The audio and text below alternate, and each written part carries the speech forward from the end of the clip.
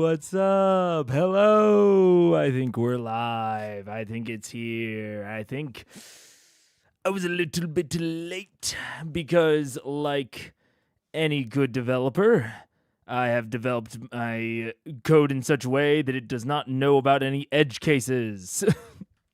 My code does not take into account the fact that I might be running a little bit late and that I might need to start a little bit faster.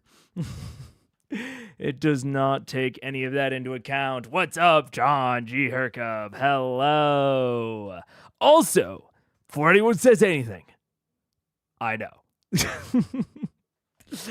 I know. C4. I've heard. It's so funny because at first I was the slightest bit annoyed. I won't lie. Have you seen I've seen the announcement. I got DM'd by, I think, in total, double digits amount of people. I think I got like 10 separate DMs, and mostly not from viewers, mostly from friends and family. And you know what? I had the initial reaction of a little bit of annoyance, and then I was like, why am I annoyed? I've built this for myself. I am the guy that is concerned about, because I was like, oh, are people DMing Mike? I'm sure they're not DMing Mike. And it's like, well, yeah, because Mike has not built up rules and regulations around spoilers. So everyone just assumes that he's following shit. Whereas they assume, rightly so, that I am not. So I had about a second of annoyance, and then I was like, no, this is the system working as intended. This is the system working as intended. I should get flooded with this, especially this size of announcement. Which, I mean, you know, size of announcement, there wasn't honestly that much there other than really important thing for us, no Exandria. No Exandria. How does the change affect your willingness to watch C4 live? I would say, really frankly, it doesn't affect it much. The only effect that the announcement really had was like, okay, I'm going to cover it in some way. I don't know exactly how yet. We'll see. Especially since they also recently announced Age of Umbra 2. So it seems as though they're going to have some manner of like simultaneous series, which I'm not sure if they did for C3 at all. But that at least seemed a little bit standout for me. So it's like, if they have, you know, let's say that they do have Age of Umbra 2, or maybe even Age of Umbra 3, going at the same time as... Yes. Oh, whoops, sorry, I was pulling up the playlist. At the same time as C4, that will be complicated. We'll have to figure it out. You know, I don't know exactly what I'll do. What if New World means that it'll be in the new planet, like in Sandy's Cosmere? I mean, honestly, that would be sick, to me personally. But I'm gonna wait for a few more details to try to pin down what I'm doing really hard. Yeah, before I try that. Did they announce a date? Yes, I believe October 20th. Something around there at least. Let's see. John sent me a nice, like concise, or not concise, but like a nice summary with, you know, things redacted and all that. Yeah, October 2nd. Sorry, October 2nd. So in about 2 months, now, I will say, from my perspective, I don't know what I'm going to do yet, but it does move move something that has been like floating in and out of top priority. It moves it right to the top of the priority, which is figuring out Critical Eyes edited. Whatever that looks like. Critical eye patch, that all that stuff. And finishing the code that I've been working off and on for like a year now. Because I'm really close to finishing it to the point where it could really, really help me get those Critical Eyes editeds out. Doing chapters for older VODs as well. Because no matter what I do for C4, part of the point... And the applause is working again. Thank you for the 15 months, Dr. Hoovy.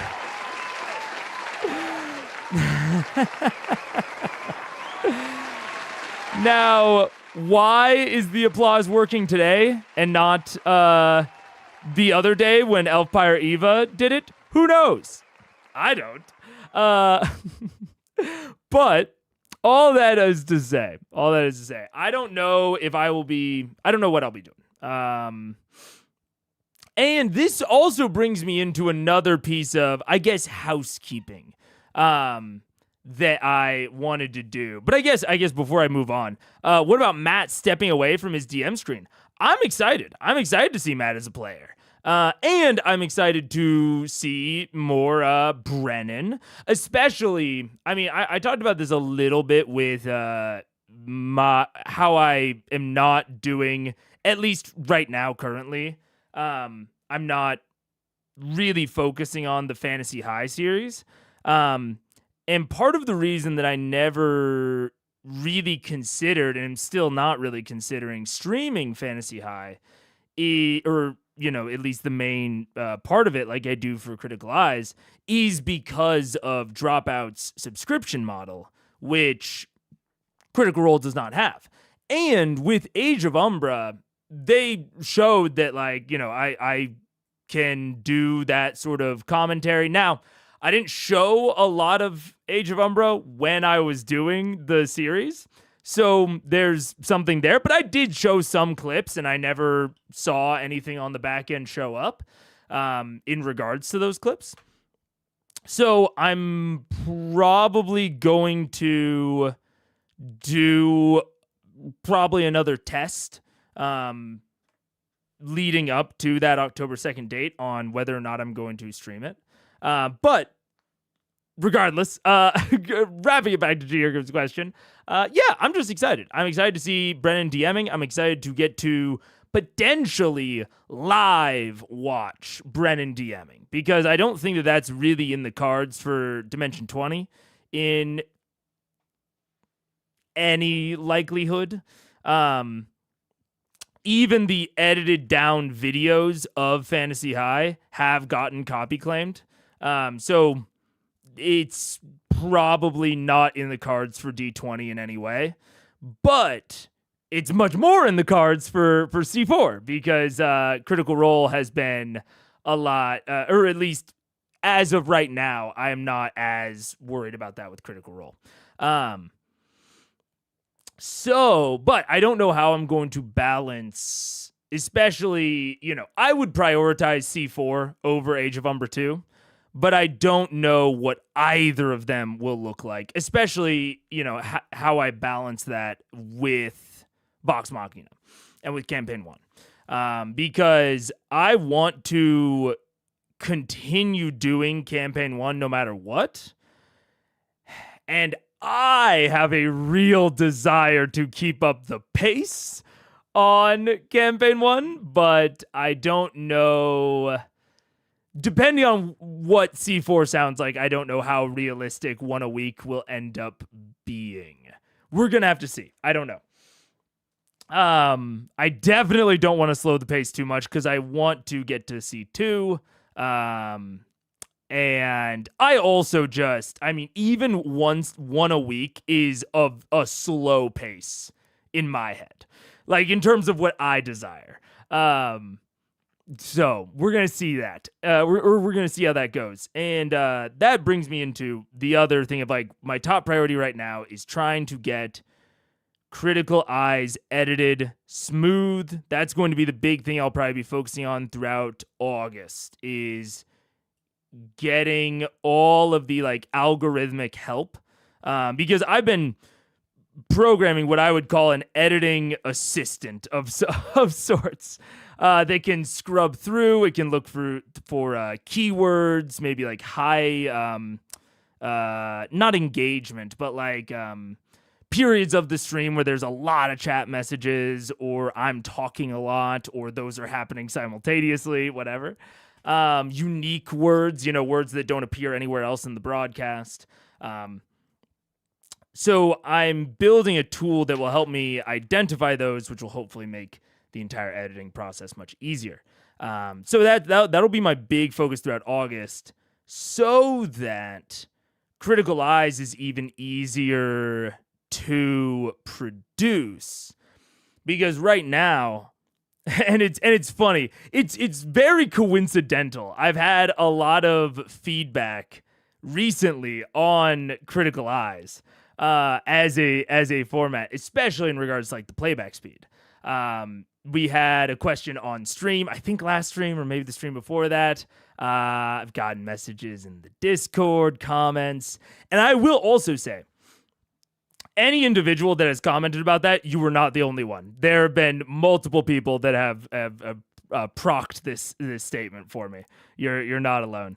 But I will say, if you want to give me feedback, this is just like a totally personal preference thing. Do it however you feel comfortable. But if it's all the same to you, put it in a comment. If you're cool with having, it be public, I understand there's some feedback that people want to give me that they don't want other people to see. That totally makes sense. But if you're cool with it being public, put it in a comment just for the analytics and engagement. It just helps the video. So I had several people, or I've had people DM me across the past, and with things that look like they could have gone in a comment, like didn't look super private. And so I'm like, and I will also say in that vein, if you do DM me about something that's not like collab or business oriented, if it's just like feedback in a DM, I'm probably not going to respond to it, just in terms of like, keeping a bit of a barrier there. But if you want to put it in the Discord, like in like one of the public chats, not in a DM, I might respond to it in the Discord. And I read all three of them. So I'm going to read it no matter what, whether it's in a comment, in a public chat in the Discord, or a DM. The DM is just the least preferred and also the least likely to get a response. So that all said, people have talked a lot about the playback speed. And I think it is partially because we had a conversation really near the Kraken episode about how Critical Eyes is my favorite format for like a lot of reasons. And it still is. That's not to say that it's like the final form of itself. There are lots of ways in which I would want to improve Critical Eyes, and a lot of ways in which I make compromises during Critical Eyes. Some of the compromises are because of my preferences. Some of them are because of my personal skill. And part of them are because of my natural inclinations. So like one of the pieces of feedback was about like, or I guess as an easy example, I don't take notes because I'm a particularly good note taker. I take notes because if I don't, I will struggle to remember anything. So that is not I think it'll make the stream better. That is I think that if I do not take these notes, the stream will be much, much actively worse. That is me, to an extent, trying to overcome my own ineptitudes. But there are some things that are not my preference or skill, or really anything of the constraints. So like the playback speed, I would like to watch on a lower playback speed in general, but given that critical eyes is kind of my main thing right now, any amount of elongation really messes with like the performance of the channel. And so that's all wrapping back to the big reason that I'm going to focus so much on getting that edited pipeline down in August is because I'd like to not speed up as much as I am. I think it was especially, it really came to people's attention during the Kraken episode because that episode is already kind of hard to follow. And then we were also speeding it up like crazy. And I had it broken into 3 parts. I mean, that episode was a mess on their end, but it also was a bit of a mess on my end. Just because of what it was. I think it's an outlier, and most of the people that gave me feedback also thought it was an outlier, but it did sort of highlight one of the problems with having that super increased playback speed. And so if I can get the critical eyes edited, I think I'll feel less pressured on that playback speed because I also get very in my head. I said this, I think, last stream or 2 streams ago, about how, I get in my head about someone joining the channel and then coming in and I'm just watching Critical Role on 1X. And if they have nothing else to base it on, if they don't know that I talk a bunch, there's no easy way to see that. So getting this editing pipeline down will help with that a lot. So I've been too good at promoting the Discord.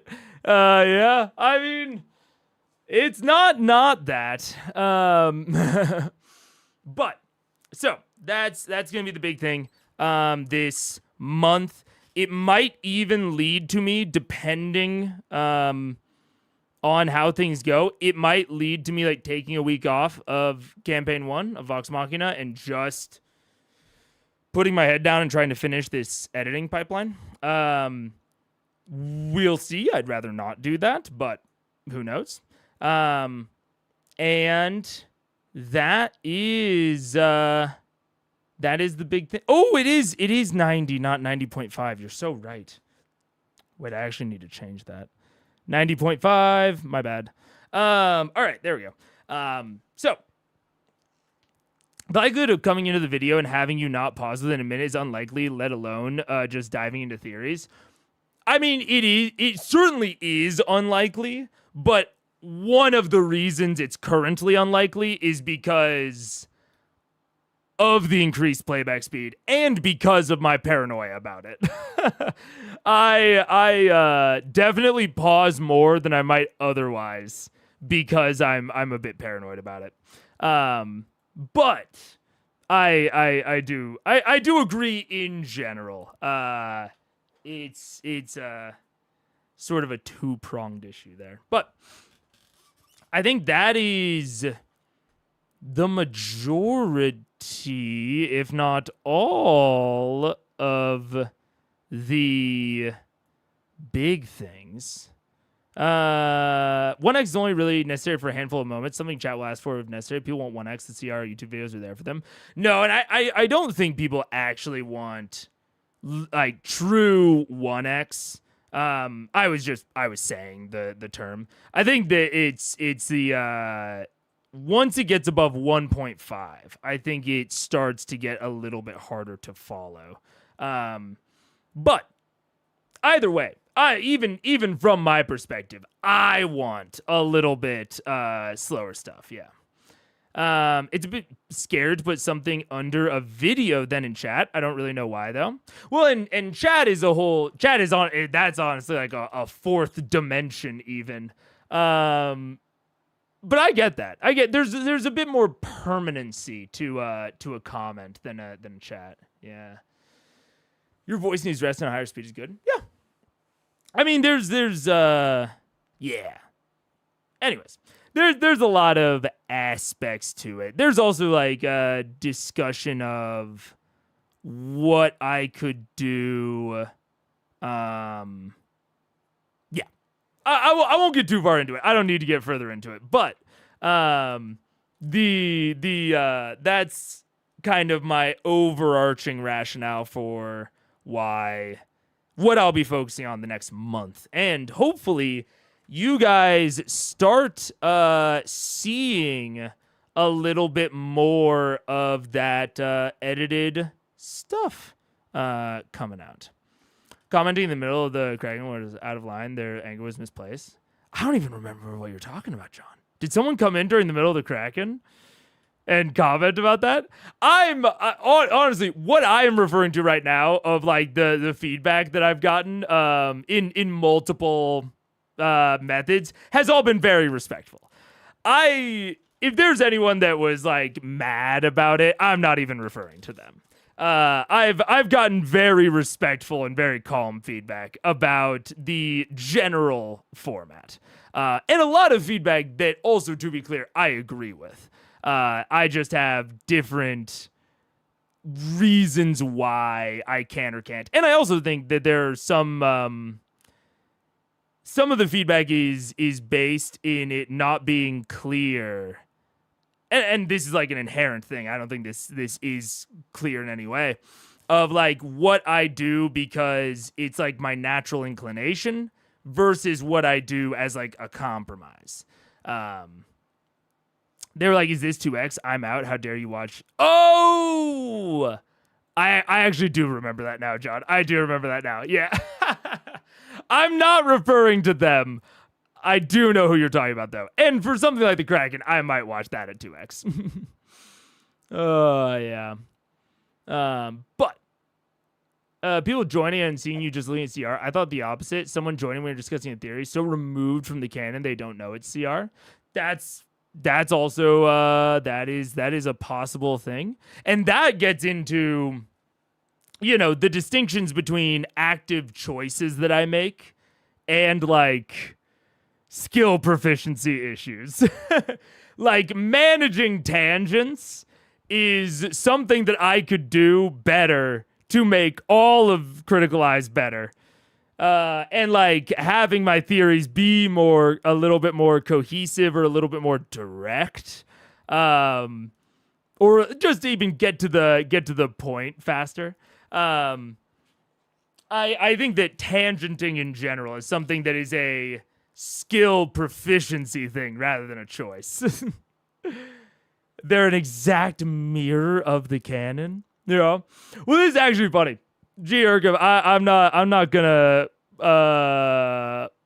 put you on blast at all because I thought you left a comment last stream that I think was a good example of something else I wanted to say. I guess basically the one last thing of housekeeping, which is about how I theorize. Because I realized that I was reading your comment about my theory, and I realized there was a bit of a disconnect, and I think how I've possibly portrayed my theorizing versus how it actually works in my head. Because there's saying that the Raven Queen Ayun Vecna Thrisden is built on assumption after assumption to the point where I don't know if Mega remembers which parts have been confirmed and which ones are just headcanon. Which is fair. But I wanted to say this in general. In regards to like the number of assumptions that I do or don't make during theorizing. Which is that when I am theorizing, I'm always going for an answer that seems plausible. Like, I could really see Matt actually doing this. And the classic one is, I think I already saw someone, the vampire sex dungeon. I legitimately thought that could be the case. But it's not always the thing that I think is the most likely or the thing that takes the least amount of assumptions. If that makes sense. I am when I'm theorizing, I am taking all of the facts that I do have and trying to construct a version of events. I'm trying to fill in the gaps in a way that I think is both plausible and interesting. So it's not exactly like, the thing that takes the least amount of assumptions. When I'm looking at like the Raven Queen, Ioun, Vecna, Tharizdun theory, as a good example, assuming that like one of the like points of fact that I'm trying to like square in my head is, how did Ioun get wounded? Okay, I know she got wounded in a battle with Tharizdun, but how can a god get wounded? They don't even say that Tharizdun got wounded, just that they locked him away. So this wounding aspect seems very strange, and so I'm looking for kind of a way to square that also fits in with all of the other puzzle pieces. And so the idea that there was this mass, forgetting, and as the goddess of knowledge, that destruction of knowledge wounded Ioun in the process. That is built on a lot more assumptions than just saying, all right, Tharizdun hurt her during the battle. Tharizdun just hurting her during the battle is equally as plausible to me as this mass destruction of knowledge. But the mass destruction of knowledge, I think, is a little bit more interesting. And it helps tie in what this penance might have been. Because I can look at both like the penance, which is described as, this kind of like apocalyptic thing, as well as the Raven Queen Tharizdun battle. And I can just interpret those as totally separate. The penance was just, the gods, Noah, flood, wiped everything except for Vasselheim, and that can just be what it is. And then the Raven Queen was just wounded in a battle with Tharizdun. All right, whatever. I think that series takes the least amount of assumptions because there's basically no assumptions. But my theory of the mass destruction of knowledge as the penance ties together a lot of these disparate facts and makes them make a little bit more sense to me and makes them a little bit more interesting in my opinion. While again, I think still keeping it all relatively plausible. Similar thing with Vecna and the Raven Queen ascending simultaneously.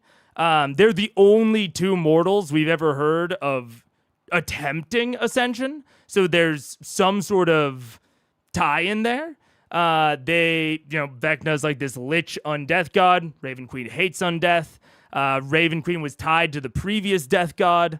So they have all of these ties together, and we could just assume that they're separate. I mean, that's a pretty easy assumption to make, is that Raven Queen's ascension was totally disconnected from Vecna's attempt at ascension, and that she just figured it out. I just have no knowledge or understanding of how she would have done that. And so that's like a question that I'm trying to square in my head is, okay, well, how did the Raven Queen do that and succeed, whereas Vecna tried it and failed? Why are they treating Tharizdun differently than the other betrayer gods? Why did they wipe out the previous death god's name? And my theories do raise several questions. But my goal is to kind of create a cohesive explanation, partially to keep it straight in my head. If I create this kind of cohesive fabric within my head of everything that happened and how it connects to each other, it makes it a lot easier to remember for me, even which ones are the facts. Because I do think that I remember what are facts and what are headcanon, but I do start referencing my own headcanon as if it's fact. Yeah. Maybe add a theory icon on the screen when you're theorizing to make it clear. Maybe, something like that, yeah. We mean because we love it. Oh, I know. And I know that G. Hercub likes the theorizing as well. This is all me just sort of putting out there that I think about the process of cries a lot. And and anything that you might identify as wrong with it may not be purposeful, or it might be. I don't know. It's hard to say off the top of my head. I do a lot of things because I want to, and then I also do a lot of things because I have to.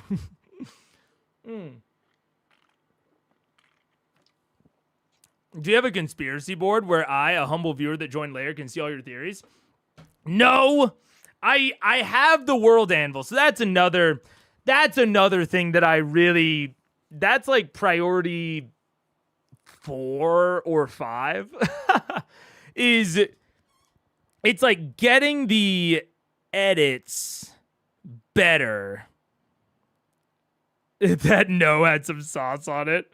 It's getting the edits better and then also trying to get the notes database better. But I'm bad at taking notes, guys. I'm bad at taking notes, and I'm not good at organizing them either. So that's part of also why I want to get the edits better, so that at the very least people can watch through the old episodes easier. Since I got put on blast, I'm sorry. Hopefully you understand. It was a good time for me to explain it, especially since we do have a lot of new viewers that haven't sort of ridden along the entire ride and seen kind of the development of things. Explaining why and how I theorize, I thought it was a good opportunity to do so. What do you think about Thurisdan, the Chained Oblivion, being a god of forgetfulness? It could be. The god of forgetfulness is a possibility, given his seemingly unknown status otherwise. It's just, he is evil. We know he's evil. That's most of what we get out of him. And we know that he has been treated differently than any other god. So the reason that I ascribe, or that I put him as the previous death god, is because the previous death god is the only other god that we're aware of that has been treated so uniquely. You know what I'm saying? That's kind of the connection between Thurisdan and the previous death god in my head, is they both have these very unique treatments where Thurisdan has been locked away for some reason.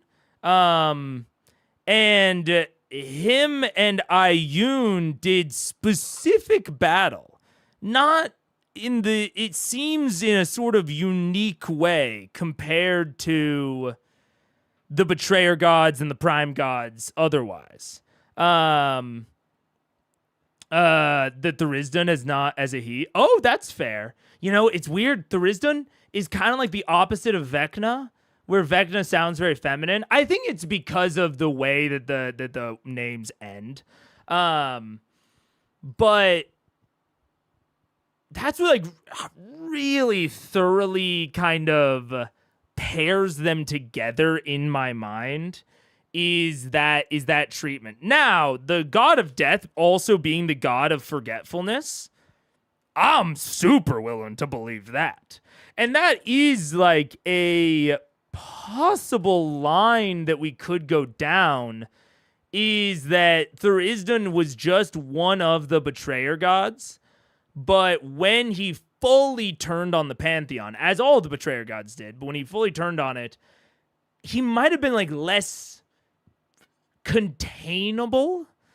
It could be that him and Ioun, if he is the god of forgetfulness as well, which, you know, maybe, although the fact that the previous death god their name was erased from the history books seems to imply to me an active act rather than maybe just this natural thing that happens, like I could imagine with a Thurisdan being the god of forgetfulness.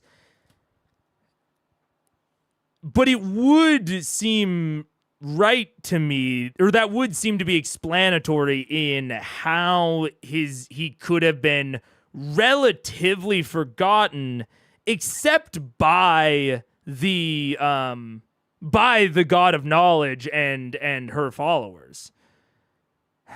Although I think Vord knows, but Vord's a special boy, so I don't put too much on that. But yeah, man, it's hard. It's hard. I don't know. God of Forgetfulness could make sense. I do draw a very distinct connection between Thurisdan and the previous god of death, and some sort of connection between Thurisdan and Vecna. Now, I'm not sure if Vecna and Thurisdan are one and the same. I could see that. That in the same way that Sad Queen, whatever her actual name was, took on a new title, I could see Vecna taking on a new title of Thurisdan when he got locked away. Or when he ascended. So it could be that Vecna took on the title of Thurisdan. And again, we have that sort of Vecna Raven Queen connection, Vecna Sad Queen connection. It's just hard to say. I don't know enough details. I see some connection, some really strong connection between those three, Thurisdan, Vecna, and Raven Queen. And then Ioun is over here being connected to Thurisdan and connected to Raven Queen and connected to Vecna in that the Briarwoods used an Ioun temple to attempt to enact, assumingly, Vecna's will. So all four of these characters of Raven Queen, Thurisdan, Vecna, Ioun, they're all sort of swimming around in this soup. And given that Ioun gets wounded during the Calamity, Raven Queen ascends at some point pre-Second Spark. Like, all of these factors lead me towards some sort of conclusion that all of this is surrounding the Calamity. I don't know exactly how. You know, I put out a much more concrete theory last stream, but I'm just not sure exactly. All those four characters are swimming together somehow, and they're doing some shit around the Calamity. And the Calamity has all this stuff to do with, like, necromancy, and that leads me towards a connection to the death gods, but I'm not exactly sure. Do you remember all that without extensive notes? I envy your brain's capacity. Oh, my brain is a unique thing. My brain is quite the unique apparatus because I have a famously terrible memory in real life. So it's like I have my notes archive, but it's not organized well. So sometimes you'll see me rediscover things within my own notes. But yeah, it's all swimming around in there. It's like a library with no Dewey Decimal System. That's kind of my brain. It has it all there. I just can't access any of it. Yeah. Points at Ivo. Get him. Catching up on the VODs. I'm only up to the purple worm. Love the content. Hell yeah, Black Magic. Welcome. Purple worm.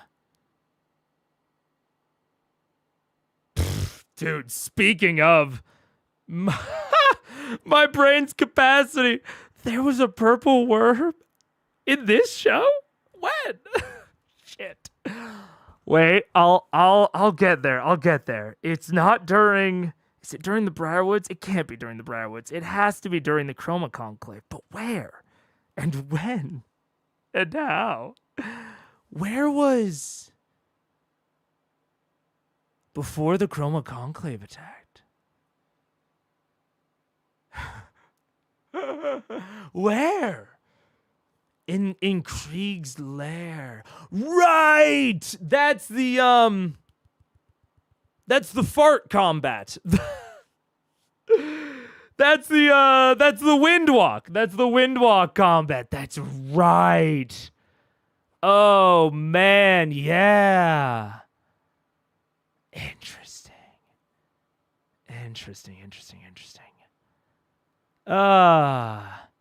I just felt like hanging. What's up, Mike? Hell yeah. Welcome. I also, I have some behind the scenes things as well that I'll be focusing on. You thought about using Miro? It's like a notes board with all sort of tools for organizing info. Miro. I mean, I'll look it up. Miro. Innovation redefined. Is it? Oh. That's a calendar. Wait, what is Miro? Oh. It's like a, oh, interesting.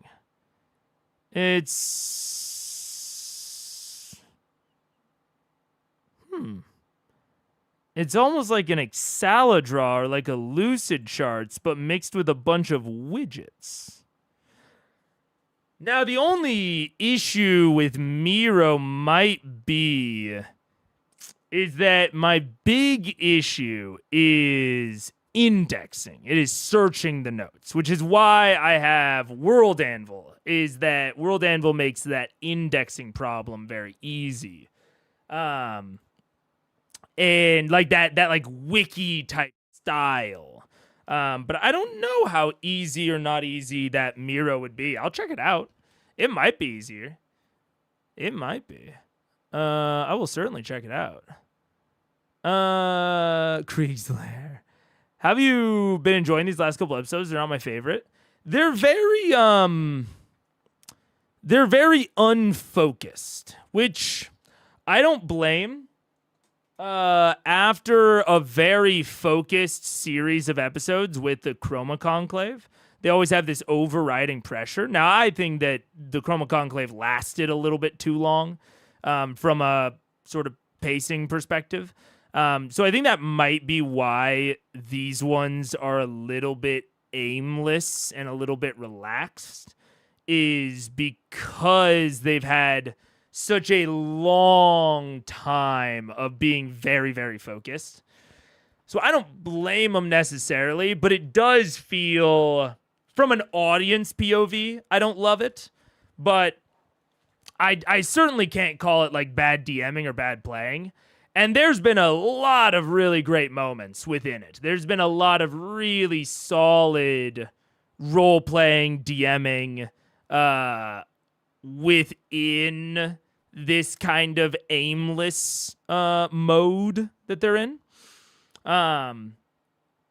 But there is also this sort of lurking darkness, to use an Age of Umbra term. There's sort of this lurking thing in the background of the Raven Queen telling them, hey, you've got this shit that I'm going to call on you for. So we know that the other shoe is about to drop. It's just kind of a question of when. And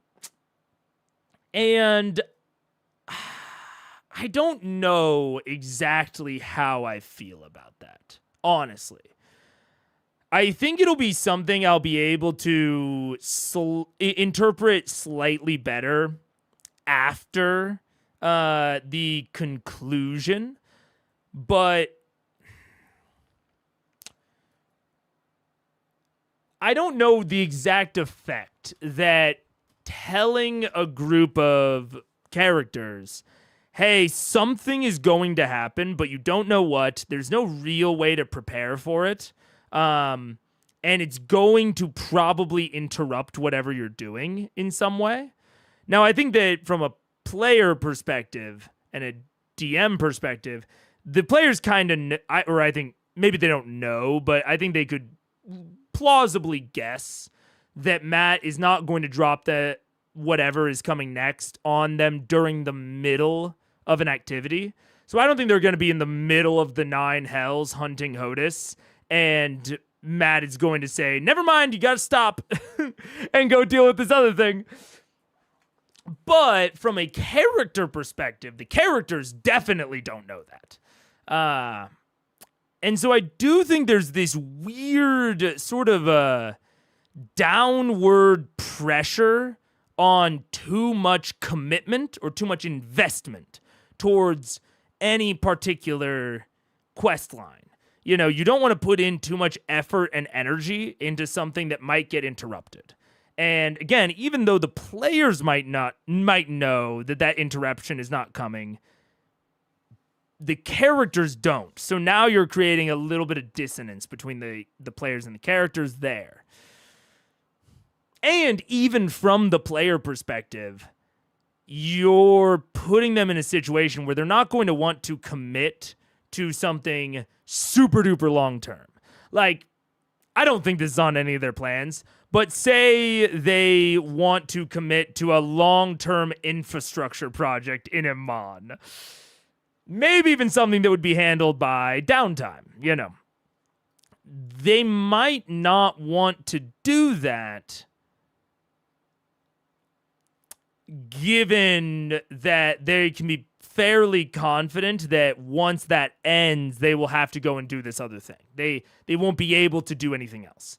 So I think they're probably now in the mode of what can we get done quickly and what will have the biggest impact when we get it done. So I think that's why there's a bit of a focus on Hodis. I think that the aversion towards finishing the Aramente is a bit multifaceted, but I think it plays into that.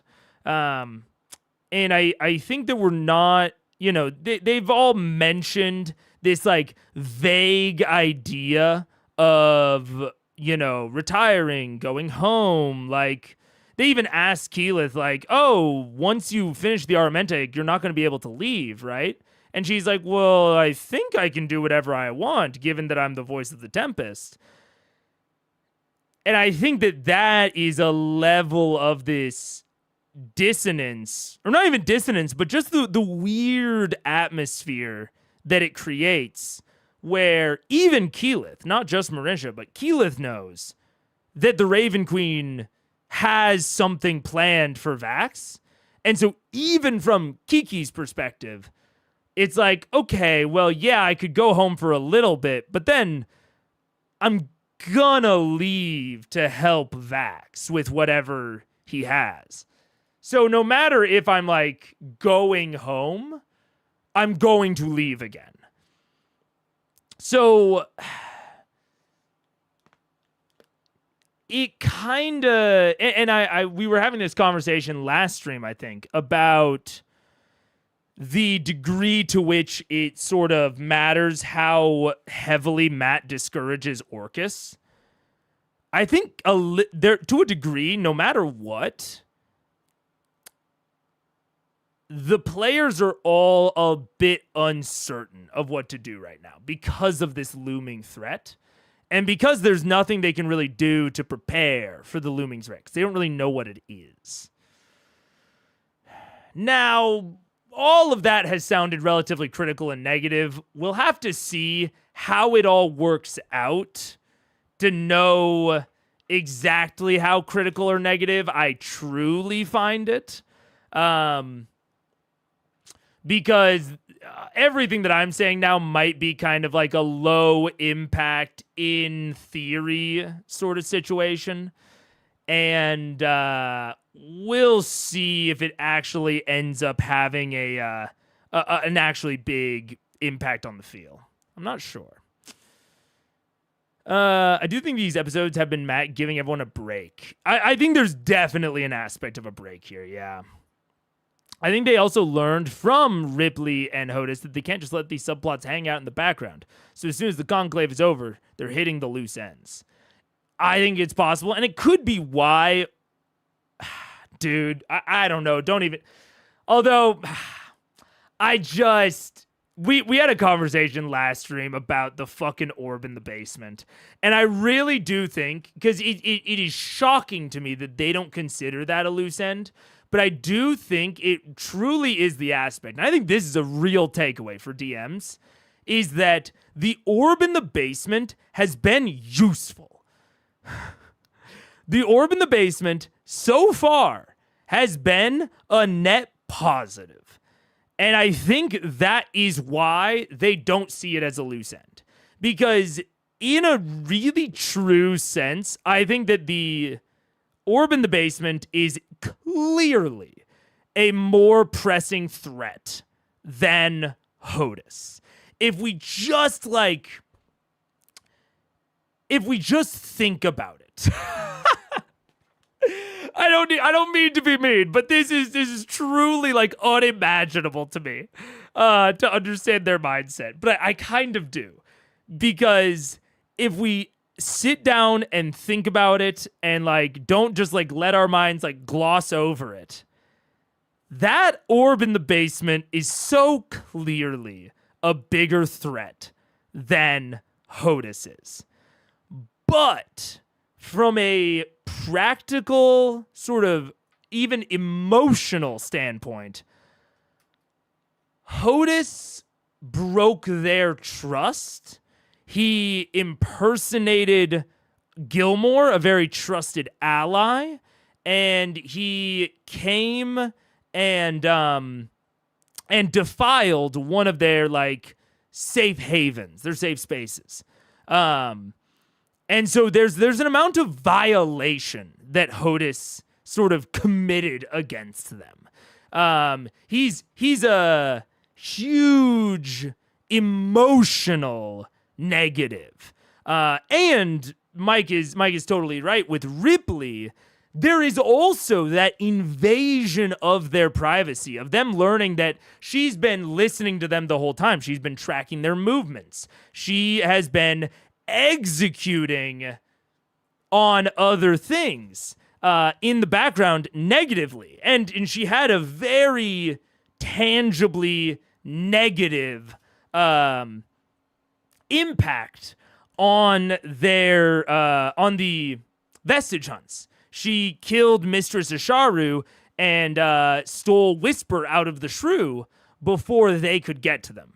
So there is this aspect of interfering and violation with both of those things, even though they handled Ripley pretty succinctly and pretty easily. I know that Percy died, but let's be fucking frank for a second. They die all the time. All of them do. That's not really that big a deal. And HOTUS is kind of a chump compared to everything else that they've taken on so far. The biggest issue with him is that he makes them suspicious of others, which again is this net negative aspect where he's not actually a threat. He just he just has this negative impact on their like lives, even though he's not a threat to actually like wiping them or really causing them irreparable harm in the way that I would argue the orb is. The orb, I think, presents a substantially larger risk of causing irreparable harm. The Briarwoods were clearly doing something. It nearly killed Keyleth. It absorbs magic. We know it's building something. It devours things. Like, it is this incredibly dangerous object that they don't even know how to deal with. Like, Ripley, it was very clear how to deal with her. Track her down and kill her. HOTUS, track him down and kill him. These are very straightforward, very clear ways of dealing with these problems. They don't even know how to begin dealing with the sphere, which I also think is part of the reason that they're ignoring it. And so I think that's like kind of the DMing takeaway to me is they have no idea how to even begin dealing with the sphere. And the sphere, as it currently exists, unlike Hodis, who makes them suspicious that people might be shape changers, unlike Ripley, who is sniping vestiges from them, the sphere is a positive. It prevents disguises and polymorphs. In fact, it is one of their protections against Hodis, in a way. Their war room is down there. It disenchants curses. And so it's this tough thing for me where I think it's ludicrous to me that they haven't addressed it and that they're still not addressing it. But I also get it. Yeah. Oh, see, I totally disagree. They haven't tried to look into the orb situation. They've talked about it every time they went back to Whitestone for about 40 eps, but Matt kept throwing up walls.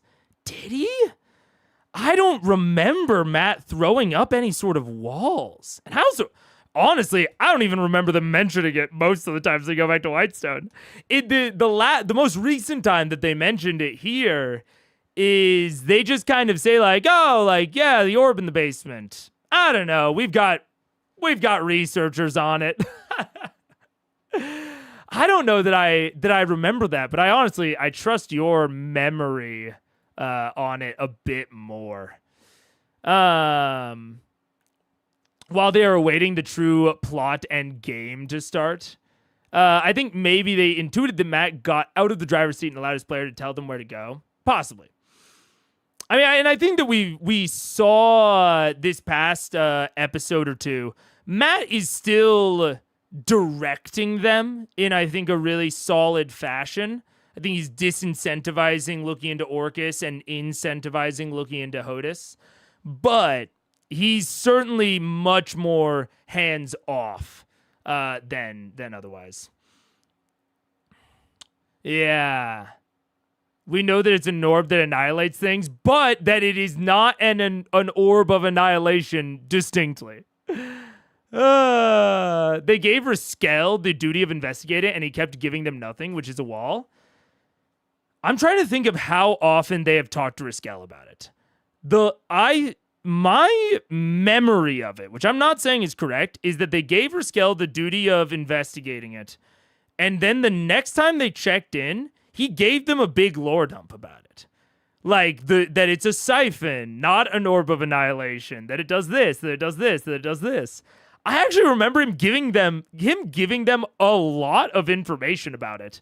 And then the next time they came back, I think Raskel wasn't even there. Which, I mean, in that way, I guess Matt Matt threw up a wall of all of your arcane researchers are busy. You know, they're busy, holding up the barriers. But I don't consider,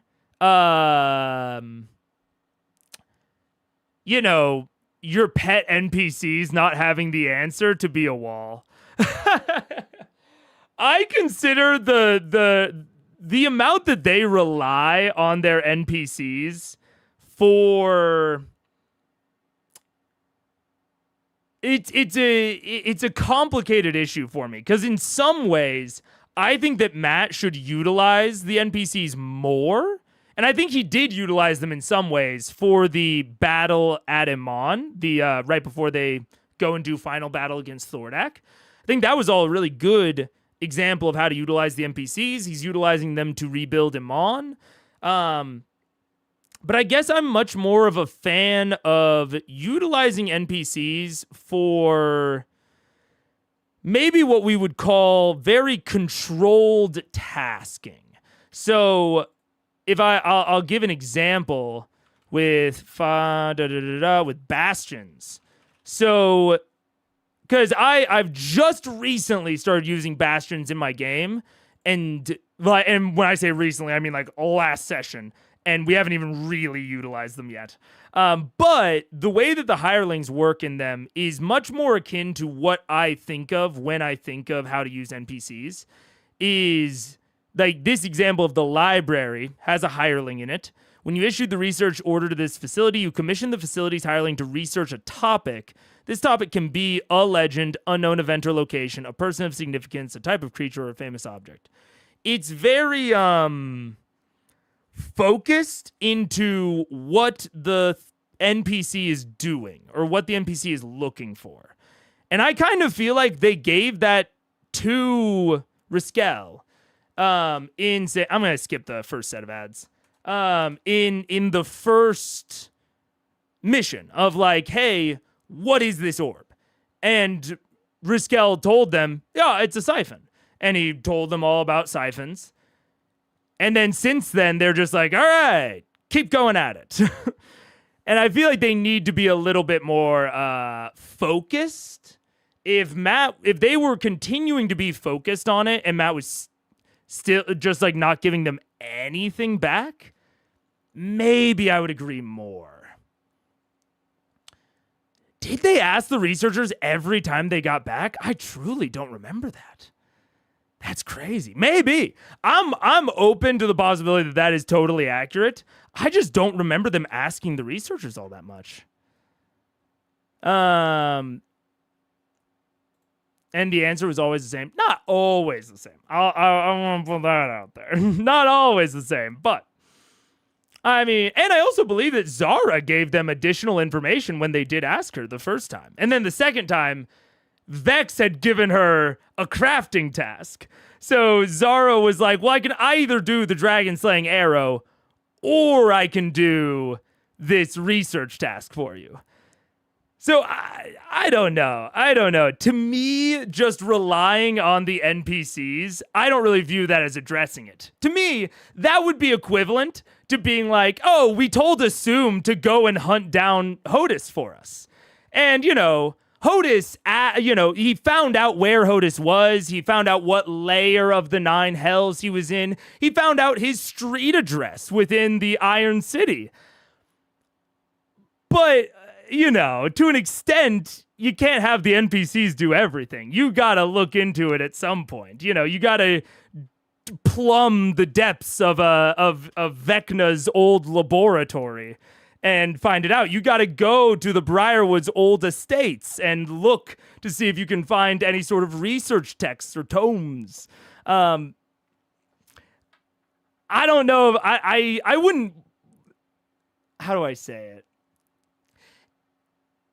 If Matt is putting up a wall with the NPCs, which I don't know if I fully agree with, but even if that is the case, to me, that's an indication of like, all right, you got to do something else now. I don't know. They have exclusively asked magic people, not anyone with history knowledge or another special skills. It's like, Gilmore. Like, why would Gilmore know anything about it, frankly? Yeah. If you're one of the players and you want to know more about the orb, what would you do? Never mind, you're answering that. Yeah, there you go. Yeah. To me, it's sort of a... I guess this is maybe a good clarification of when I say that I feel like they're not focusing on it, I feel as though they are not taking any sort of initiative, right? They're going and looking into Hodis at the library, at the Cobalt Vault right now, actually. I think this is actually a great example. They're looking into Hodis at the Cobalt Vault right now. They have never looked into siphons. They're looking into Orcus right now.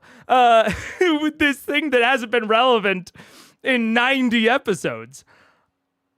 But they're not looking into siphons. They're not looking into Vecna. They're not looking into ancient necromancy. They looked into ancient necromancy a little with Opash and the Opash book.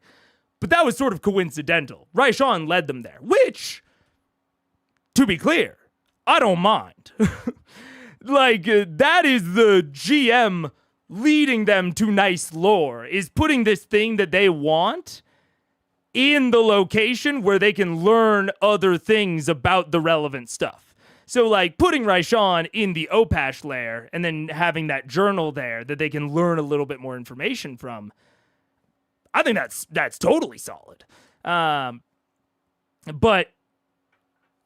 that's sort of what I mean when I say that I feel like the players aren't looking into it, is that the fact that they are looking at books about Orcus but not the Siphon is kind of lunacy to me. Kind of pure lunacy.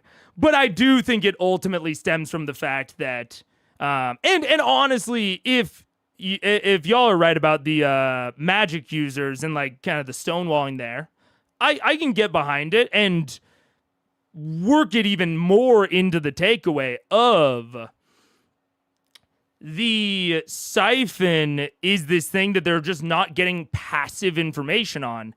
And the passive experience of having the Siphon there, they're not getting any like threat information from their NPCs. The NPCs, to everyone's credit, who is talking about the magic users, the magic users aren't warning them about it.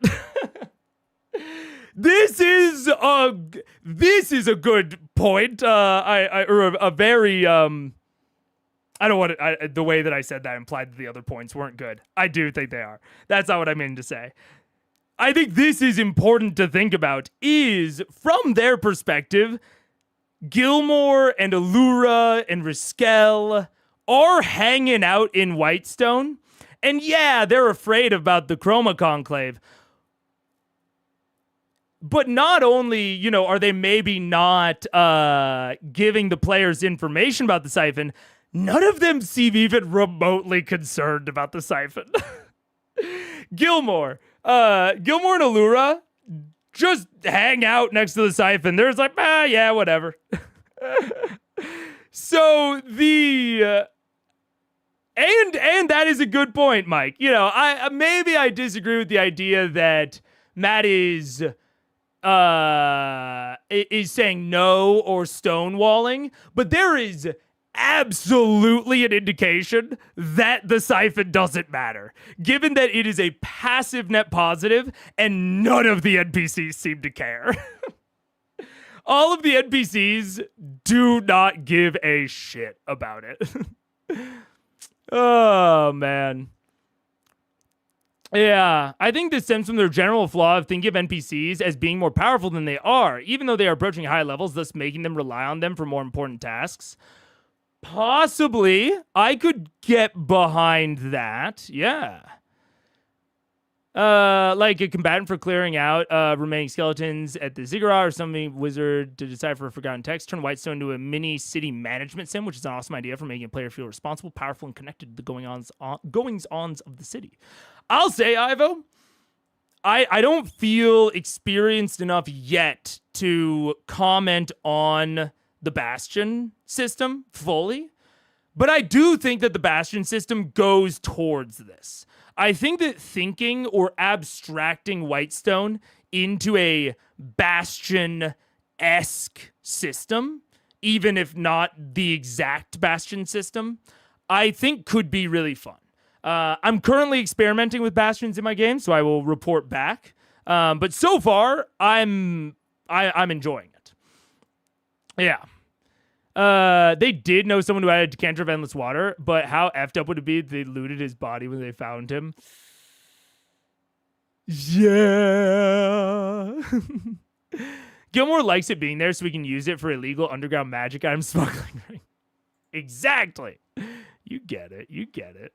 So yeah, all of that is to say, I think that what we're kind of experiencing right now, a bit of the aimlessness of where we are right now, I think is okay. I think that they need a little bit of a break. But I'm hoping that I'm going to assume that Hodis is their next plotline. Because Matt is, I think, encouraging them towards Hodis and away from Orcus. And I am hopeful that they do a short Hodis interlude, maybe as long as like the City of Brass interlude, and then they go pretty much directly into the final plot of the campaign. That's my personal hope. I think it makes sense with, I don't know the exact number of episodes that are left. I think it's around 20, somewhere 20 to 30 range. I think that's a decent situation there. And but if they have anything more, I'm gonna be, I don't know. We'll see. That's my hope. I'm hoping it goes straight from Hodis kind of into the final arc, whether that's Vecna, Primordials, what have you. Away from Orcus, you mean Vecna? No, I mean, right now, they are, after they resurrected Vax, Vex has been really on this Orcus kick, and they are researching Orcus with about equal intensity to their research on Hodis. Now, I think that's a little silly, and I think that Matt has been doing a good job of kind of subtly directing them away from that. But that is, right now, I could see them kind of going either way. Or at least maybe before this episode. Or at the start of this episode. Yeah. It's no surprise the villains have so much success disguising as their allies with how much Vox Machina depends on them. It's not... Yeah. Yep. Yes, I know what you're talking about now. Yeah, I assume that it's going to be a relative blip, and I think Matt's doing a decent job at directing them away from it. And especially if they do go, like, straight from Hodis into Primordials Vecna territory, I think that'll be solid. It kind of mostly depends right now on how quickly they get into Hodis. And with that, let's get into the episode. Yeah. Whoa! What are you guys doing? Look at the transition. Do you have the book? Which book? What a mind. line. Let's go find a place to buy some potions. All right. Are you accustomed to buying things? Very much so. Oh. Do you have like a personal shopper? I actually do, yeah. Nice. Well, show me how it's done. All right. I'll take you under my wing, so to speak. Yeah, I'm a bit big, so I don't know how you're going to do that. Doty, join us. And as you guys walk through the streets, everyone stares, partially because you are a bright, shiny beacon of finely polished gems and armor, flanked by a massive, bearded Goliath, and whatever the fuck Doty is. Hello, hi, greetings, good day, good afternoon. Don't mind them. They're my friends. Wow. About 5 minutes of walking before two armored bastions come up in their kind of piecemeal leather and scale breastplate armor with their heavy fur cloaks over their shoulders, holding spears. You walk with strange company. What's your business here in Vasselheim? We are wandering merchants trying to find some textiles to buy to resell in other lands. That's all. Don't mind my traveling companions. They're my protectors. I travel as a merchant with a lot of coin, and so I found these two at a leper colony and nursed them back to health. It was also a workout gym, sort of a muscle man place, so they're really buff, but they're also lepers. So that explains their matted hair. Make a deception check, please. You get to experience this as a normal person now. I'm so excited. This is what, deception? Yeah. Ooh, I better use luck. Ooh, no, that's worse. So I use the higher one or just the second one? I believe you have to use. I'll double I check. think you have to use the second roll. I think it's the second roll. Hold on. What? To get to the Well, it don't matter. One was... Then choose. Oh, Oh, I you choose? Okay, 10. Only two. 10. Yeah. It's not Total 10. Yeah. Yeah. He leans in real fast. Oh wow, that's gotta be unfortunate. Being so buff and so filled with leprosy. It is their cross to bear. That's why this one doesn't even talk, and this one is a leper of few words. Just kind of leans back, and the two guards watch you guys and kind of nod and step back and let you continue to pass. Thank you. Oh my god, it Thank worked. you. Might I inquire from you, fine gentlemen, where we might find some medicine or healing potions? These lepers are set to relapse. That way? All right, I'll head that way then. Good day to you. Keep warm. As you guys keep walking, they slowly close behind you and just begin to follow from about 30 feet back. That was amazing. Have you ever lied to anybody before? Never. I think I have a talent for it, though. I just felt the words coming out. Right, and it was I a went thrill, with it. right? It was thrilling. Yeah. It was exciting, and they were going with it. They were eating it up. Yeah. I had them right where I wanted them. I could have told them fucking anything. It was great, right? Yeah. Wow. Like on a scale of 1 to 2, how do you think it went? I mean, 2's the higher of the 2, right? Oh, you don't know. I feel good. I feel good. Yeah. Now remember, if anyone asks you, just go, oh, I'm a leper, oh, or something like that. I'm a leper. That's good, that's Okay. good, that's good. Yeah, no, good. Are they following us now? Oh, I hadn't looked. You turn around, right at them, and 30 feet back they're walking, and they stop as you stop. Still think it went well? I think they're following us. Really? What do we do? You know, it was probably you told such a good story, they're just fascinated by you now. What do we do? I've never been followed by guards before. You should probably act casual. Or you could drop some money on the ground and let all the people run and try and collect it and make a diversion. It's up to you. Are there people around? There's a few, like maybe. Just dump all your money on the ground. Well, They'll come out of the houses, the woodwork. I was warned about you and money. I won't listen to that, but I will try to act casual. I'll just take off my gigantic diamond-encrusted helmet. Sort of let my hair down. Dude, it's so... it's so funny. But it does make me consider, and I'm going to have to consider this as well especially with Saltmarsh, but we talked a little bit about how the game like fundamentally changes as the players get higher and higher level, as the characters get higher and higher level, of like Terry and Grog are not the sort of people that 2 random guards can deal with. And honestly, I think that Matt is playing this well by having the guards follow them. But especially for a town like Vasselheim, it does feel like, and this is something I'm sort of noting down for myself, that the town should have, or the city in Vasselheim's case, should have various protocols for different manner of threats.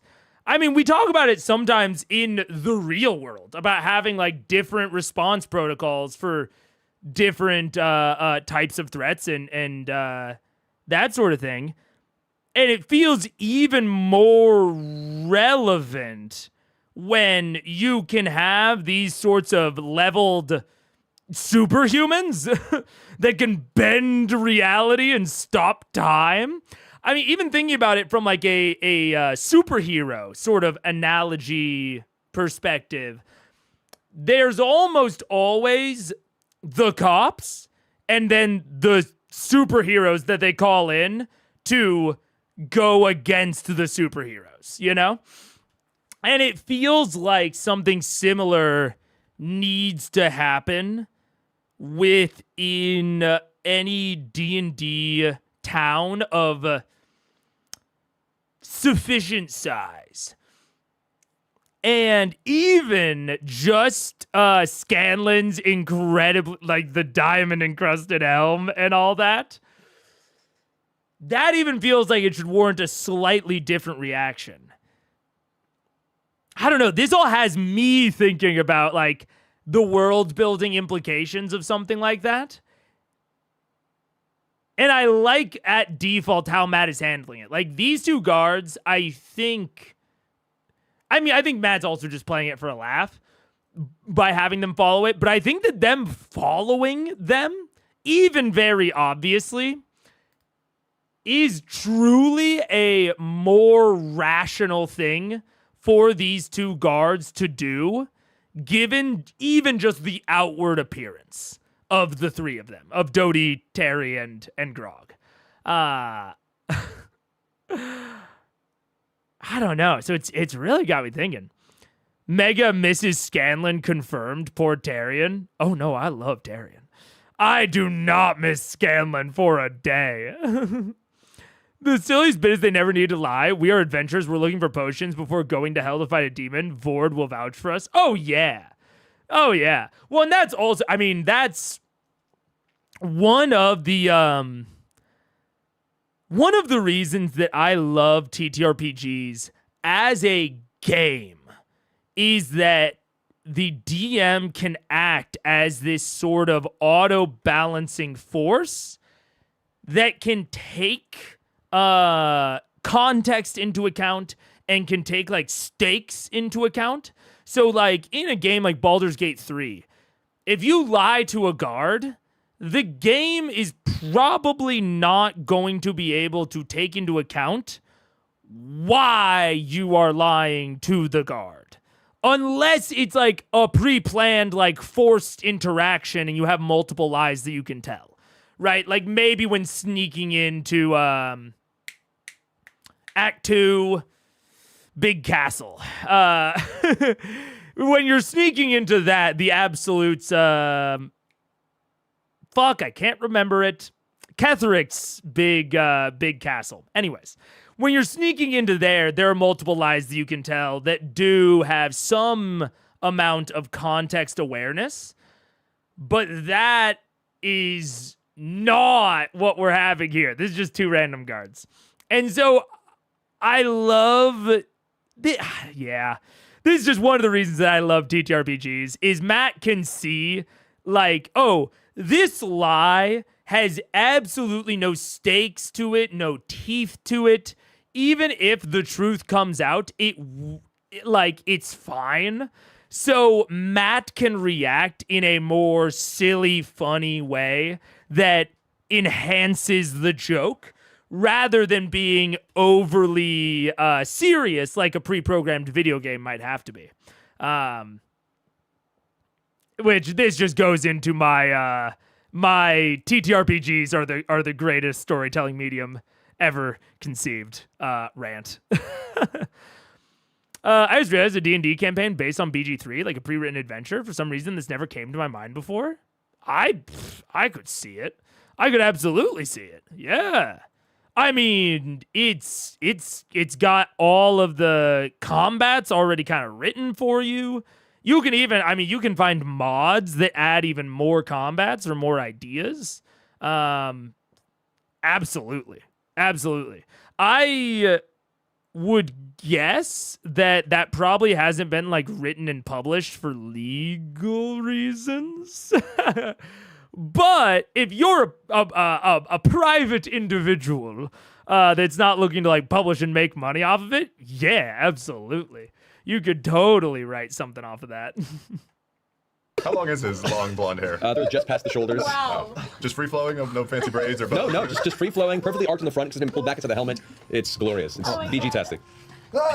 What a day, am I right? You're talking real loud. That's what casual people do. No, they don't care what people think. Volume control, real important. Okay. Yeah. Just want to take a load off and just rest here for a while. Not going anywhere, just sitting here and acting real boring, right? Yep. How are we going to stay here and find the health potions at the same time? Guide me. You've been doing this longer. No, you're please. really doing well. I'm learning a lot right now. Clearly, you are a well-traveled man. I just don't know. All right, I've read about situations like this, right? We just need to create a diversion, and while the guards are diverted, we run away fast as we can, right? I literally told you about that 1 minute ago. Yes. Here's my plan. Make a perception check. 15. 15? Okay. You were getting close to the exterior of the building that you were pointed to by the guards. And you recognize it. It's a place where you previously purchased potions. Look, I hate to interrupt. Right. Do you think you've done anything wrong? Illegal? Yeah. Have you done anything wrong? I don't think so, no. You've never been here before. Well, we are traveling around with an arcane being. I don't know if that's illegal technically. Yeah, it's totally fine. Look, this place is where the goods are. You mean Yeah. potions and magical items? All sorts of stuff. I don't even know if his inventory is like improved since we've last been here, but he will give you a really great deal, and it'll give you a chance to prove to me how good of a salesman you are. All right. Yeah. But how do we shake the Ards gay? What? Well, that came out weird. Didn't think that through.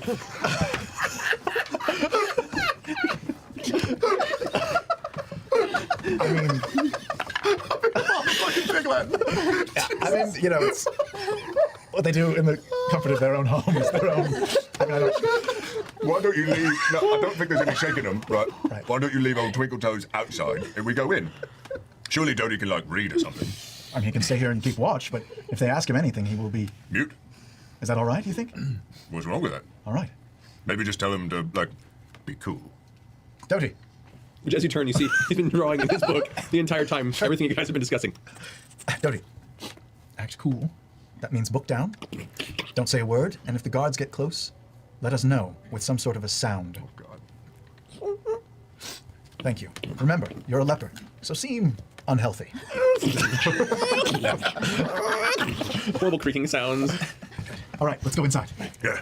So the guards are kind of closing the gap a little bit. You guys pick up pace. They pick up pace a little bit. You get to the outside of the building. The doors are closed. You can open and get inside. The warm interior is lit up. You can see there's nobody else currently inside except for your old friend, the potion seller, who's currently reading what looks to be some sort of a, well, you're not actually sure what's inside the book, but it's a small, like, handheld book, and he's kind of reading through a board. No, she's not here. I don't want She's not here. Yeah, no, it's just me and my new rich friend. Rich. Make a persuasion check. Natural 20. Are you serious? That's what it says. It's Christmas. She's not here. She's not here. It's just the two of us. And your friend's very rich. Extremely. Do you see what he's covered in? What is that? Oh, Just outside the door there, Yes. he's a man. Great. Well then. nice. Nice. Slick. So what can I get you? We've got all sorts of salves and spices. We've got all sorts of incense. What are you looking for? Inside the shop, is it like grown or become more ornate since we've last been here? It does actually. Last time you were here was in the process of kind of being put together. The shop seems to be open, like fully open now, and outfitted. Though it doesn't seem to be getting much traffic, as it is very empty. It's very bored. So he seems eager that he has customers, and now much more put at ease that you've let him know that from his vision, the dragon woman did not come with you. You first. Well, for myself, do you have any scrolls of spell scrolls or any sort of one-use items that I could use in a fight or a tangle with some bad chaps? Let me see what I've got. Things that could deceive, things that could use force against. Can you just through like a couple of scroll pieces there? Let's see here what he might have. There's nothing. Aha! I do, should you be so interested. Currently carry one scroll that would surround you with a wreath of dangerous fire. Oh, all right. What kind of? Just around me or around an area? Just around you. Anything that came too close would burst into flames and be burned. I have 13 of those right here. So, do you have anything else? Not that that's not really impressive. It's really good, really good. I've got something that makes you jump. Yeah, I've got that. Got something that makes you see in the dark. Yeah, I have a light already. Anything that What makes do you want? Anything? All right, give me that one scroll, the fire scroll. I mean, maybe I could sell it and get something else. I don't know. Jesus. All right. How much is that? Looking right now for the scroll that's here. You have to read a scroll, right? What? You have to read. Dude, I'm happy. I'm happy. I'm happy. I just gotta keep saying it, and maybe it'll be true. I'm happy that it is. I was about to say Scanlan. That it's Terry and Grog doing this, because then at least there is some interest in it. Because oh my god, this is like. I know I said it last stream, and people were like, oh, don't. This is your favorite shopping episode? Wait, just wait. They're going to be shopping later. And I said last shopping sequence was my favorite shopping sequence. And this is all of the things I don't like about shopping wrapped into one. And thank God that it's Travis and Sam doing it, because, like I said, at least they're adding some interest to the scene. This is more of just like a comedy special between the two of them, but man, do I hate setting it against the background of shopping. And it might be. I did have this thought the other day when my players, I was asking my players about some, I noticed that they had flawed behavior, and they definitely had flaws, period. But they didn't really have like vices, you know. They didn't have like destructive coping mechanisms, we might say. And so I was like, oh, like what's a vice that your character has? And I asked them this all out of session. And Paige said, she was like, oh, I think Wynn, her character, is, you know, not very good with money, like just sees something and buys it, blah, blah, blah. And she, like, you know, kind of continues describing it, just kind of like, not like super into like gambling, but just like sees something and gets it no matter kind of if she just wants it, no matter how much money she has. And I was like, okay. That's a legitimate vice. That's like a legitimate answer to the question. I'm going to be real with you. I don't think that's good for my games because I don't have like any sort of window shopping in my games. Because I don't window shop in real life. I don't enjoy the process of shopping. Shopping has a distinct goal for me. It is, I have a thing that I want, and I look for the thing, and if I can find it multiple places, I choose the cheapest option or the vendor that I prefer. That's it. That is shopping. And so the... like this type of like, you know, window shopping, like what do you have? It grates on my nerves in real life. It grates on my nerves in TTRPGs. It's so grating. And so I want to make that clear that my dislike of this, I don't know. Just take it into account when I'm talking about shopping sequences. How I feel about shopping as a whole is, I'll do menu shopping. Like I'm at a restaurant. I consider looking through a menu to be shopping if I don't do it ahead of time. If I know where we're going ahead of time, I decide what I'm going to eat before we leave. To be very clear about how I operate in daily life. If Paige is like, we're going to this restaurant that you've never been to before, I will look up their menu and I will decide exactly what I'm getting before we go. If I've been there before, I just get whatever I had last time if it was good. That's how I operate. So, just... keep that in mind when I'm talking about these shopping sequences. Like this aspect of like, what do you have? And then Matt lists off a bunch of options and then they're like, well, none of those are what I want. I want to switch the camera immediately. The moment that he just lists out a series of options and they're like, I don't like any of those options. It's like, then what do you want from me? I go wild Thornberries mode. You can watch Laura dying inside. Oh, yeah. Okay, but it's funny. It is funny. The funniness is the saving grace of this scene for me. Truly. Oh, man. If shopping has this level of NPC interaction and improv humor, how easily they can buy stuff doesn't matter. In my head, it's sort of like this scene. Okay, so for context, I don't like coffee. I don't like the taste of coffee. That's it. I've had all sorts of coffees. I don't like the taste of the coffee bean. And so people are like, oh, you should get this half-calf decaf mocha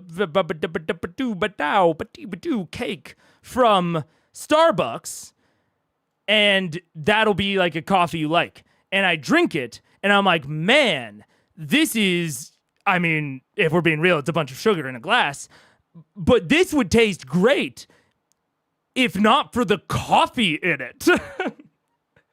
I would really like to drink this sans the coffee, personally. And that is sort of this scene for me. I would love to experience a funny interaction with an NPC, sans the buying stuff aspect of it. Now, I will say, I'm having a big reaction to it.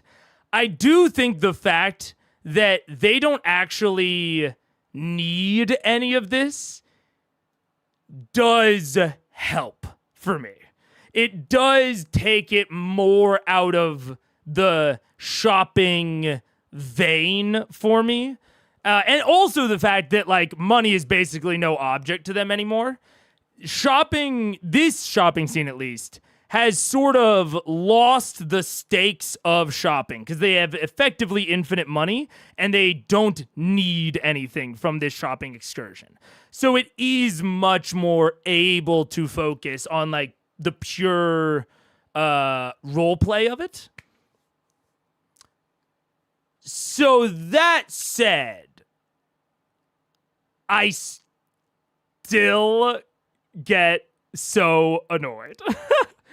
I get so annoyed at just the process of it. You don't go shopping, you go buying. They're not the same thing. Absolutely, yeah. I go buying. I have not bought socks in 5 years because I don't need new socks. And then I needed new socks, and my mom was like, there's a Nordstrom sale going on. Do you want anything? And I was like, well, most of my socks have holes in them. Can you get me a pack of socks? And she was like, you don't want anything else? And I was like, I don't need anything else. You guys will notice I wear like the same 7 shirts. I need things. I do not. No.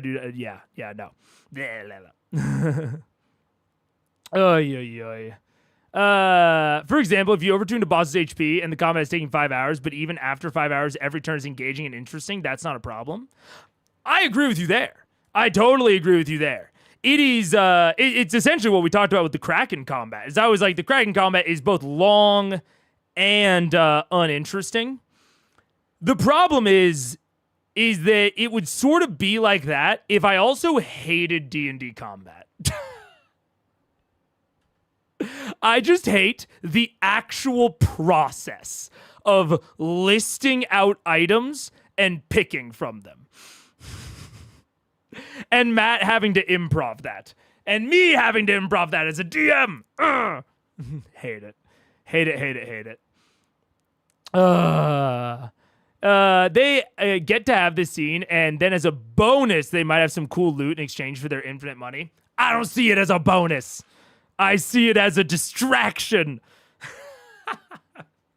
Look, I realize that this, I've said it before. I try to give advice for kind of the average table here on this show. That's why I'm putting out this caveat of how I view shopping, because I understand that my feelings about this are probably not going to apply to the average table. Oh, but oh man, I don't like it. Because broadly, I think for the average table, G Hercup is just spot on. I'll be real. I think G Hercup is spot on. I think for the average table, this scene is awesome. Attempting towards replication of this scene is probably great. You'll never see this sort of scene at my table. I fucking hate it. So you don't like the buying part? What if they end up not buying anything during this interaction? Would that make it better? No! Because they wasted the time and effort, and it was a distraction. Although, to their credit, this is the complicating factor of this scene for me, is because they're turning all of the things that I hate into jokes, which is good. Because I was about to say that it's like, oh, well, it's wasted time. But it's not wasted time because Sam Riegel is turning the process of buying into humor in and of itself. He's turning the process of shopping and the vendor not having anything that he wants into humor and comedy. But you're walking a thin line there. Because that would be like if I sieved out all of the coffee from the drink and then lit it on fire for warmth. It's like, all right, you got away with it. You got away with it. I was a little cold, and burning this, I don't think coffee's flammable, but imagine it was. And burning this coffee for warmth is nice. But you're walking a dangerous line, bucko. What if I wasn't able to sieve out all the coffee? Then where would you be? That's how I feel about this. Anyways. Being male presenting does seem like so much easier at times. I don't think I could get away with only having 7 shirts. Oh my god. I mean, we've talked about it briefly on and on that I am agender. And the reason I do not have more female presenting clothes is because they are more expensive and broadly harder to make an outfit out of. I will continue to probably dress like this forever because it's more comfortable, cheaper, has more utility, and I can create functional outfits with much less struggle. And I'm lazy. I'm not lazy. I'm not into fashion. And so that's a part that I will probably always look similar to this on. It does kind of feel like they're shopping out of obligation. We're finally a city that wasn't ravaged by dragons. Let's see what they have. Yeah. How do you deal with wizards needing spell scrolls for their book? Just more scroll loot? Yeah, I'm using Lee Saunders. It's a it's more of a feature than a bug sort of situation. Is I can more easily control the spell scrolls. And I'm not very good at thinking about treasure. I'm not good at thinking about loot. So if I have a wizard, that is really nice to me because then all I have to do to like work in some amount of loot that I know the players, or at least one of the players will like, is add a spell scroll. So to me, it's a nice thing of like, I don't have to think about loot all that much. I can just throw in a spell scroll and one of them's happy. So it's a nice bit for me. Oh yeah, coffee's flammable? Hell yeah, let's go. Yeah. Wait, agreed, Amrock. If they were worried about money, they would have never let this happen. Yeah, that's very true. That's very true. It's a racket. It is a fucking racket.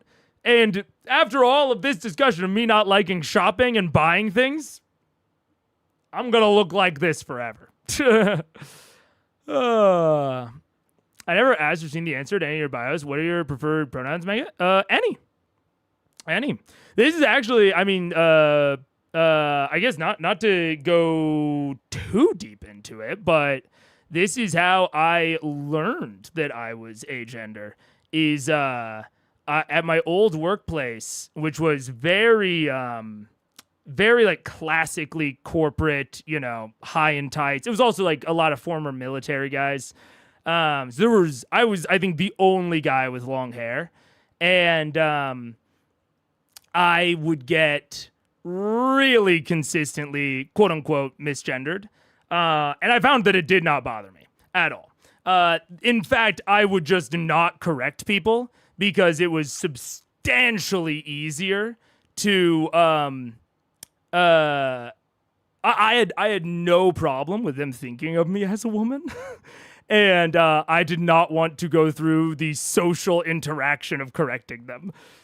And so that wasn't like the only thing, but that was what kind of got me started down the path of realizing that. So yeah, anything is is good with me, as long as it is, as long as it's said with respect, I suppose. Like if if I say any and then someone says pronouns that are very obviously meant to deride the concept of maybe non-binary pronouns, that is obviously I wouldn't like that. But yeah, anything's good with me.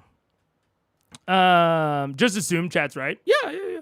He him is fine. She her, they them. I'm really I do not have an inbuilt feeling of a concept of gender, just at all. I have an inbuilt concept of the genitals that I have between my legs, but I do not, and I've talked to a lot of people about this in my personal life, but I just don't have any sort of internal pull towards any particular thing.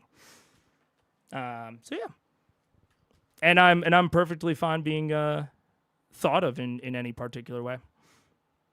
So yeah, I talked about it very briefly on stream, and it's not,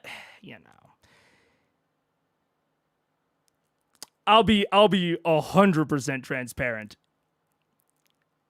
It's useful to be thought of as a guy. It's useful to be male presenting. And so I'm going to be honest if anyone ever asks, but I'm not going to talk about it a ton or like correct anyone, or I'll correct people, but I'm not going to bring it up a ton just because it's there are certain downsides that I am fortunate enough to be able to avoid with my particular identity, if I want to. So there's a practicality to me not talking about it a lot, of I guess like a business thing. I'm not gonna hide my identity in any way, but it's why I'm not like openly bringing it up out of the blue often. But obviously, this was very unplanned. But like, I'll come on with shit. I've obviously got the hair, Don't even get me started on pockets on women's clothes. Oh yeah, I mean, I have a couple of items of women's clothing, but I don't think chat would have ever even noticed because they just, I don't wear makeup because I don't like makeup.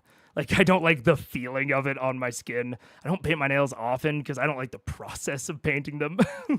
So there's just like not a lot of aesthetic differences, but it is my identity. Anyways, that's it. I guess I will, and all of that around shopping. As another thing I relate to Mega with. Glad you felt comfortable talking about it. Hell yeah. And I also don't, it's hard because I do have a conflict. I never want to feel like I'm like hiding it in any way. But there is, a bit of a complicating factor there. I pick gender neutral usernames because it cuts down on abuse and people take my opinions more seriously. I get that. And it is funny. I thought about changing my username away from like Megaphone Man, but it's got a really good brand SEO to it. And so, yeah, I'm fortunate to just like not care and not feel that pull in any particular direction. I'm fortunate in that way. But anyways, all that is to say, yeah, but any pronouns you want. I will respond to anything. Read a scroll, right? That I could read it to you. If that's what you're asking. Yeah. it looks you over. The scroll, I would put it a fair 6,000 gold pieces.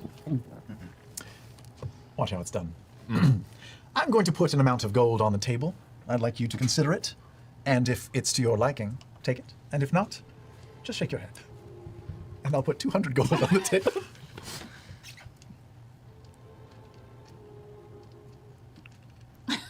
I'll put 200 more. I'll put 2,000 more. And another 2,000. Make a persuasion check. 4,400. 17 plus 7. 24. 4,400. Take the gold. Wow. Check and mate. You know, Check and mate. the scroll of fire shield. Scroll of fire shield. Excellent. I don't know what that is. Makes it better. Wow. Do you have anything that makes you, like, faster? I said I had something that makes you jump. No. Further. I'm pretty good at jumping.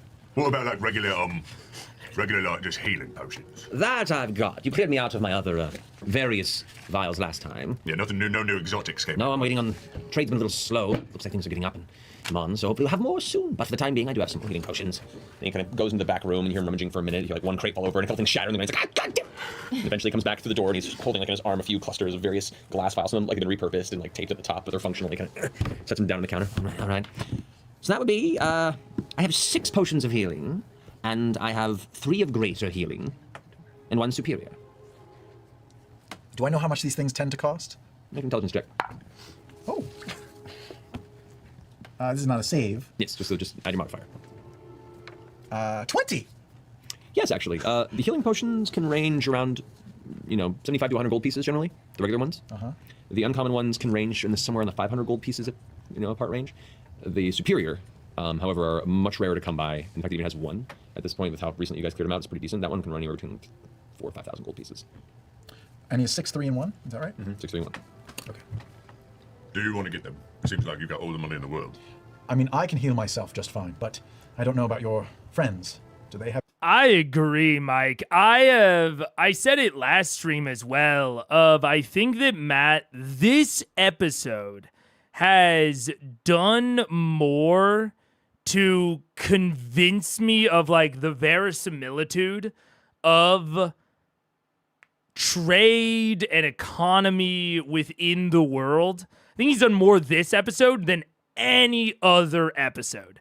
This was also the episode, I believe, it was either last stream or maybe in 89 somewhere, where he restricted what materials Percy had access to when trying to craft the porcelain mask for Doty. And like those two things, this, like the trade, or the lagging of trade from Iman affecting Vasselheim trade, and also the lack of materials accessible to Percy are doing some, I don't want to say like extreme heavy lifting. That's not exactly what I mean. But it is convincing me so much more that Matt is thinking about it than like anything else that has happened. That's a $5 word I've never heard before. Verisimilitude? It's a good one. Verisimilitude's a good one, especially when it comes to world building. Verisimilitude. The appearance of being true or real. It's a good $5 word for D&D and writing in general. It's the idea of verisimilitude. The idea of it is a facsimile. It is, it's the every D&D game to varying extents is an old West town film set. It's an old West town. If you look behind the set, they're propped up with wooden stakes. It's just a front. But different worlds and different settings and different experiences have the feeling of being more or less real. And I think that this episode 90 has had a lot more details that like speak to verisimilitude than a lot of other episodes. Yeah. I feel like right now Trade with Amon should be the best in months. Somehow he had those potions on multiple occasions while Amon was a molten ruin. Debatably, you could say that there is an amount of like, he had an amount stockpiled up. And so while Iman is a molten ruin, he's going through his stockpile. And now he's essentially run out. And not only is he run out, but demand from actual Iman has increased. So now Iman is going to be buying a lot more of his stock. He might not have as much for local trade because Iman is going to be willing to not only pay more, but the remaining people that are left in Iman are going to have access to whatever remaining wealth was there, depending on how much property damage there was versus surviving people. They might have more liquid resources to trade. Like they might have like more gold to trade for like practical goods like potions and timber and stone. They're probably not as concerned about gold right now during the rebuilding, so they'll be more willing to buy at higher prices. This is the War Dogs economy. So it's not even necessarily to say that like trade might be good with him on, but that might be the reason that he's low. I don't know exactly what he said. He might have said that trade is bad with him on. That it could also just be that his stockpiles run low. Maybe his supplier was in Iman and they haven't gotten their production up and running yet. And so he doesn't have as much supply. He's run out of his stockpile. There's a couple of ways I can think about justifying it. Yeah. $5 word is an expression for really long words. Not sure the origin. Yeah, it's just a phrase. I'm not sure where it comes from, but yeah, it's just a $5 word is just it's a long word that is uncommonly used or maybe very specific. I have no idea what the origin of it is though. Oh, you weren't meaning $5 word. Yeah, I've heard it before. Yeah. Sounds like something from a game show. Yeah. I mean, I don't understand what it is expressing. Yeah, it's expressing a long, normally complicated word that is normally somewhat niche in its usage. So, like, another one would probably be, like, obsequious. I would call, like, a $5 word. Or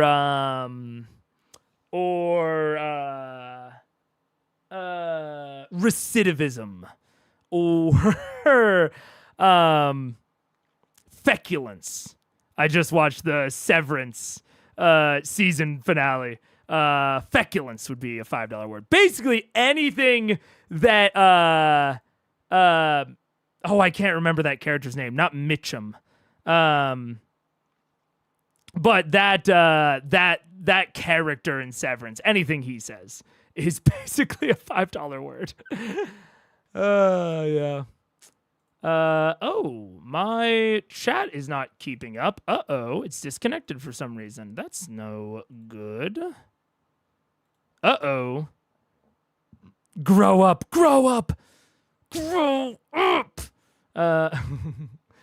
Yeah, something about a game show would probably be my... AI tells me it's from Mark Twain. Sure. Racking their brain for all the big words. Trying to find them in there. My page says that I use a lot of $5 words. Modus operandi.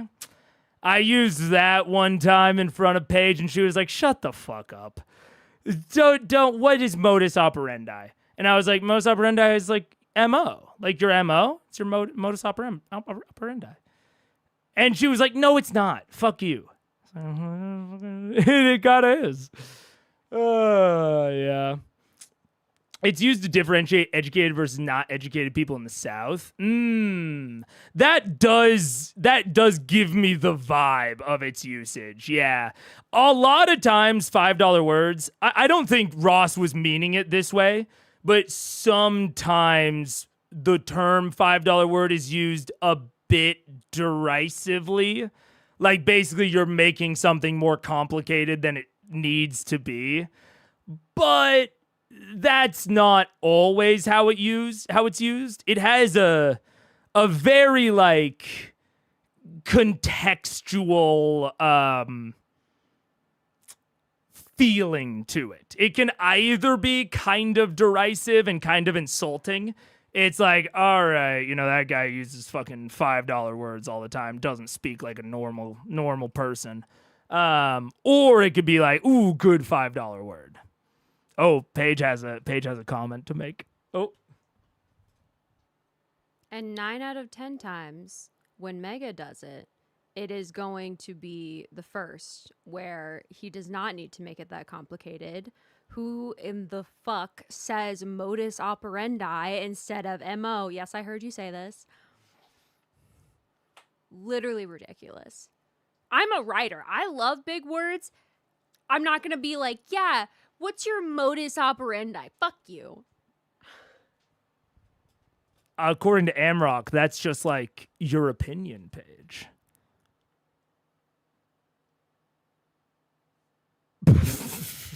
She flipped you off. And we're going into the ads in a minute. We'll see. Don't use a $5 word when a 50-cent word will do. Yeah, that makes sense. That sounds fair. Yeah. Supposedly no one knows the origins. Oh. Paronomasia. Yeah. It's fascinating to me that English has so many words. You have a whole category of obscure words. As my second language, it's impossible to tell when a word is considered obscure. This is... don't even get me started. I fully agree with you. And that, in conjunction, I don't know, in conjunction with our wildly all over the place spelling, oh, English is a fucking...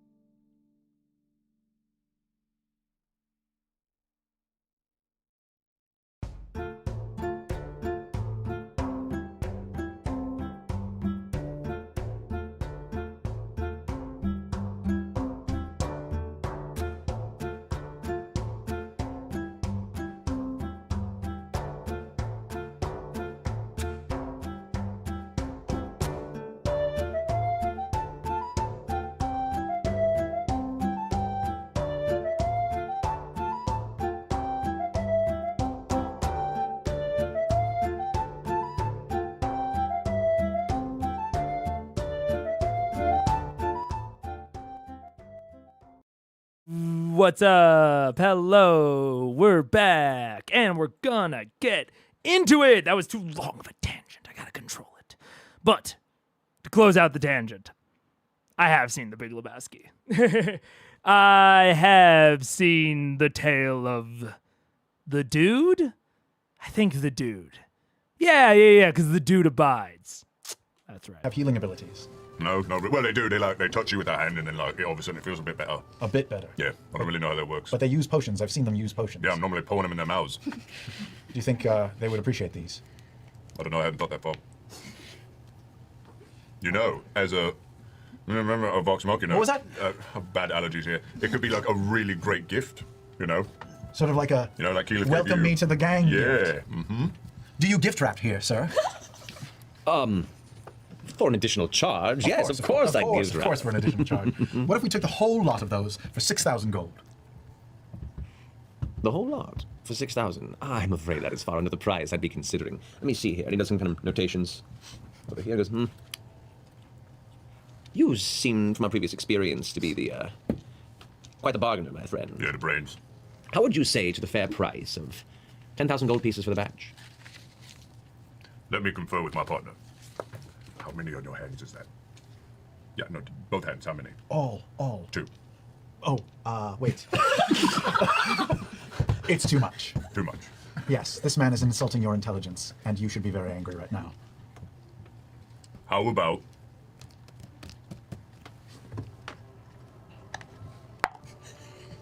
How about 9,000 gold pieces? You drive a very hard bargain, Well, my no. big friend. However, because it's you, deal. Done. Pay the man. I would object to this. This is coming out of my purse, and I insist that you negotiate with me and not. Terry, this man drives a really well-known establishment. If we leave here after having struck that bargain and we don't pay, there will be more guards outside. How about this? I can trade you something that is worth far more than the extra 3,000 gold this gentleman promised you. What would this be? It's a rare egg. Magical in nature. It can save a life in any situation. And if you eat it when you are nearly dead, you will go back into battle with the strength and bravery of 10 men, and you will not rest until your foes are dead. Make a persuasion check. Come on, man. Come on, This is Derek, deception come because you believe this wholeheartedly. on. With advantage? Is that what you said? No, Oh. Is this deception or persuasion? it's persuasion. 22.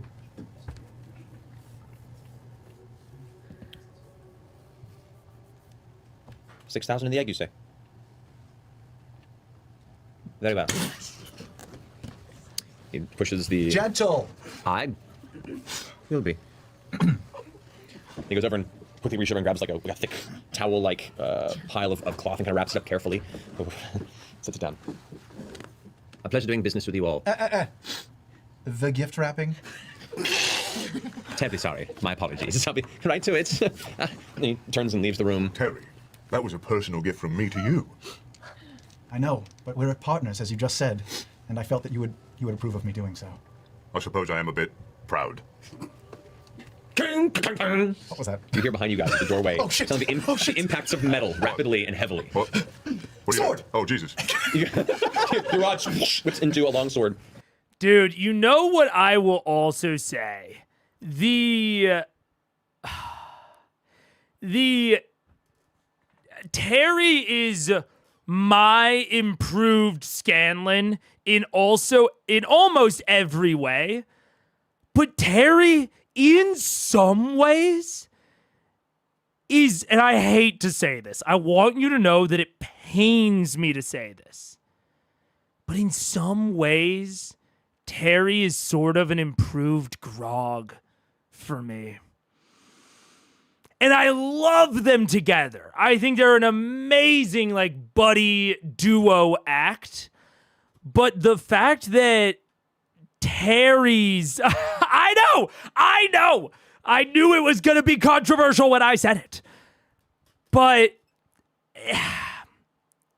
his portrayal of this sort of stupidity via naivete, as opposed to stupidity through like inherent lack of brain capacity, like is, to me, a lot more consistently interesting to watch. I think Grog is one of my favorite characters to watch. Again, I'm not leaving Grog by the roadside. But, oh, man, it is, like, watching that sequence of, like, that yes and with Sam playing Terry there, of pitching this egg that he fully believes is, you know, this magical egg because Grog told it to him. Like, again, that is the naivete coming through as yes stupidity, but it also means that Terry isn't necessarily seen as stupid, so they don't exclude him from certain activities. In fact, him and Percy go off and tinker together.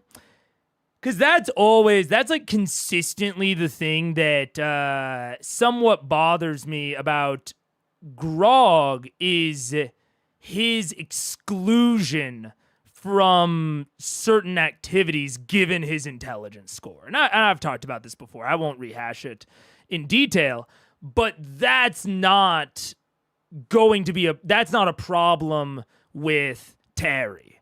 And I mean, to be frank, Terry's just a more complex character than most of Vox at a base level. Most of Vox is very archetypical, which is not a bad thing in any ways. And it's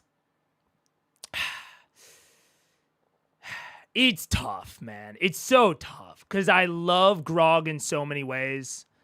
And I think that Grog as a character is able to access moments that Terry certainly can't. But it is a debate in my head if it's worth it. And I think for me, it's not. I feel confident saying that he's an improved Scanlan, but yeah. I don't know if I'd say better, but I see what you mean. I think it's part of why Terry and Grog work so well together. I agree. And I think that like Terry's presence in the story is really meshing well with Grog. Like Grog kind of couldn't do what is happening right now because there's no counterpart to Grog like Terry. Even when Scanlan was at the table, Scanlan was not this kind of counterpart to Grog. And so I think that Terry's existence at the table also just improves Grog in a real way. With them being able to bounce off each other in a way that doesn't feel manipulative. Because when Grog bounces off other characters like this, maybe manipulative is the wrong word. It might be a little bit too negative. It might be too much of like a negative connotation. I don't know what the word for it is, but if someone else went shopping with Grog and was having this sort of interaction, any other member of the party, it would feel like they are like in on the joke and are kind of laughing at Grog rather than them like being in it together. You know what I'm saying? Like, so like if no one can have honesty and transparency and still make the dumb, funny jokes with Grog in a way that Terry can. Terry can have a fully transparent relationship with Grog and interact with all of the quote unquote idiocy or the stupidity in like a very, respectfully. Sometimes Vox will like we even see Vex apologize for tricking Grog. And obviously Travis plays it as though like Grog doesn't understand what's going on. And it does feel like there's like an inherent not superiority, but there's a little bit of superiority there when Grog and someone else go interact or go out interacting in a way that there's just not with him and Terry, which I love. And so if I had to pick one that I'd rather have in the party, I honestly don't know. But I love fucking Terry and Grog's dynamic compared to Scanlan and Grog's dynamic. But Terry's some of the best RP I've ever seen, but some of the worst combat reliability / base tactics. Well, I know, and I saw some conversation about the UA artificer. UA is definitely going to provide an issue here. He's much lower level. Yeah. They're both slightly different examples of naive. Yeah, is how honest both characters are. Well, it's interesting because it's funny because I agree with you, but also in a real way, neither of them are very honest. Both of them actually really like lying and deceiving, but neither of them are good at it. And so they both get this almost like childlike thrill out of the concept of like lying or being deceptive, which is very funny. It is interesting because they are both. I think it's just that they are so good at being honest and they're so bad at being deceptive in a way that was absolutely not the case for someone like Scanlan. Yeah. Grog exemplifies low intelligence, while Terry exemplifies the low wisdom, fully believing the power of the egg is a great example of poor insight. I can get that. That's why honest was in quotes. Yeah. It is quote unquote honest. I agree with you. Yeah.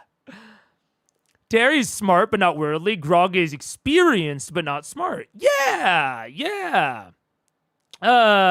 Except for Terry, Grog's conversation with anyone, he's talking from a place of weakness inherently because of how they view him. Yeah, because of how they view him and about I think it's this weird thing of everyone else in the party knows how easy it is to manipulate Grog. And so they are either actively avoiding manipulating him or actively manipulating him. And they kind of have to be doing one of the two at any given time, whereas Terry can just interact with him. And that's really refreshing. I really like watching that. Yeah. I think our favorite guest player, Pike, has a good, respectful friendship that you admire in Terry, but to a lesser extent. I think you're right.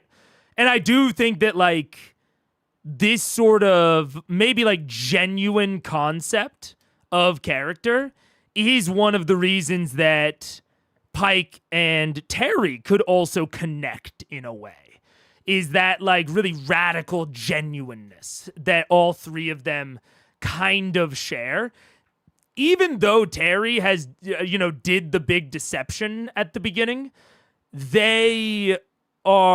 he is now, I think, and always has been to an extent, seen as very honest. He was just hiding this very particular thing. It is unfortunate. I think that Pike and Grog would have that relationship were Pike at the table more. Yeah.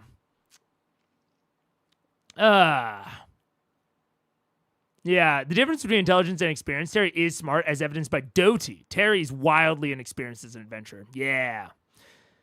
So it's really, really nice to watch them interact. The original reason that I paused this was to make a comment about Sam's, I think, really expert yes-anding there of Terry fully believed in the egg and then parlayed that into an additional joke. You know what I'm saying? It's a bit of over-explaining of the joke now, But like from an analytical perspective, it would be easy to just drop the egg entirely, just like not really think about it again. But Travis gave you, and that whole interaction when he gave you the egg gives a great opportunity, not only for your own joke, but to follow up on the joke of others. So I have an example that, well, I don't know how I'm not going to get into it. It requires too much context. But there's often times where a player will put out something like the egg. This little funny bit. And I think especially if they do deceive your character in a way, or if there is this sort of rundown effect of like, now Terry has this egg that he believes to be very special. Working that in later, looking for opportunities to work that in later, to not just let it be forgotten in the inventory, is a really core part about improv comedy, is not just looking for how to further the things that you want and you want to portray, but looking at the things that your fellow writers, your fellow improvers, looking at what they want to portray and how you can continue their goals. Because improv, D&D, it's all cooperative. You know what I'm saying? It's all cooperative. You may have the things that you want to do, but continuing the things that your partners want you to do, your friends, your fellow writers, continuing the things that they want to do builds an atmosphere of collaboration that will help you in every aspect of the game. So it's a minor moment that, like, explaining it too much over-explains the joke, but I think it's an amazing example of people often talk about, the collaborative nature of D&D and of D&D storytelling, but I think they often talk about it from the perspective of the players and the GM and that relationship. I think this is a great example of the collaborative nature of the storytelling between characters. This is not really Sam's joke. This is a continuation of Travis's joke. And that concept, building that in at every juncture, is going to really enhance the collaborative feeling. Yeah. If you were to draw a relationship diagram between all of the VM members, excluding Pike, I'm afraid Grog's links would be the weakest. What's his relationship with Percy, Keyleth, Vex? Everyone has partners and siblings. I agree. And I do think that is like partially resultant of his intelligence and how his intelligence is like treated within the context of the game. And it's and I've talked about that in more detail, but yeah. Anyways. And you glance behind and you see, walking through the doorway, the very heavy hulking figure of Dodie carrying 2 unconscious guards that are hanging from his hands. He goes, What? Give me those! I'll punch them both 1 time each in the jaw, just for extra measure. okay. Both jaws are very broken. Oh no! Well, your guy really did a number. Cool. Okay. Everybody's gonna die. All right. So we're gonna kill everyone that we see in the next 10 seconds. Even the shop owner. Yep, he's gotta die. Oh, shit. All right. Partners, right? Okay. I'll do whatever you say. Is there like a counter in the shop? Yeah, there's a counter in the front area. Is it wooden? Yeah. Can he see through the counter? No, the proprietor is in the back room. Okay, He's wrapping your stuff Wait, right now. He doesn't know what this happened. Let's get rid of them. Get rid of them. Well, what's in the shop? Is there like a tapestry? Is there like a rug? Is there like... It's not a very big. There is a secondary room to the side. It looks like there's an upper platform, but that looks like where his bedroom is, maybe. There's a couple lanterns. It's warm lit on the interior, and as you're looking around, it's not a huge establishment, but I mean, make a perception check.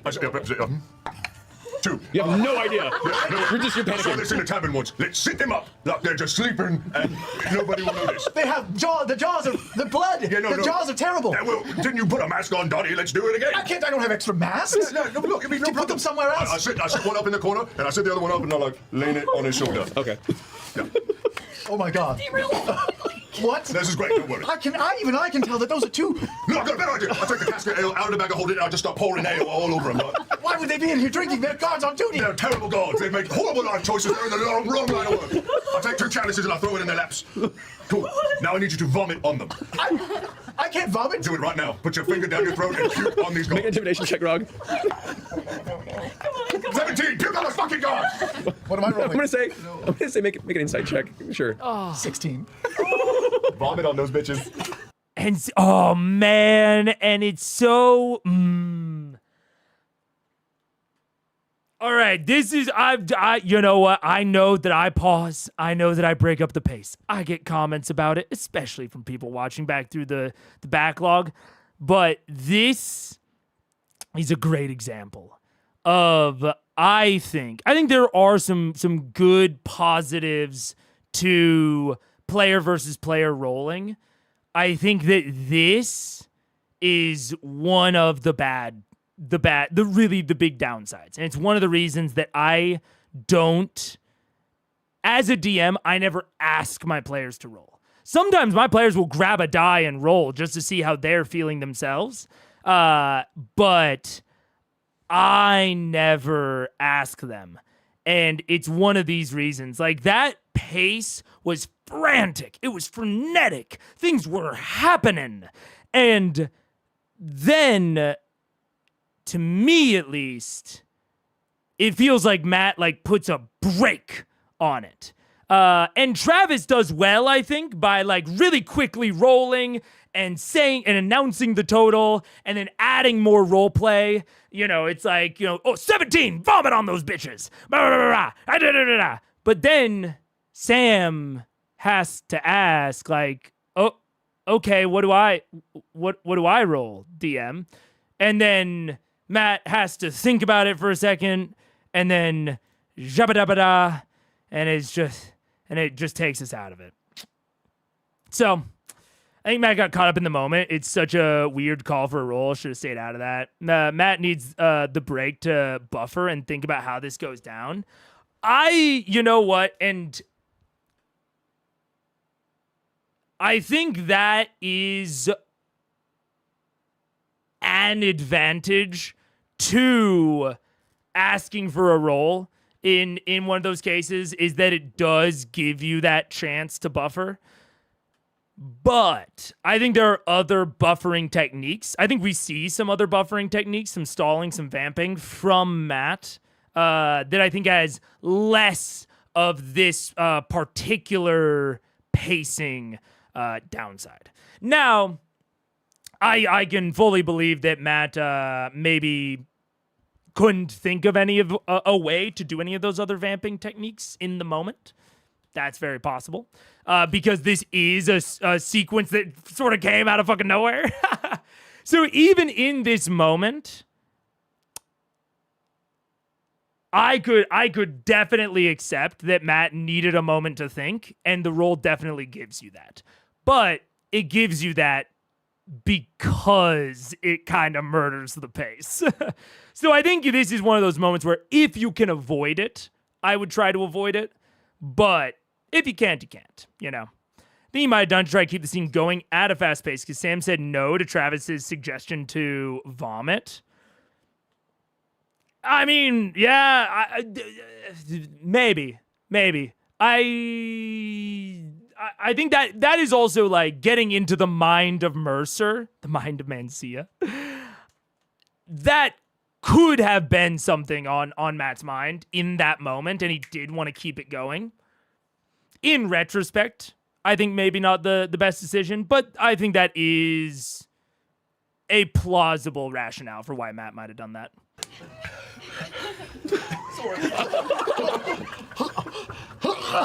And that's gonna be gift forever.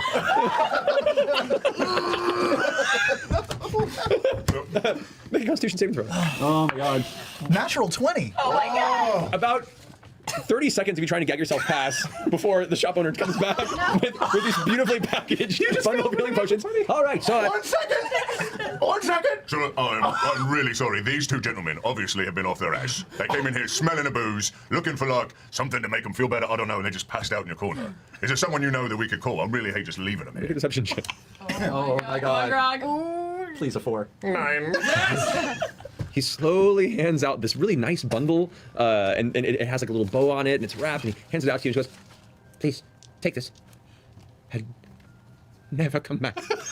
Please. For the rest of the day. Ever again. Your presence has brought me no end of pain. Just go. Obviously, we have gotten the better end of this deal. I think that is true, absolutely. Do you still have the... Go! We should go. We should leave. All right. Thank you for your business. Good day to you. Let's go. Doty, come. But they... The door turns. And just comes running after you guys as you exit the shop. Shit. That was amazing. Wow. I don't feel good. Good job. We gotta go. We And gotta, that's where we'll go to break? Hold up somewhere for a minute. You know, drink? Please. Yeah. Is there a tavern near this shop? In the quad roads, yeah, there are actually quite a few taverns. As soon as we step outside, I barf all over the floor. I'm sorry. What the fuck? It just comes naturally. I can't force it. You can't perform like on command? Well, oh man, and this is like there's also an amount of like trust in your players, like them not needing the role, like trusting that if Sam says no, he's saying no for a reason, because Sam is willing to get wacky and weird with it. Point and example? What the fuck's the phrase? I don't know. Point and set match? I don't think that's what I was going for. Example. So it's definitely not something case and point. That's it. It's definitely not something I need to harp on any further, but it is definitely something that I'm trying to really hard to get better, even honestly inspired by Matt, at staying back more often, because I won't ask for roles, which I do think have an even larger degree of like ruining the pace, but I will get more involved than I frankly need to within a scene. And I've been really focusing on that really hard, at just trusting the players to navigate it and figure it out. But it's tough. Sometimes they flounder, and sometimes, you get through a scene and you're like, man, that would have been better if I did jump in. It's complicated, is the unfortunate answer. I needed you. Okay. You got more in there? No. It's just a one. Maybe a little. Okay. Okay. That looks like Lucky Charms. Okay. Okay. All right. Well, you guys get a drink. We're going to get a quick bathroom break. We have a couple more beats we want to get before the night's over, so we're not going to go too long, trust me. But we're going to take a quick bathroom break, and then we'll come back here in a few minutes. We do have one more giveaway here. We're going to break. Brrrah. All right. 15-minute break to 2:51. And we are going. We got... What? Is that right? How long? Oh, I guess. Okay. No, that is right.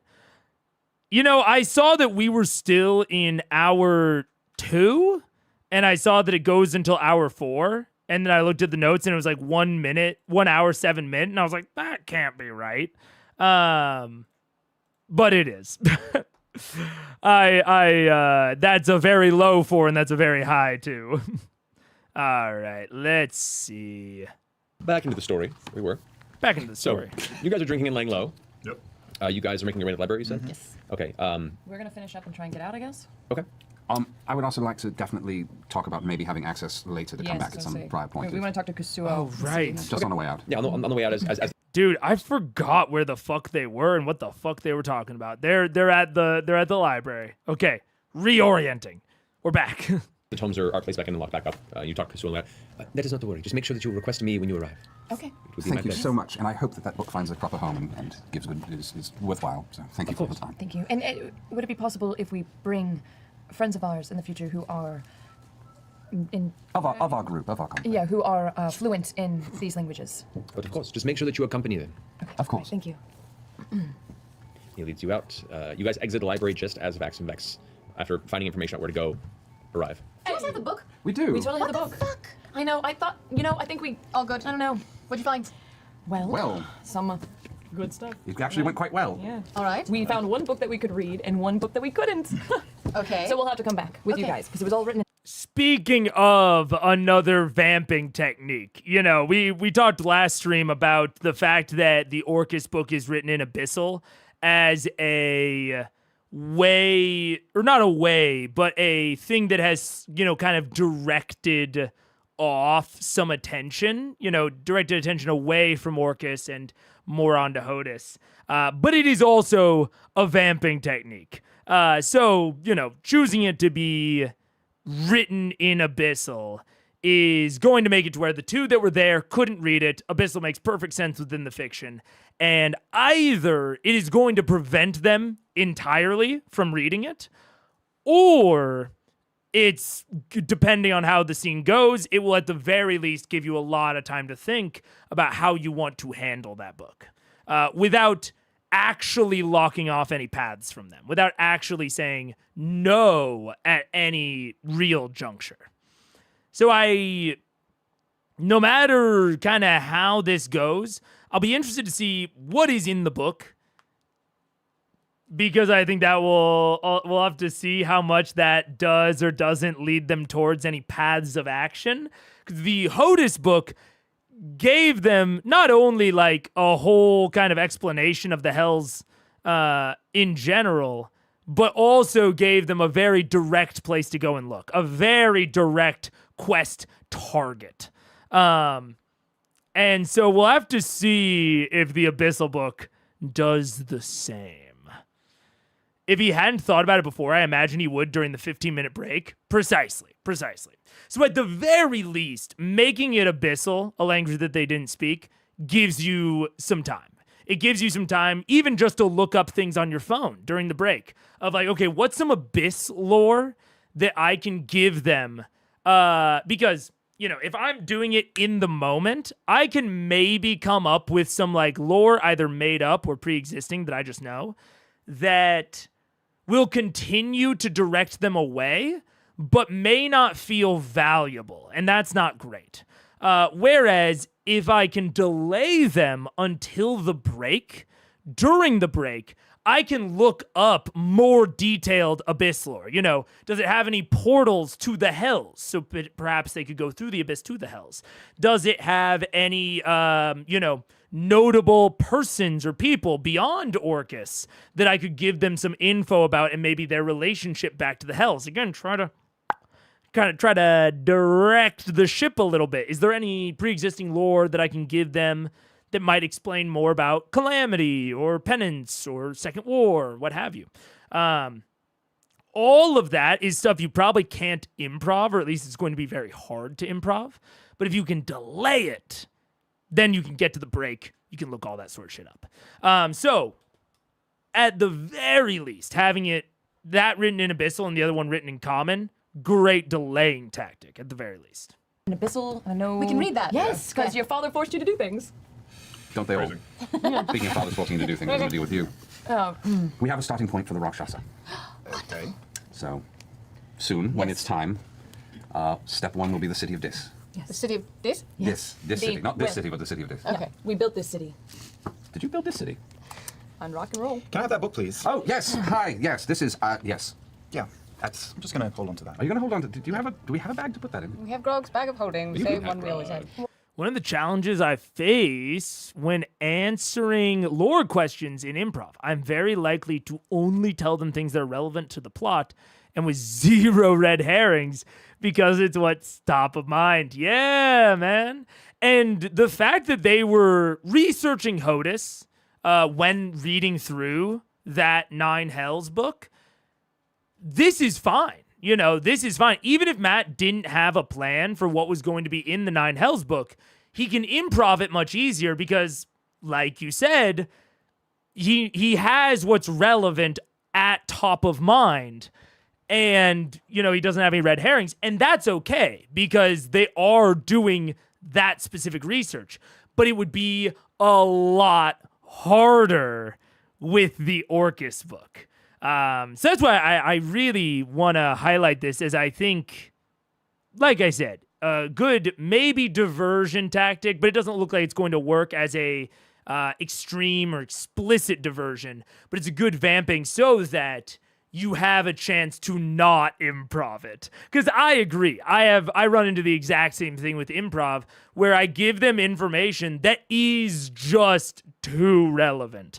I have this right now in my campaign where there's a kind of the next step in one of the players' personal quests is them just having to kind of realize something, just like connect the dots. And I don't want, and like they'll ask questions or they'll try to look into it, but they have all the information already. And so I'm trying to be really careful to give them something and not just stonewall them so that they feel like, because one of the problems with stonewalling the players and just saying like, nah, that doesn't work, or no, you can't find anything, is kind of related to the sphere conversation that we were talking about earlier.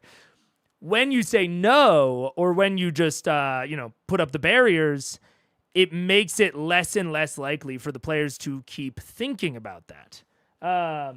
And so you want to give them little things to keep them going, but not enough that it makes the connection for them. Because you still want them to have that great, like, aha moment.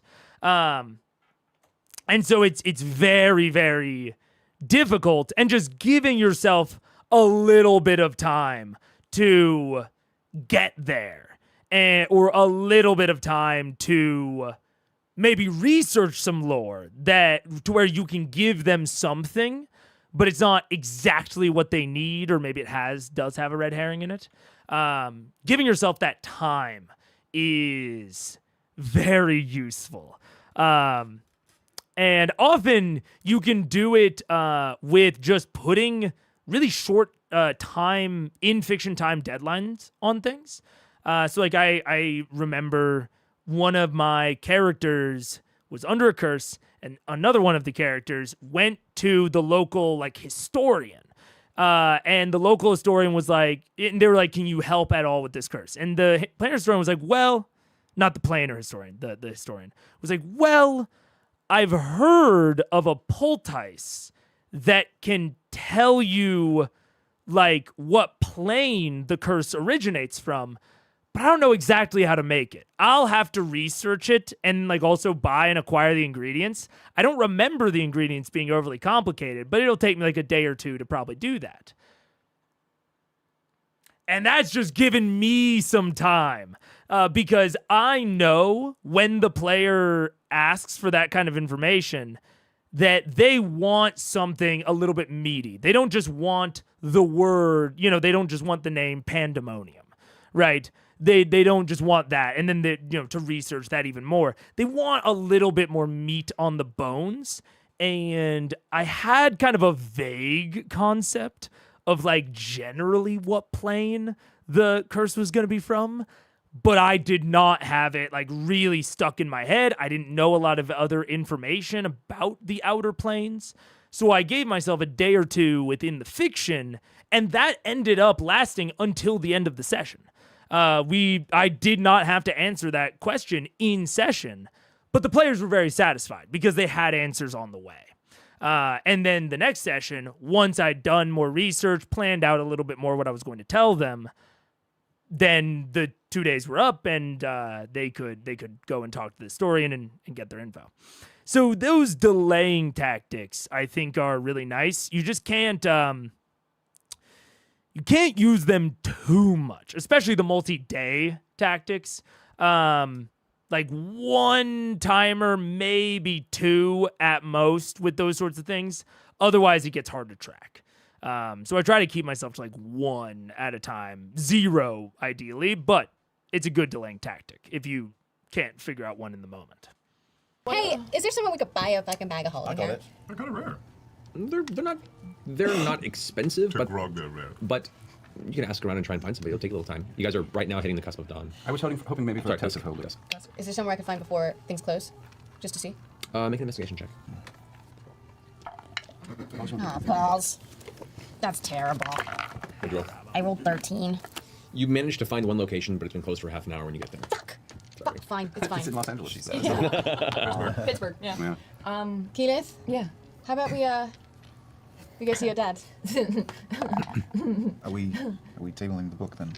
I mean, We're going to drop it off, I think. Yeah, what did you guys find out? Is it a good spot, good home for it? You want to drop it off? they or- definitely are interested in it at the Platinum Sanctuary. A little too interested, You think? for my taste. Yes. I don't want this book in anyone's hands. They were Frankly. very interested in researching it, which I don't think is a bad thing. They're good people, and learning about history is a good way to keep yourself from repeating it. However, you do serve the Raven Queen, who I know wants nothing to do with the undead. And if it means destroying this book, then do what needs to be done. Can we destroy this book? Just like our magical items. I mean, it's not easy to destroy them. Seems like a pretty powerful book. The fear I have with the book is, of course, if we keep it out of the hands of everyone save those who are finally strong enough to best us. Do we want this book to travel to hell? No. But it might not be a bad. I mean, we did drop off the Horn of Orcus here. Maybe. I tell you what. Why don't you guys get everything set to go, and I will drop this off. What? Let's Where? meet. There? Where? Oh. Oh. Yeah, it'll be fine. It'll be fine. You're gonna go back to the temple. Oh, that's a terrible idea. I kind of like it. That's not a good thing. I think it's kind of a good idea. That may not be a good thing. Do you want to come with me? Yes. I'll come by the arm and we just start off. Find a bar! I'll get things packed. It was my idea! Go fuck yourself. Love you. I look at Vex. Dresses? Oh, everything's fucking Dresses? closed! Oh, God damn it, Pittsburgh! Are their dress shops open at all while they're doing investigation that? check. This ain't the New York City. We just want pretty dresses. In the morning. Oh. Get it, girl. Get it, girl. 25? You do manage to find one individual who's in the process of closing their formal attire shop, I and you toss catch them him. 20 gold and an extra 20 minutes, please. But of course, come on in. Thank of course. you. Guess you're giving a buffer. Everything's better! All right. Keyleth. What? What's good for your Ashari people? Something covered in grass, maybe? Like turf, like astroturf? Oh, that's, it's a little esoteric for me, Yeah. a little experimental. Okay. Yeah, little Gaga-esque. Lots of pink bows, maybe, for me. Oh, it reminds me a little of when we dressed Trinket up in Right, pink bows. oh, and we could be like, I don't know if that's a good thing. help us, make us pretty. Make us pretty. And very expensive looking. I'm gonna become royalty, kind of, but not really. It's my first time to get to dress up as royalty. Yes. All right. Okay. The gentleman seems a bit overwhelmed, but quickly goes ahead and helps you guys find, over the next 30 or so minutes, some very nice dresses. Better than anything you've previously worn. And he gets you something that he thinks royalty should wear. As there is no real royalty in Vasselheim, it is a church-run state, and is a collection. It is more of a frumpy robe with a fur collar. Vex, this color is so This big. is terrible. Give us something flowy. Why can't I see Flo, yes, of over course. it? I'm so sorry, Flo. Yes. He's starting to get a little impatient, but does manage to pull one very nice, simple gown that just hangs off the shoulders and kind of pools in the ground around you. In all the colors. Can it be all the colors? Yeah, can we dip dye it blue? Dye? I could have it dyed. That would be by tomorrow morning. I'd be prepared. Okay. Yeah. All right, I'll get it taken care of. Okay. All right, well, that's happening. You two are heading to the Raven's Crest. Yeah. All right, cool. So you guys walk over to the Dust Meadow, met by the same gray, kind of slightly bleak atmosphere on the side of Vasselheim, but you make your way to the exterior of the large structure, the ominous obsidian and gold building that represents the center, if you will, the beating heart of the Raven Queen's worship. As you approach the front stairway, both of you familiar with, one kind of brought in, the other not met with any living person for the most part in your journey. You both approach, still arms hooked? No. Okay. I suspect you've been here before. Yes.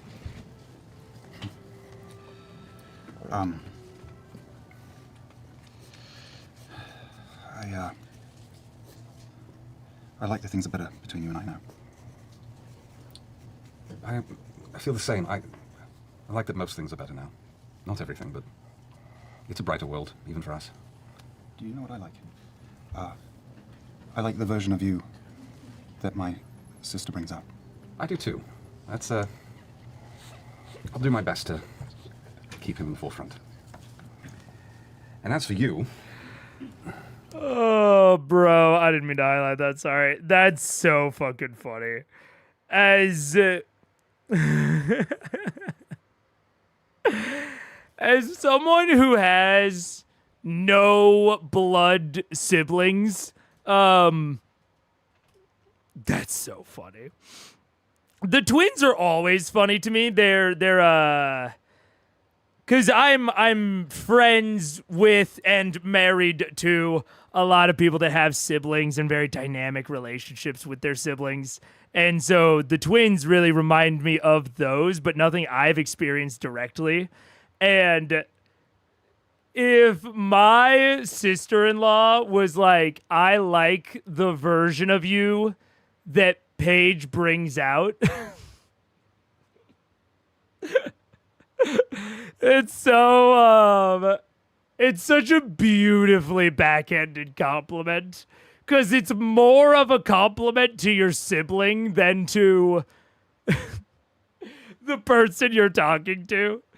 So it's all, I just love that I can hear the sibling commitment in like every word and phrase that they speak to anyone that isn't each other, you know?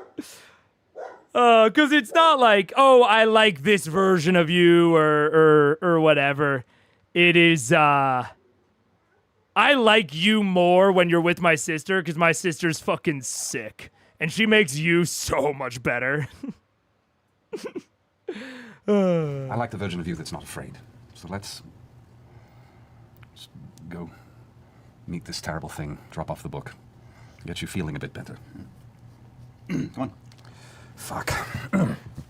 As you both ascend the stairs, you see standing, previously not noticed as you guys are having a conversation, but off to the sides of each side of the entryway, the two doors that are closed, there are two women in long black gowns, the kind of dark veils that drift over their head to the mid-torso that you had lead you into the chamber initially. Both suddenly present themselves, kind of bow and step out of the side as the chamber doors open to the interior of the Ravencrest Temple.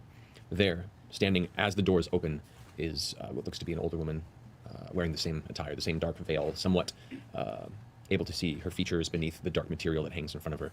She steps forward as the doors open. Hello there. You recognize me?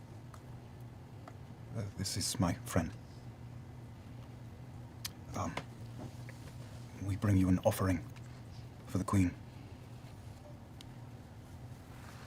The woman kind of bends down, takes the tome from your hand. As she holds it, she takes her fingers and brushes the cloth away that currently obscures the tome, takes a look at it, kind of holds it a foot further away from her face and throws the cloth over the front, clasps it in her arms and brings it down towards her torso.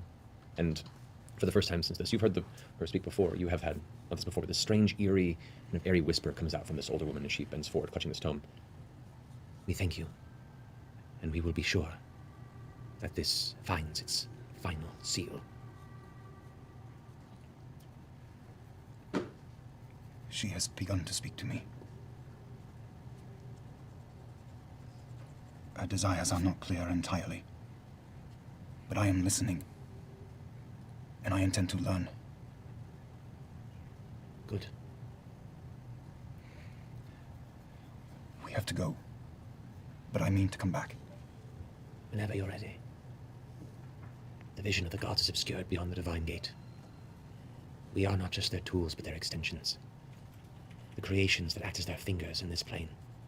The center of all other life and death. Be watchful. Be vigilant. She bows and backs into the Raven's Crest once more as the doors close. The two other women Uh-huh. Indeed. Uh-huh.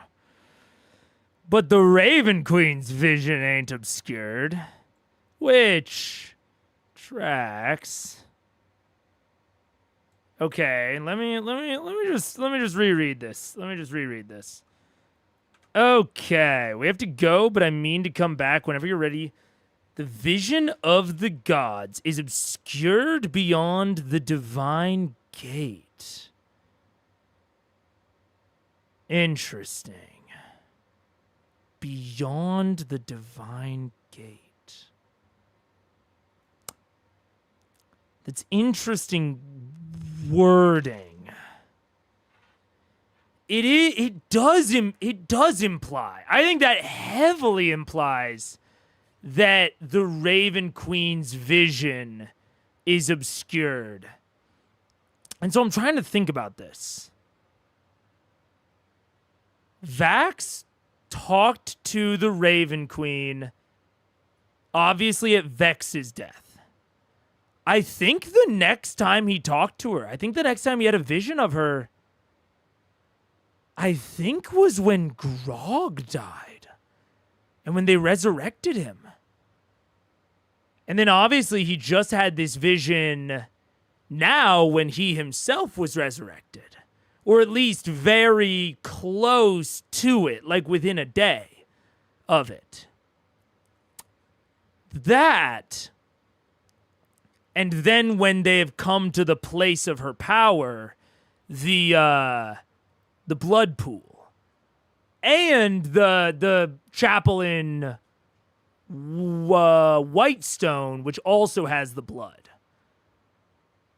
So it does seem as though, I think that does kind of paint a picture, is their visions are obscured, except in their places of worship.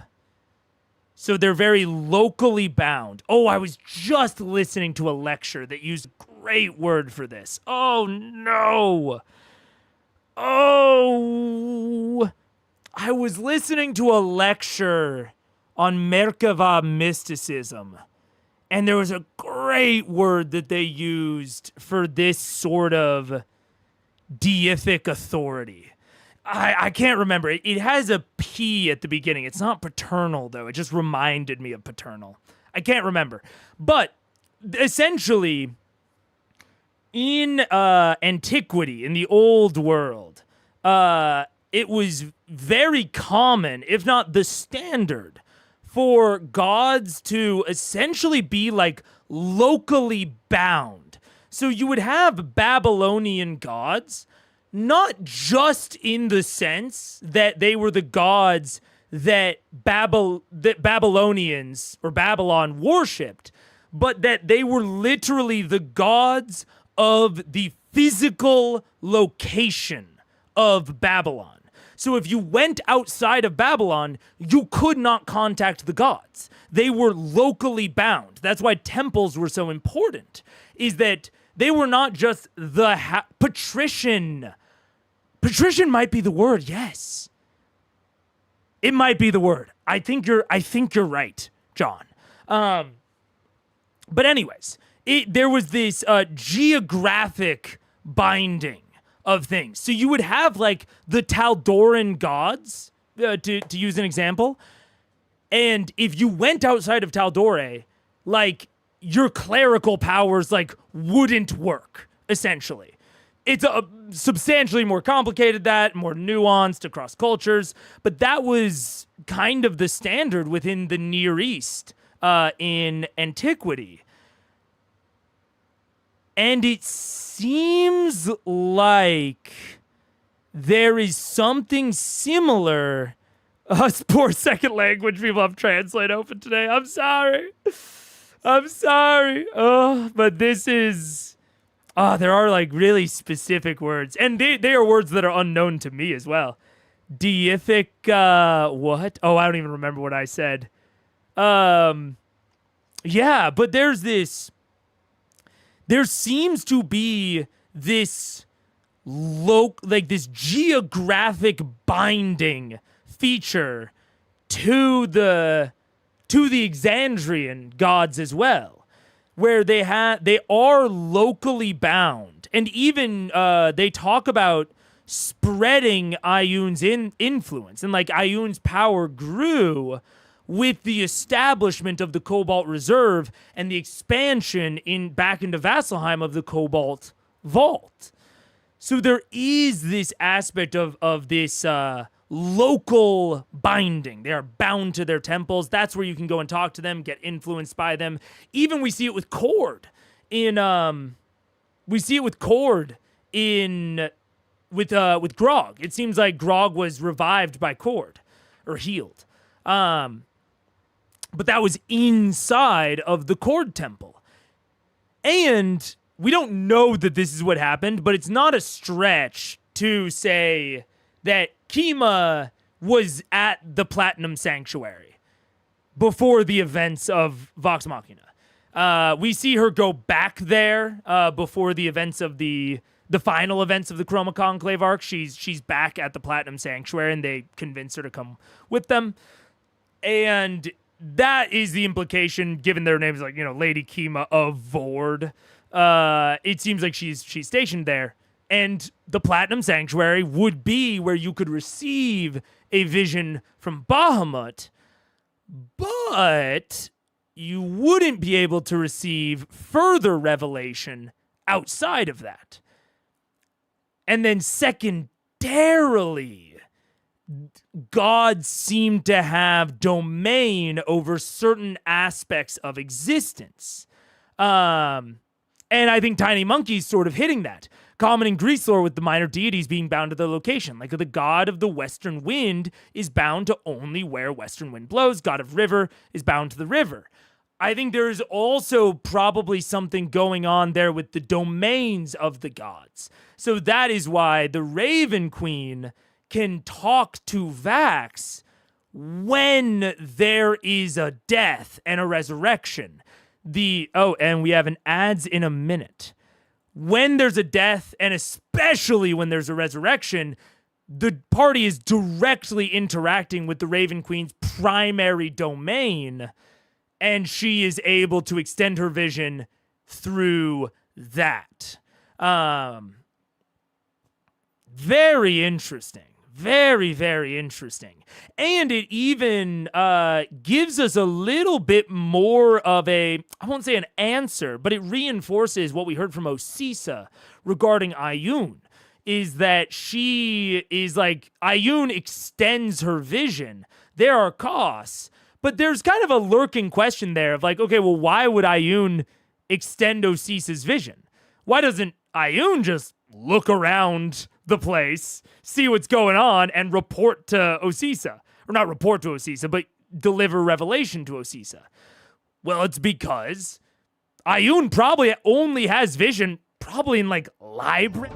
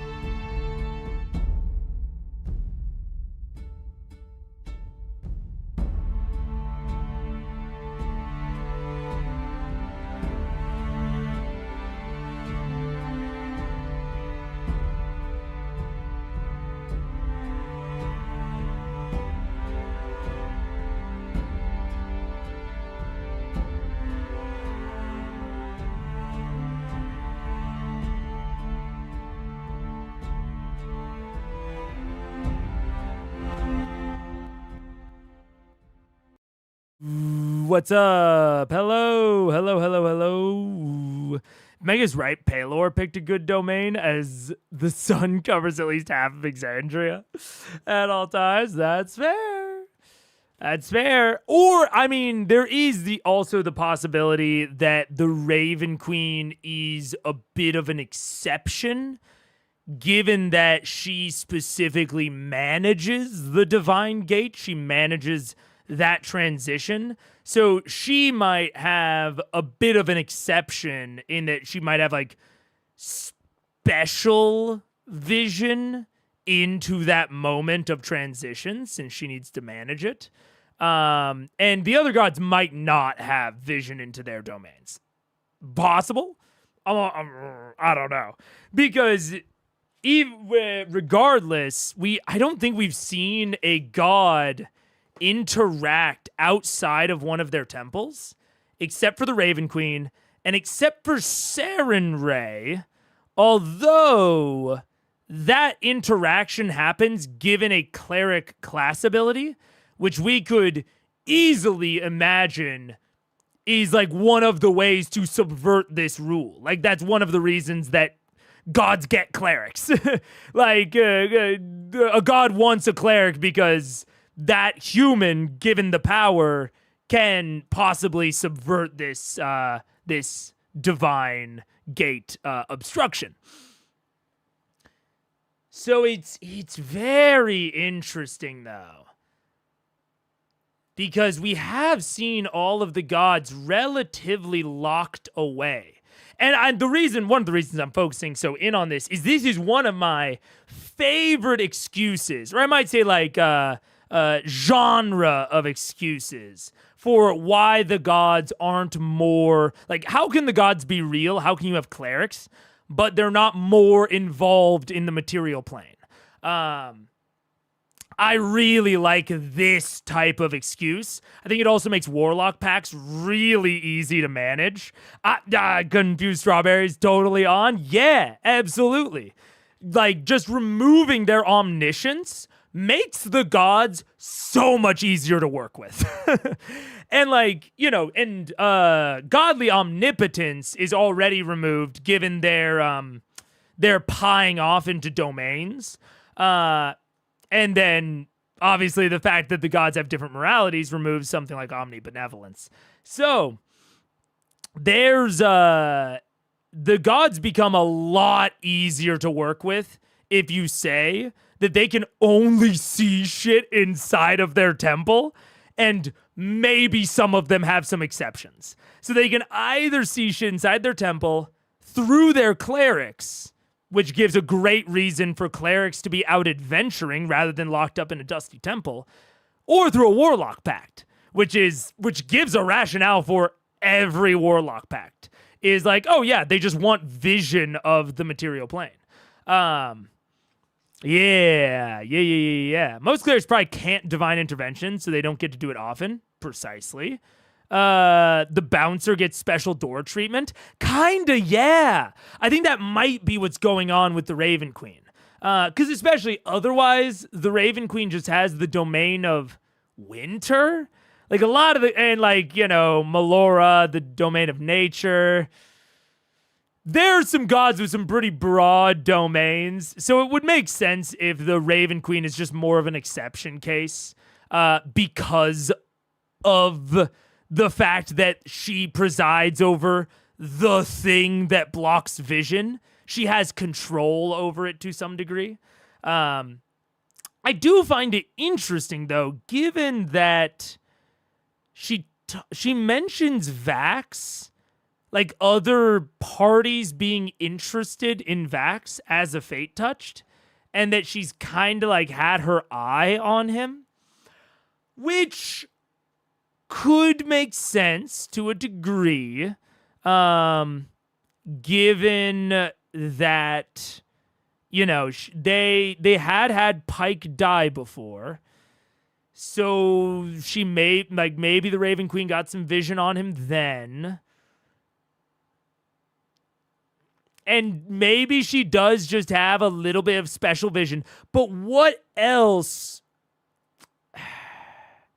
it's tough for me to think about who else would be able to have some of that special vision, or where Vax would have interacted before then that would have had other people have their eye on him.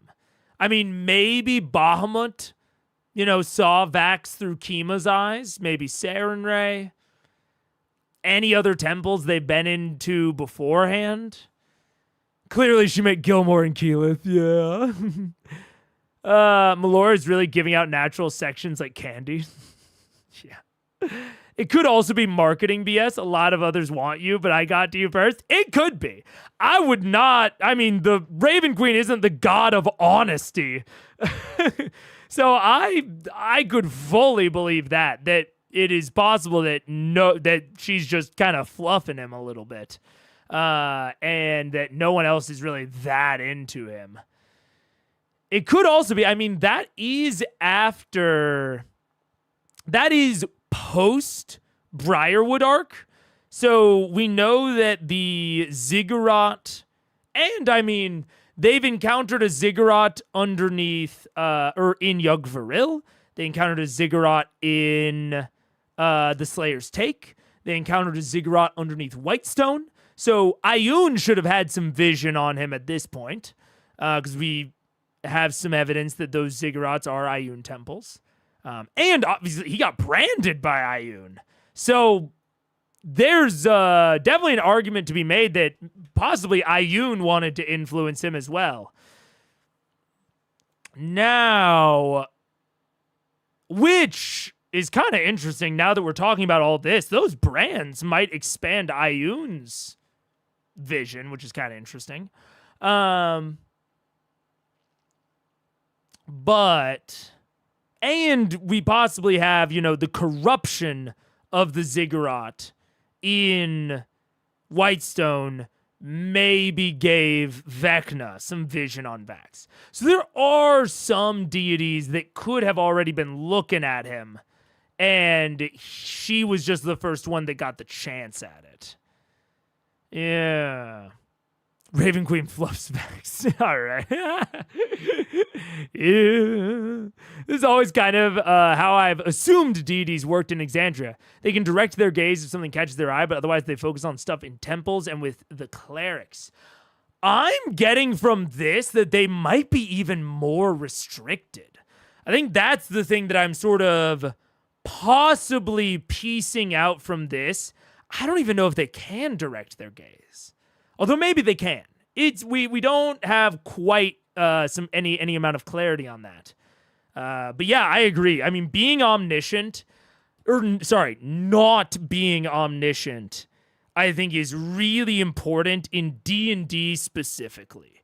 When you have things like clerics and warlocks and these like divinely oriented mortals, either not being omniscient, or if a god is omniscient, that has to be like their whole fucking deal. They need to have like zero power. I think this is often how the fates are sometimes portrayed. Sometimes Oracle-esque gods, maybe a god like Ioun might be portrayed as omniscient, but very, a severe lack of potency. So they need mortal followers to guide around and do shit because they can't do anything themselves. I think that is sometimes a bit of an archetype. But even that is seen as a very, very powerful archetype if you do truly have this like vision of fate. So I think even when you have those omniscient gods, they are often portrayed as very morally neutral, so that you're not always sure if they have like your best interests at heart. Yeah, they may know everything, but they might not be looking out for your benefit, or even really the benefit of the human race or humanity at large. I think playing with those concepts is very important in, in a lot of good myth making in general, but also especially in D&D. When you have these entities, and these entities can be interacted with by mortals at large, but the players especially. That one time Vax had the Sarenrae statuette or Symbum in the Briarwood arc. True. That is true. Yeah. I feel like it's a Spidey sense for their domain. Possibly. Yeah. I always prefer my D&D gods to be overpowered, petty teenagers. Yeah, you're really playing with the benevolence aspect. The they want the good for humanity aspect. Maybe they can know a lot and they can be very powerful, but do they really want the best for us? Should we listen to them? That's a very valid way to take it. Yeah. Especially for multi-author stories like D&D, where you can't carefully construct things around the god at all times. Absolutely. So yeah, I think that this incredibly limited view of the gods, or not view of the gods, but the gods' view of the material plane is a great way to take all of that, because it means that the gods kind of need mortals. The Raven Queen follower directly says it. We're not just their tools, but their extensions, which I will also say plays into this aspect of belief as power that we talked about last stream. The creations that act as their fingers in this plane, the center of all other life and death. Be watchful, be vigilant. Which also, I will say, the center of all other life and death, there's something interesting there when it comes to the way that Matt described the Hells. The way that Matt described the Hells, it doesn't sound like a fiend can die. They just get demoted. Now, I'm not entirely sure if that's what he meant, but there does seem to be this aspect of like life and death aren't really as much of a thing on other planes. There is just like torture and not torture. There is like, I would rather not exist, but I still do. Or I do exist and I like existing. That seems to be broadly the concept on other planes, whereas the material plane has this sort of aspect of like a members only club, only living things allowed. And you have to cycle your membership every, couple thousand years. So there's, this aspect of the center of all other life and death. It seems like even if death can be achieved on other planes, it's very rare, it seems. Calling the material plane the center of life and death. So it seems like this sort of cycling is maybe only a thing on the material plane. I don't know. It's some odd phrasing from her. Because my understanding was that things could die in the Hells. That was my understanding. That was my understanding of like how they were going to beat Hodis, was they were going to go to the Hells and kill him. But maybe that's not what's going on here. Because Matt did talk about, the demotion and promotion of the Hells going down to a Lemure.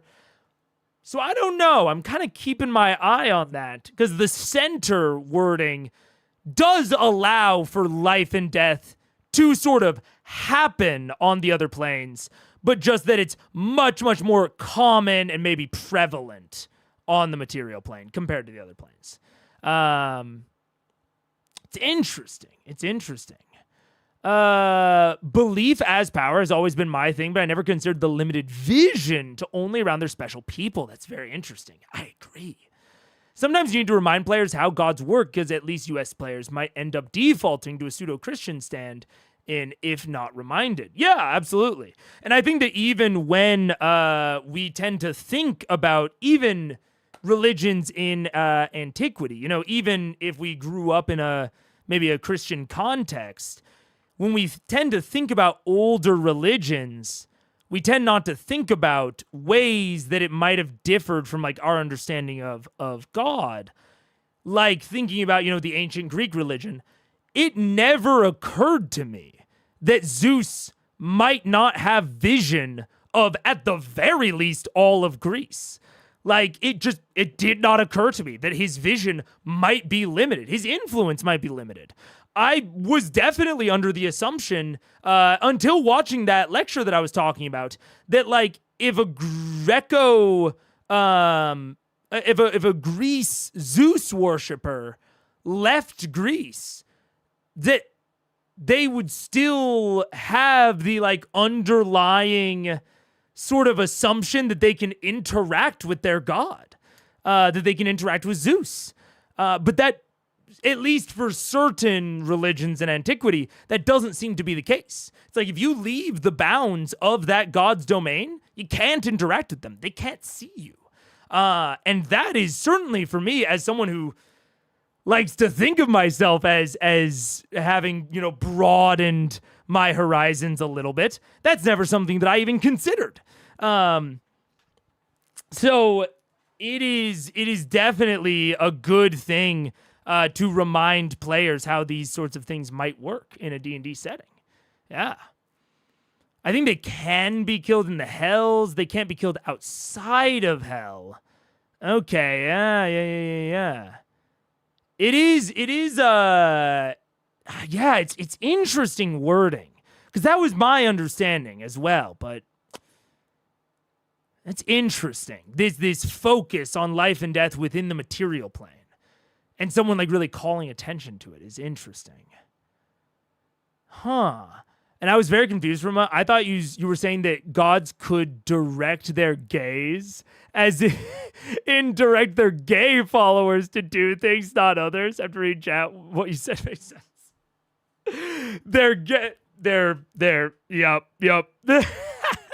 This is just like the what was it? Ard's gay earlier. Their directional gaze, their eyeballs gaze. They can only direct their homosexual followers. Those are the only ones allowed.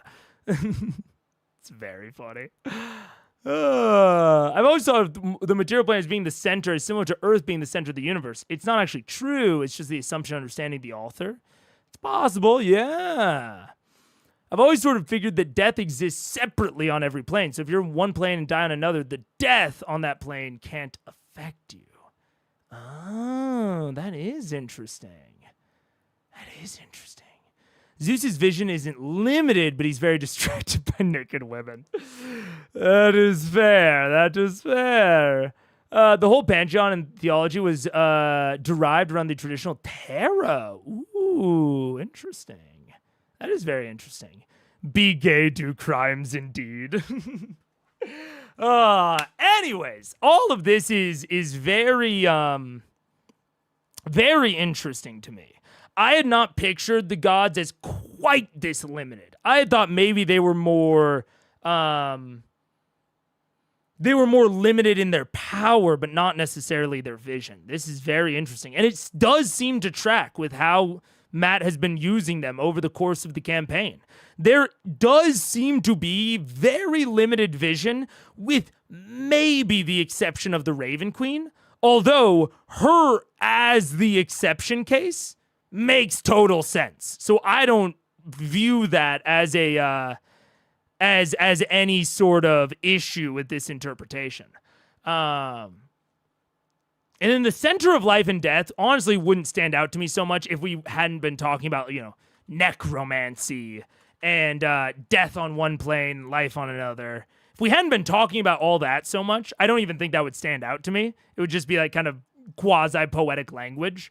But since life and death is such kind of a theme, especially currently, that stands out to me a little bit more, but I'm not sure exactly what it's meant to communicate. We're going to see.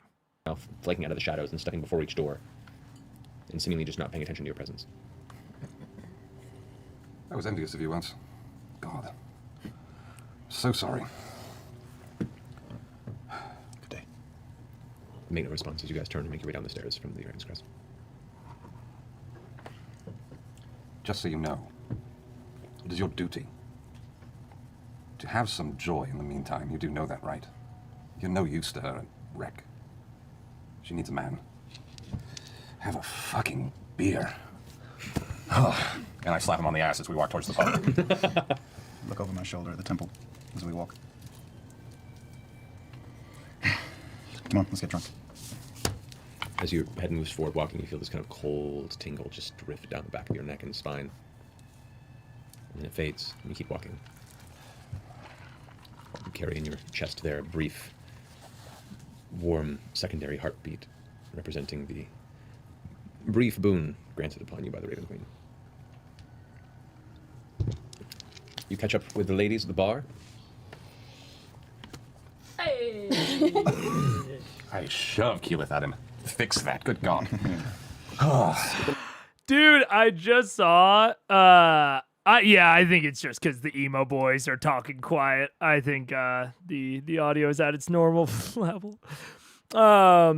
Dude, I just saw what was Daniel. The lore is writing itself.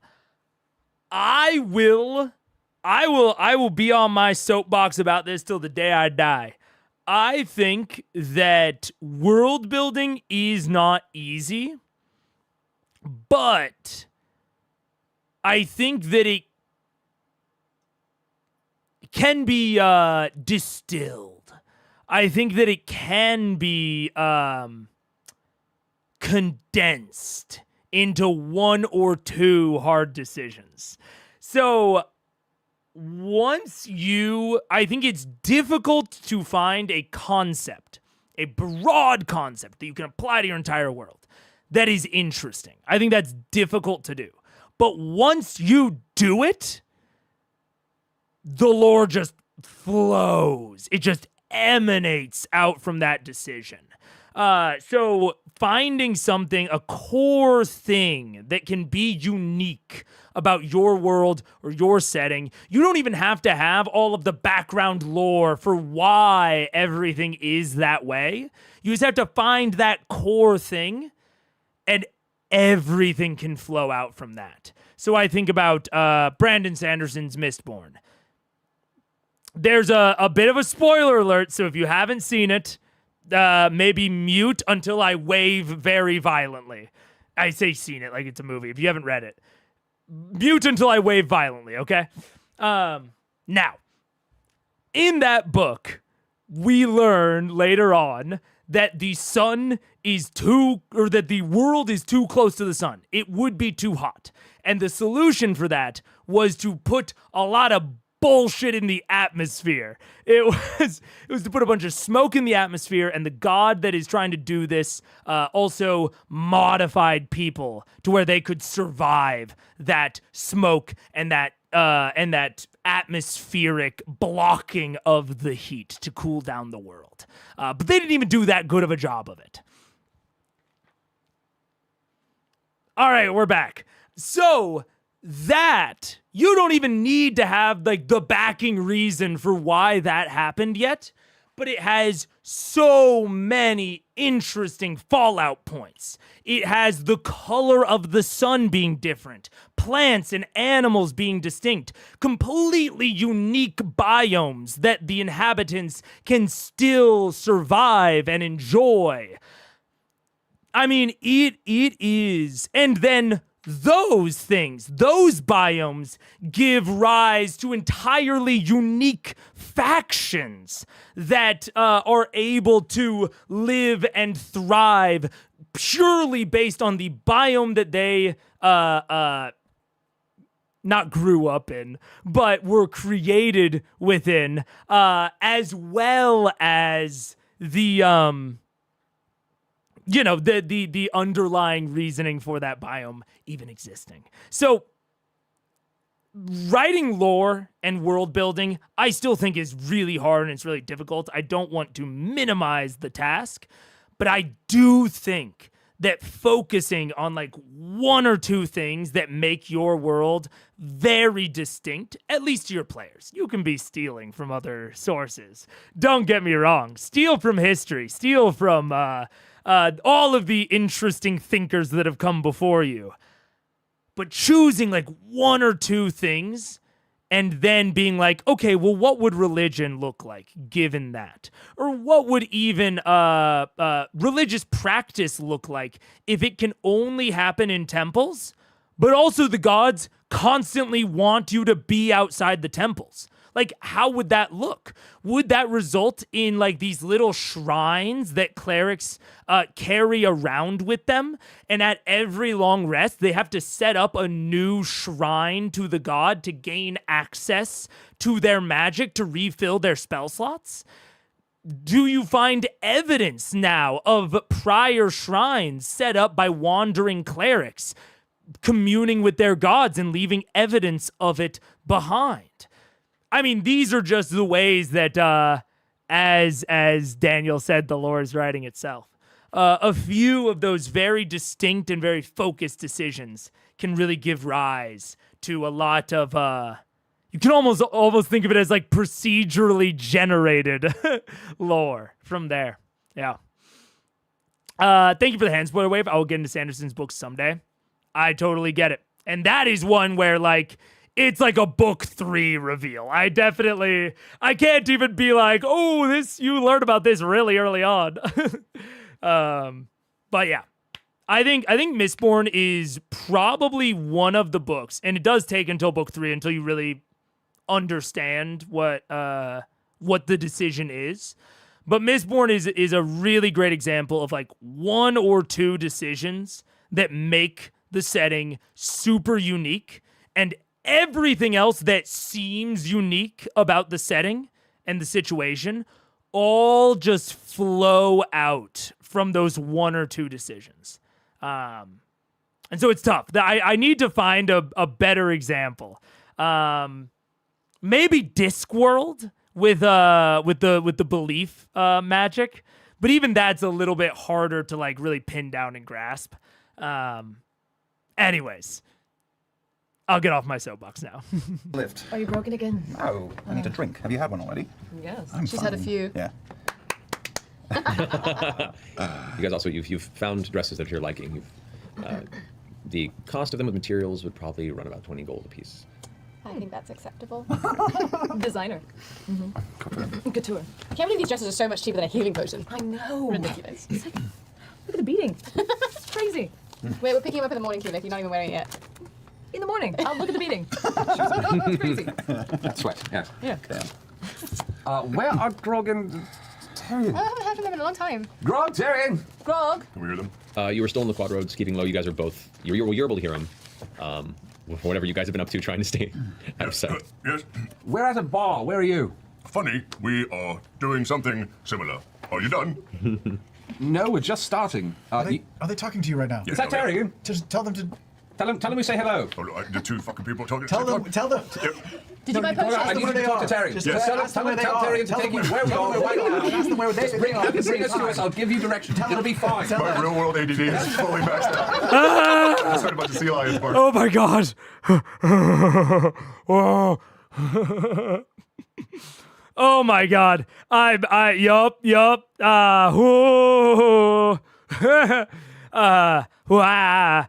I can't even, it's difficult for me. Difficult for me to form words after that. Yup. Sea lions barking like RRR is such a good way to put it. It is not only like I can't understand you, but it is actively freaking me out to have this happening around me. That's why I tell Paige, I'm like, we gotta pause. It is not just that it is harder for me to understand you while the TV is on. I know some people think that. It is that I have to like actively switch and try to not intake the TV at all. I have to try and just shut off that input, which is incredibly difficult and taxing and takes like a second. And even then, sometimes I just fucking can't do it.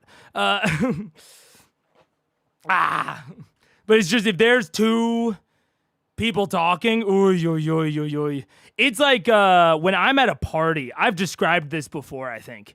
If I'm at a party and there's a lot of people talking around me, I can't pick out individual voices. So I have to just ignore all audio stimuli and just stare at someone's lips. Because I can't pick out which voice is theirs in the commotion. And so it's especially at like a bar or something, it's easier in like more controlled environments where there's, I mean, just frankly less noise and talking. But especially, I just like don't like going to bars mostly for this reason, is that I will just be looking like a fucking maniac, just staring at the lips. I look at lips a lot in general because it's hard for me to hear. But especially at a bar, I'm catching like 20% of what you're saying and only through reading your lips. Because that's crazy. Oh, yeah. Multiple people talking usually doesn't bother me, but someone talking to me while I'm on the phone with someone else makes me panic. I can see that. Some people in my family who somehow talk to each other speaking at the same time, and my mind just melts. Oh my God, yeah. My dad attributes the party thing with his hard of hearing as well. I am not hard of hearing, but I have bad hearing. I wouldn't take the label. But you know, they have you do like the little beeper test in grade and middle school. I've got perfect vision. My vision is so perfect that the eye doctors were like talking about it in the break room, and then my wife went to an eye doctor appointment after me, and I came home and told her how perfect my vision was, and she was like, I don't believe you. And so she went and asked the doctor, and it wasn't the eye doctor I had seen, but that doctor was like, oh my God, I heard about that. He broke our machine because his eyes were too round.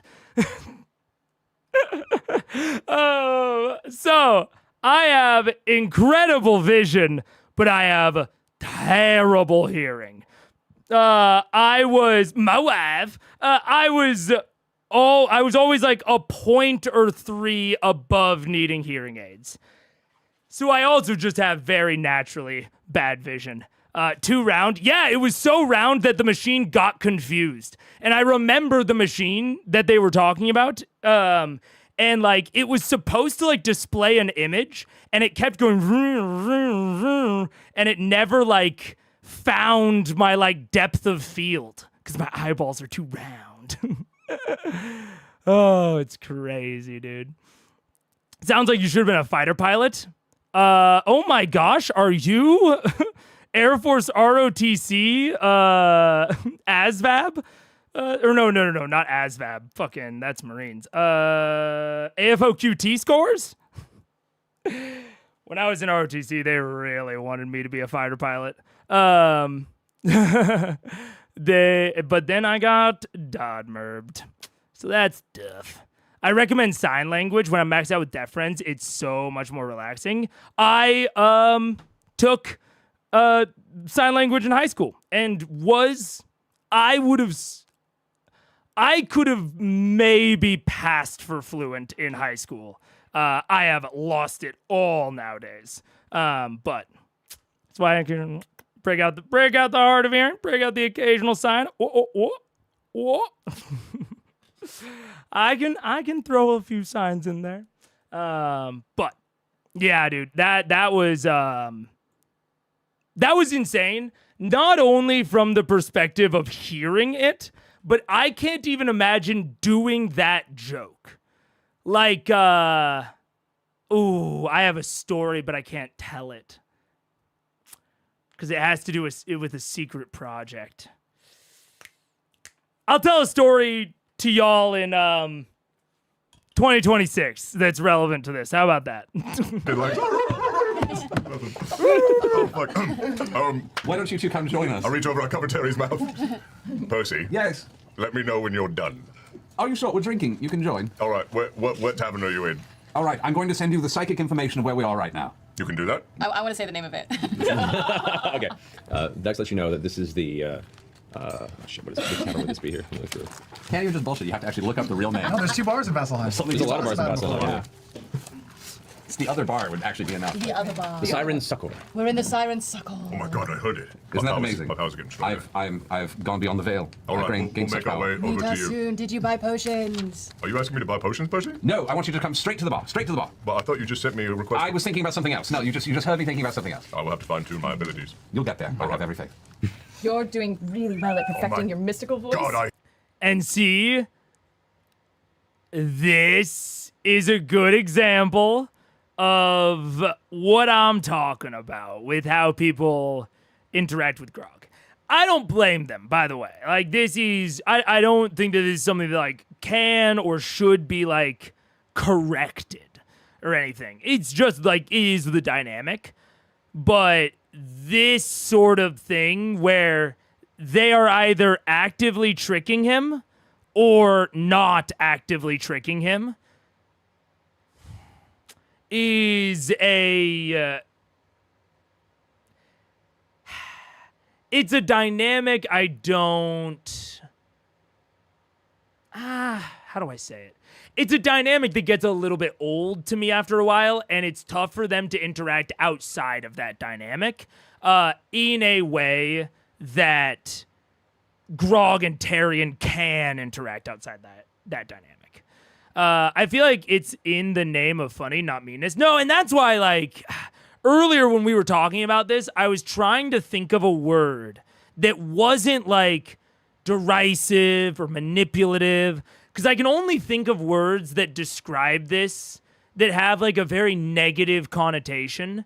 But there is just something about the dynamic and the way that they interact that I agree isn't out of meanness. I don't think it should have, like, necessarily a negative connotation, but there is something about it, you know? They push the same 2 buttons, well, and they're somewhat limited in the buttons they can push, where I think that Terry and Grog are a little bit more free because they can't, like, interact in these, they don't interact in just those ways.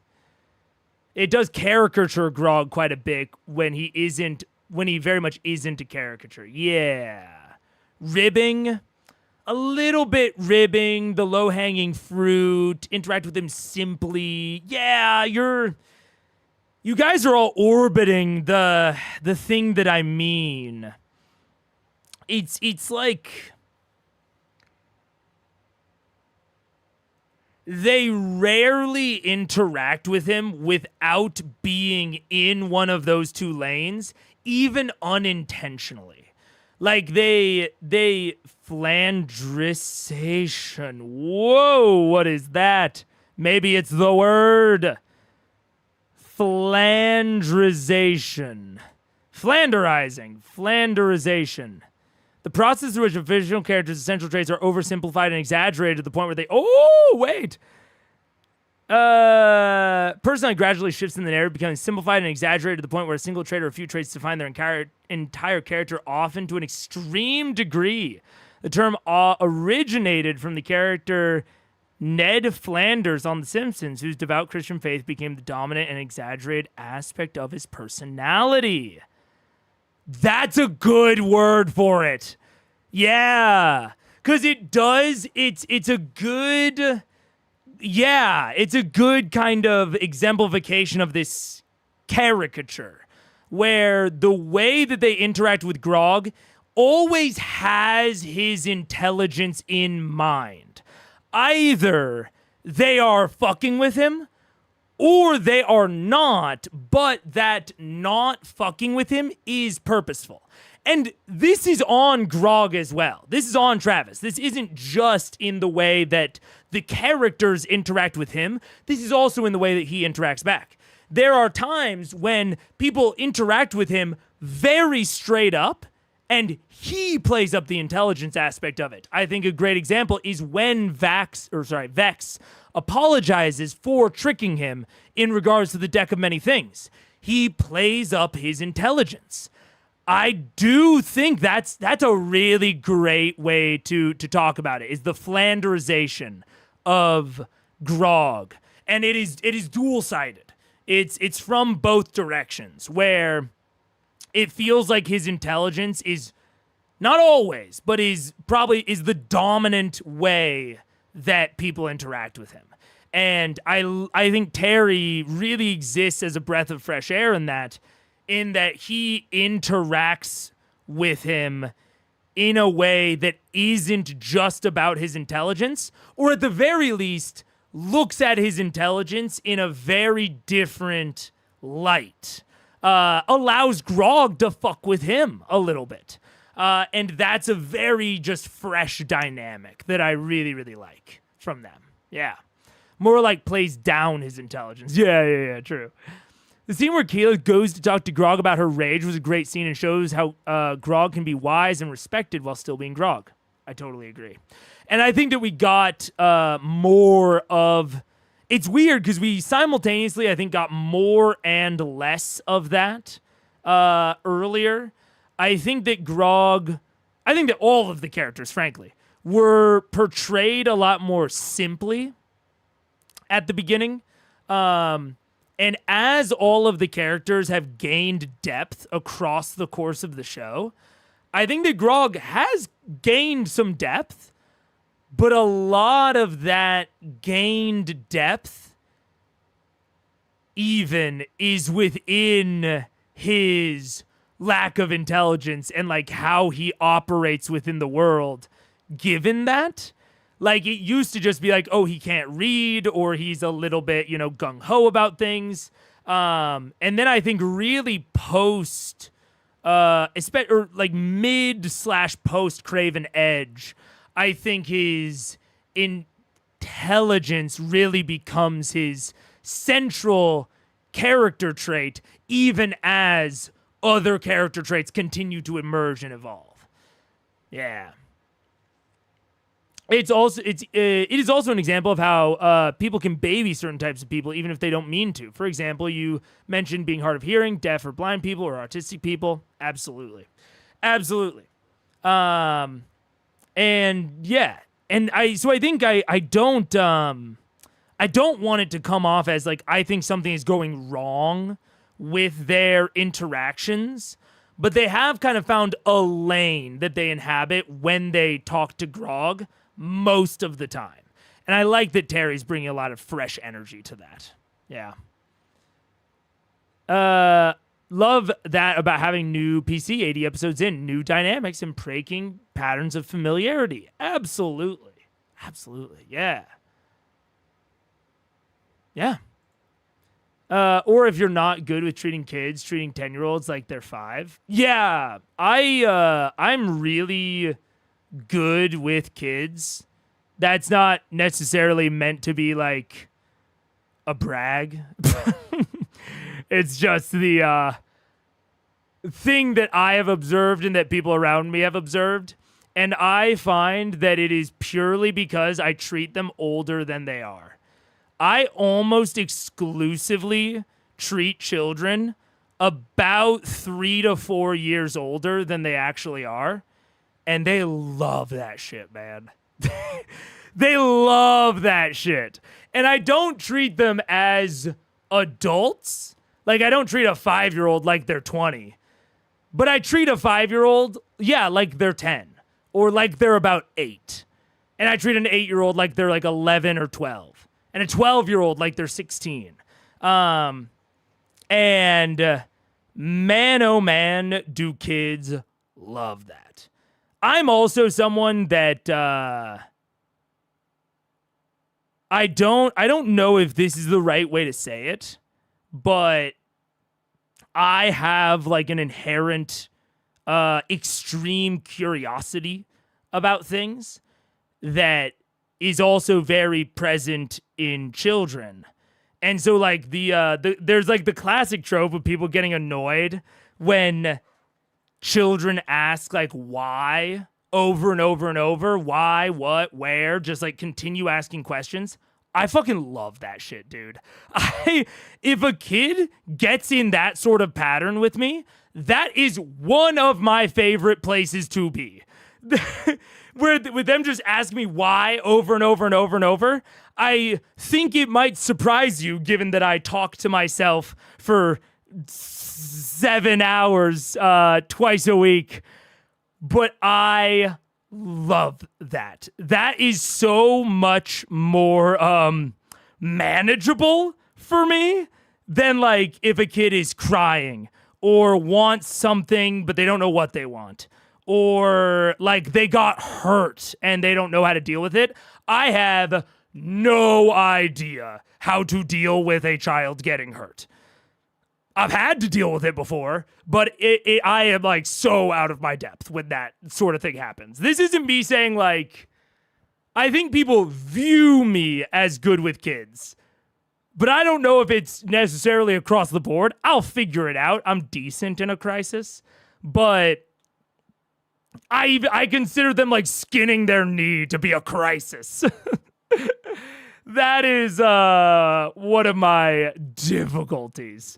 But I think it's just that I find parts that other people find troubling or difficult. I find those parts very easy, and I think that it's vice versa in a lot of ways. So things that other people might find more intuitive, I struggle with. Oh, man. I'm told I can't treat kids as adults. I've been told the same thing. I'm like super nanny, bow before my child's skills. That was also, I mean, it's also, I just have a lot of experience. My first job was working in a childcare center, like a daycare. That was my very first gig in high school. Right? Was that high school? Yeah. Freshman year. Yeah. That was my first like real job. Before that I did, odd shit, but it's just a chance to practice your wit and quick thinking skills. I agree, man. Follow. Anyways, all of that said, yeah, I think Terry's been a delightful change and addition to the Vox Machina formula, especially when I think that Scanlan was one of the characters that had a lot of upside, but also a ton of downside. And I think that Terry has maintained a lot of the upside that existed with Scanlan and has really mitigated a lot of the downside, at least the way that I look at it with Scanlan. So I'm loving having him. Hear two voices now. It's good. I like it. Freddie, order me something that rich people drink. Beer. I get him Some wine. I get him Done beer. a giant glass of half Guinness, half whatever whatever cider they have, and just place it. Rich people get drunk. Oh, do you want something fancy? Yeah. Okay, I take the black and tan. Oh, black and tan. And I get him a tiny glass of creme de menthe. This one tells me that you have the goods, so I want the goods. I don't know how to feel a little awkward in saying I'm not sure I want to waste it on you, but We're in a bar, you fucker. Buy me a drink, you asshole. I've saved your life like 3 times. I'll wait for her to nod. Okay, that's enough. What do you mean by the goods? Oh dear, I pull up. I tip the barman because I'm showing him that I'm pulling something out for some glassware. Okay. Because I'm not an asshole. Right. Well, and then I pour a little bit of the tier whiskey, of the green tier. So it's mean, it's minty, you'll love it. We have it every year. Where did you keep that? Where'd you just pull Okay. that from? Do you actually want me to answer? You can say yes. It's all right. It's not going to get weird. That's all right. I'm going to tell you anyway. Oh, see this jeez. belt? It's got a series of these little things on. Those are mostly filled with like little bits of gunpowder that wrapped up in a thing. Right. These last 4 are liquor. That's so smart. That's how I can just stand everyone when they're being idiots. It's Wow. really trash. And probably much cheaper than just buying in bars all the time. Oh yeah. No. I like to drink what Staring the at the doorway local. with the dragon You have to take the tattoo. pre-gaming feat to What? actually use that ability. Oh. At that point, you watch as Grog's hands kind of hit the doorway, and he sheepishly looks in, checking the surroundings for any possible. How busy is it in the tavern? It's actually pretty sparse, aside from your friends, maybe 2 other individuals. Come inside. Listen, guys. So Terry comes in and behind you watch Jody. Yeah, no, gosh. I forgot how weird Dodie looks. Just bring it down a notch. Listen, apparently, Dottie had a bit of a run-in with some of the Vasselheim. Did you get it? Did you get it? For those of you at home, this thing has been just driving us nuts. All night everywhere. It's a sturge. We had a bit of a run-in, and Doddy may or may not have paticated some of the guards, so, like, we need to remove... Doddy killed 2 guards. He just killed them. They're Well, dead. there it is. They're dead. He killed 2 guards. Oh. We didn't tell him to. He just did. Did he really kill them? But did the disguise work? I actually think he did. Actually. He's been doing this for about half an hour. Half full. so- He'll have a glass of something half full. Thank What did you tell sure Dodie? they were dead What or did they you just inform him right before? Dodie's writing all this down, by the Intentionally way. murdered that. Dodie, This is evidence, Dodie. I might maybe. Oh. Look, Percy, Max, Dear diary. I think you need to remove... I have an itty bitty metal penis. You need to remove Leave that. Dotty's disguise. No. No. Oh, because they might recognize him as the They'll murderer. be looking for a giant, red-haired, 8-foot-tall... No. What we need to do is put another disguise on top of this one. Doty, did you actually expire 2 soldiers? As he's doing, I pull out some lipstick and I start drawing lipstick on his face to try to turn him Doesn't into a resist. girl. Is there a mop Sophia. anywhere in the room? In this room? Not within visual. You want me to You ask can Dodie or ask. you want me to ask Answer Terry? any of you. Ask him if he Not in this actually just tavern, no. hurt or if This is not a fine establishment. Maybe he just punched them a couple times. Greg knows. Yeah, That's good, pleasant. Did you kill them with those punches of fury? Did you? I did. Are you sure? Did you check? I don't know, I'm really strong these days. Inside check. I'm joining in on this. I call bullshit. Sure. Oh, that's a 1. I'm not wasting luck on it. He fucking killed 2 people. 13. It was like an act of mercy, really. Did they attack you? Grog, No, make, no. make a deception check. Oh boy. Nah.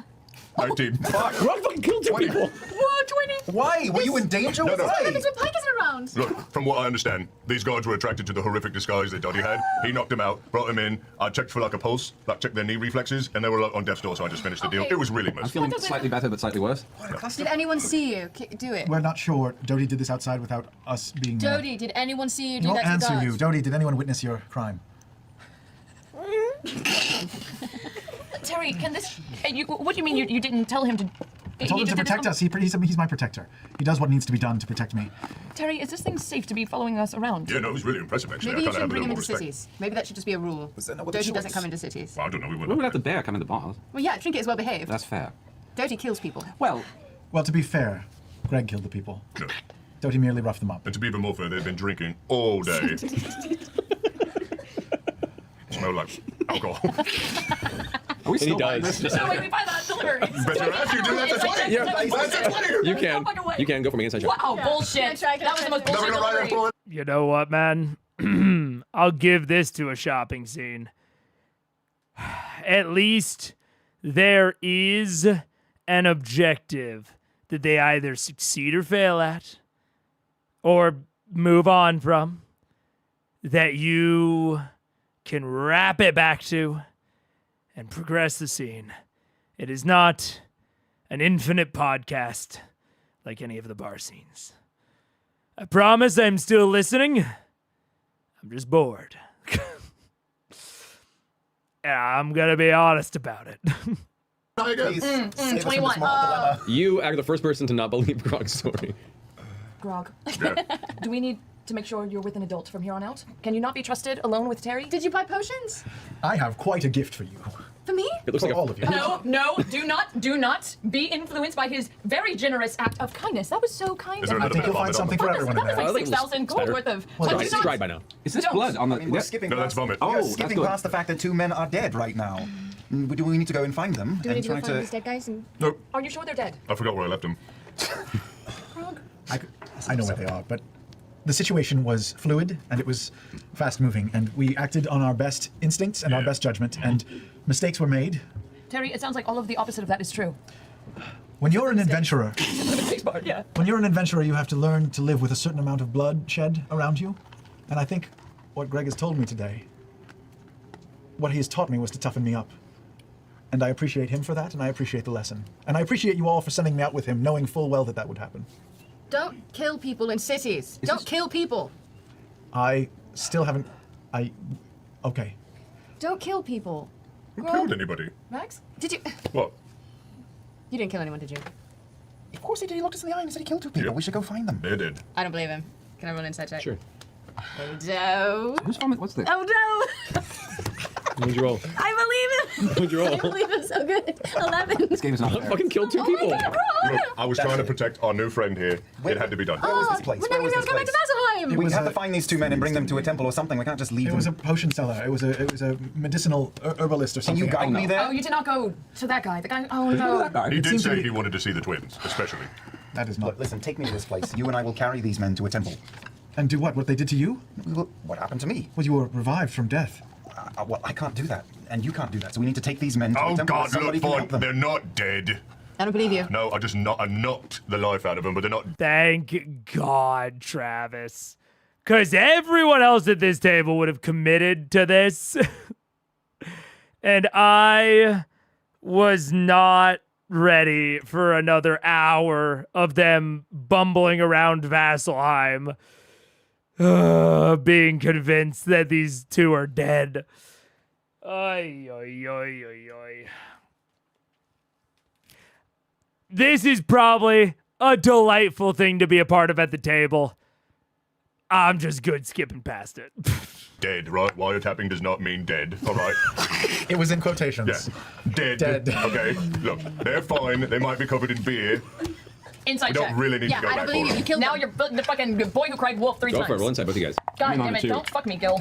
Oh, I rolled Gil too. Oh jeez, that wasn't great. No, wait, I got it. I got you. Nat covered. 20. 15. No, I got Natural this. They didn't 20. ask you to roll tells. 24. You scare me. Yeah, no, you guys get this point. Gog's been fucking with you. You fucking dick. Yep. He still attacks the gods, right? Yeah. did. Like, that's still really bad. Terry. Whose vomit is this? So those guys aren't dead, is what you're saying? The two guys are not dead? They're not They're not dead. dead. All right, that's not I funny. didn't. I still feel like All right, we're running ads in a minute, so I'm gonna pause it. Yeah, man, it's fine. It's fine. I don't. I just find it so hard to care. I don't blame him though. I don't blame him. I don't know. I know you don't like this stuff, but I love it. I know, and I don't know what to do. Because I have to be honest, but I don't want to be a Debbie Downer. That's why I'm trying to joke around, you know? Because I know people love this, and it seems like they love it at the table. It's a me thing. You like what you like. Yeah, you like what you like. And this is. I'm glad that you know what I will say this. I am.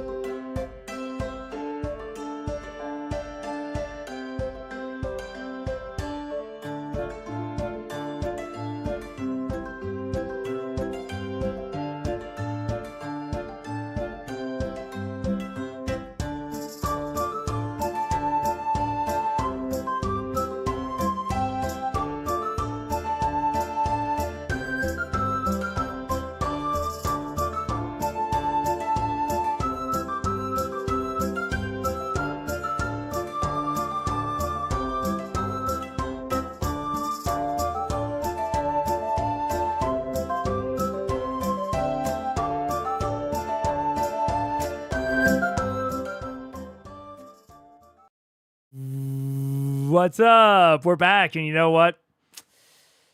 I guess you'll never know what I was gonna say. All I will tell you is it was a defense of the bar scenes. It was a defense. It was a small one, but it was a defense. But now you'll never know. And that's just the way that the shit spins, man. I feel like I would like an answer to the mystery of the vomit. He was crying. At least Doty was in disguise. No one will recognize him. Just take the disguise off him now. That's what I said like 5 minutes ago. Take the disguise off of him. I mean, That looks like Terry's vomit. How can you tell? Because I saw him puke under the water and it floated right past me. I got a great view of it. What is better in He's this a town? nervous puker. A disgusting mess or a robot? Is it the color or the texture that's really dirty? An automaton. Necromancy. Necromancy. Necromancy. An ottoman. Ottoman. Yes. I Right. think I need a drink. Oh, what? What? I pour him a little bit of the tier whiskey. How'd you guys do? Oh, great. We thought we had a book. What'd you do? We didn't. We left without the book, thinking we had the book, and then we lied about not having the book, but we actually didn't have it. But it seems like really it might be good. okay, right? Got that, Did you motherfucker. get it? Did you get it? I did. Yeah. Yeah. I say. Real life hero. I say. 2 guards alive. I say. That is fucking dead. We get Doty's disguise off of him. Sure. All right. All right. I say we go to sleep. Stop peeling it away. And then what? Then we get up in the morning and we pick up our pretty dresses. Yeah. And we go. And we go get you crowned so we can wear our pretty dresses. Keep drinking. Keep drinking. Everything but the hair comes off. The mask, the porcelain, everything else What comes about off. Cloak does not come off. No. Well, not from just tugging it. It's adhered pretty strongly. It's fucking terrible. I'm so angry. Terry, going forward, I think you need to recognize how literal Doty takes things and maybe think maybe more detailedly on how you word things, maybe? Doty did his job. He protected us, From innocent guards. who were going to arrest us Why were they going to arrest you? because we were arcanists walking loose in the. It's not illegal. I was led to believe that it was, and I'm not.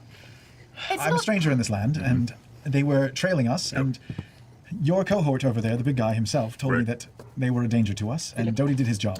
Listen, you can't blame Doty for the mistakes that No. I may have made. I take full responsibility for this, and I throw myself at your feet for mercy.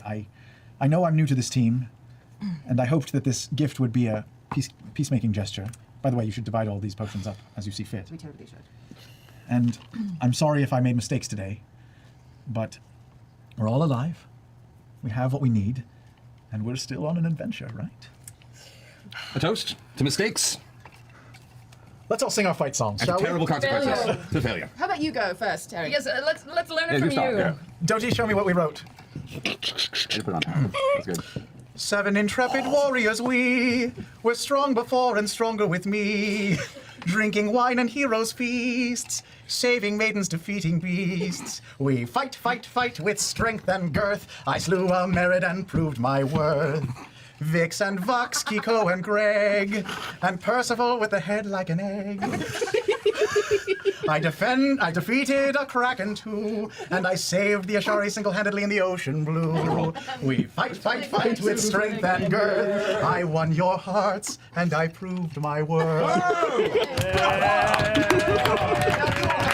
Bravo! Bravo! We'll cover that at the next drink. I think it's time to turn in. I'm going to get a little bit of the hardest alcohol that they have, preferably a clear alcohol, and ask them if they have any chicken, or some sort of meat that they're about to throw away. They do have some near spoiling meat, and at the cost of 1 gold piece, you can get a pretty solid bottle. I pop it, and I'm going to try and liquor. I'm just going to try and start solventing away the glue with grease, with fatty grease and alcohol. It'll take you the better part of the next couple hours, but you can do it. Yeah, I'm going to just get this thing off. I may try and remove the hair too. You do manage to get the hair off. You don't get all the glue splotches. Doty now has his like clusters of nasty-looking glue splotches all over the head that have like taken This is pieces your of legacy. like thread and fuzz and dirt and things just in the atmosphere to him. It looks awful. Doty looks awful. But the cloak does come off. We'll have it cleaned, yeah. That's amazing. So disappointed that you did that. Does the cloak of Elvenkind look like butt? Only like 10% butt. like there is still glue on it. You have to spend more time. It, it looks like Can a we take off kindergarten the class mask? attacking. If you want to. Should we take off the mask? Fucker, there's another one! It's like a Hydra. Travis killed 1, 2 more. Killed this race. Man, they go up, they Asshole, go where back did you down. go? Fuck. They're huge. Sorry. That was really inappropriate. So as you guys get tired, you can rent a room for the evening. Here at the tavern if you'd like. Siren Sucker. Okay. So I'd say for the rooms for all you guys tonight, you're drinking there, mark off 10 gold. It's fine. For everyone or each? For everyone. For everyone. I know. Yeah, great. I can take care of this if you'd like. No, we got this. We We've got got this. it. It's fine, Terry. Part of being in. You buy the potions, we pay for the shitty hotel Oh, rooms. well, I don't know if that evens out. But all right. Don't think of it as a thing that evens out. Think of it as a ever increasing debt that doesn't really ever get paid. I like the way you think, Science Bro. Yes. Alrighty. As you guys rest for the evening, the morning comes round. You're across the board fairly hungover, but functional. Except for Grog, you're fine. Yay, Constitution 20. But you guys muster yourselves, get a quick bite to eat downstairs in the now even more empty tavern. Your dresses are at the ready. You go ahead and collect them. What's next? What do you guys want to do? We should go to see your people. I mean, we could catch brunch No, first. we should go to see people. People. Oh, right. Yeah, let's go. No time like the present. Short, not complicated little thing right here. Good on Matt. Just skipping through that. Matt easily could have, and I can see in another scenario that he would have, played out them collecting the dress. Didn't need to. Let's get on with it. This is making me think that nothing substantial is really going to happen at the Arashari, but, we'll see. Wait, what are the colors of Whitestone again? Lavender, white, blue, gold, silver. That's the colors I wanted my dress to be. That's fine. Okay. It's too late, it's black. That's not You also, I might add, you do get to, part of taking a crest is that you actually do get to build something of your own. We need to work on that first. We do. I feel like I've been negligent, that we have not been. You also need to explain to me what the fucking Grey Hunt is at some point. Yes, we should get into that. I only know because we've talked about it. Yeah. All right. Come on, let's calculate. Okay. Let's go. Atlas upon Atlas. All right. And such with the transport via plant spell cast into the nearest tree, you guys find yourself emerging from one of the cliffside trees that have grown out of the outcropping of stone and rock that marks the exterior of Zephyra. Did you all travel here last time, or was it just It Keyleth was and just Vex? Vax Yeah, and Vex. Alora. Alora, that's right. Whom we kind of forgot was with us. That's right. And she was like, whatever. Yeah. All right, so you guys all emerge, and you see now on these extremely tall mountain bluffs, the wind is strong on the outskirts, and you can see whizzing past you puffs of cloud and leaf and dust, but it's all contained on the outside of this bluff. And before you, on the opposite side, built deep into this mountaintop, you can see dozens and dozens of structures made from the natural stone and bending of longwood slats that seem to have been curved over into these dome-like structures. You see small trees emerging in places, and even though you are maybe a few hundred feet off, you can already see maybe 20 or so various people just wandering the town, some of which are outside working on, sitting on benches and working on various crafts. You can see leathers being dried out from various hides. You catch the sight of a griffin that just kind of swoops past and disappears into a nearby cloud.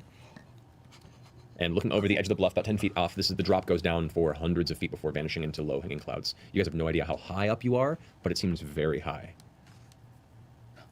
Oh man. Are we falling? Is it super windy? No, we're on You the can see a lot of wind rushing just around you, but it seems like this portion of the mountain is almost protected, or at least the winds are guided in a way where they're not affecting this portion of the mountain. What? Look, I will say, I don't know if we could direct word for word compare them. Well, I guess I don't know why that would be. Of course we can. I'm not going to right now, but maybe I will at some point. But this description of the Zephyra, I do think is a little bit more interesting and a little bit more detailed than the last time that we were at the Zephyra. Last time we were here, I believe we got the description of the wind coming out of the bluff, and we got the description of people on gliders. But this time we have a little bit of what the domiciles look like. We have a little bit of them like tanning hides, a little bit of fauna with the griffin. That's neat. The place being shielded by the winds, I'll say it, boring. Fucking, this is the Arashari. There'd be fun. Come on, buffet me with a little bit of wind. It's also, the idea of like you look down, you're very high up. We could have maybe gotten a little bit of description of the air feeling a little bit thin. Maybe the sun shining a little bit harder on your skin, the thinning of the air. We could get a little bit there. But broadly, I do think that this description was better than the last time that the Zephyra were described. So I think there's improvement there. I like that. I think we could go even deeper. I think if there's anything to take away from the Vestra, it's that there were several distinct things that made it cool. And I'd like to get more of that. Everyone's talking in high-pitched voices because of the height. Is that a thing? Does your voice get higher pitched at higher altitude? I'm just thinking of like helium, but I don't know if that's... I've hiked up pretty high before, but I don't know how high. Well, I do know how high. At least 14,000 feet. Or this is a joke, and I'm not understanding the tone from chat. I'm gonna hit play. So what do we do? What happens now, boss? I forgot. You guys haven't seen my hometown yet. Okay, all right, let's go that way. Okay. See, over there is where I caught my first baby griffin. He was like lost, and his mom got separated from his mom, and I kind of captured him up, and I kind of tucked him up under my shirt. And over there, I actually tripped and fell, and that was the first time that I scraped my knee. And like I was like, oh no, I'm bleeding. That must have been terrible. Oh, it was so terrible. Yeah. Does it still hurt? No, it's fine. I feel good. I feel really good. Yeah? Yeah, I feel really good. I feel You should rested. I not. feel fucking healthy, man. I don't know. You should be having like altitude serious. sickness.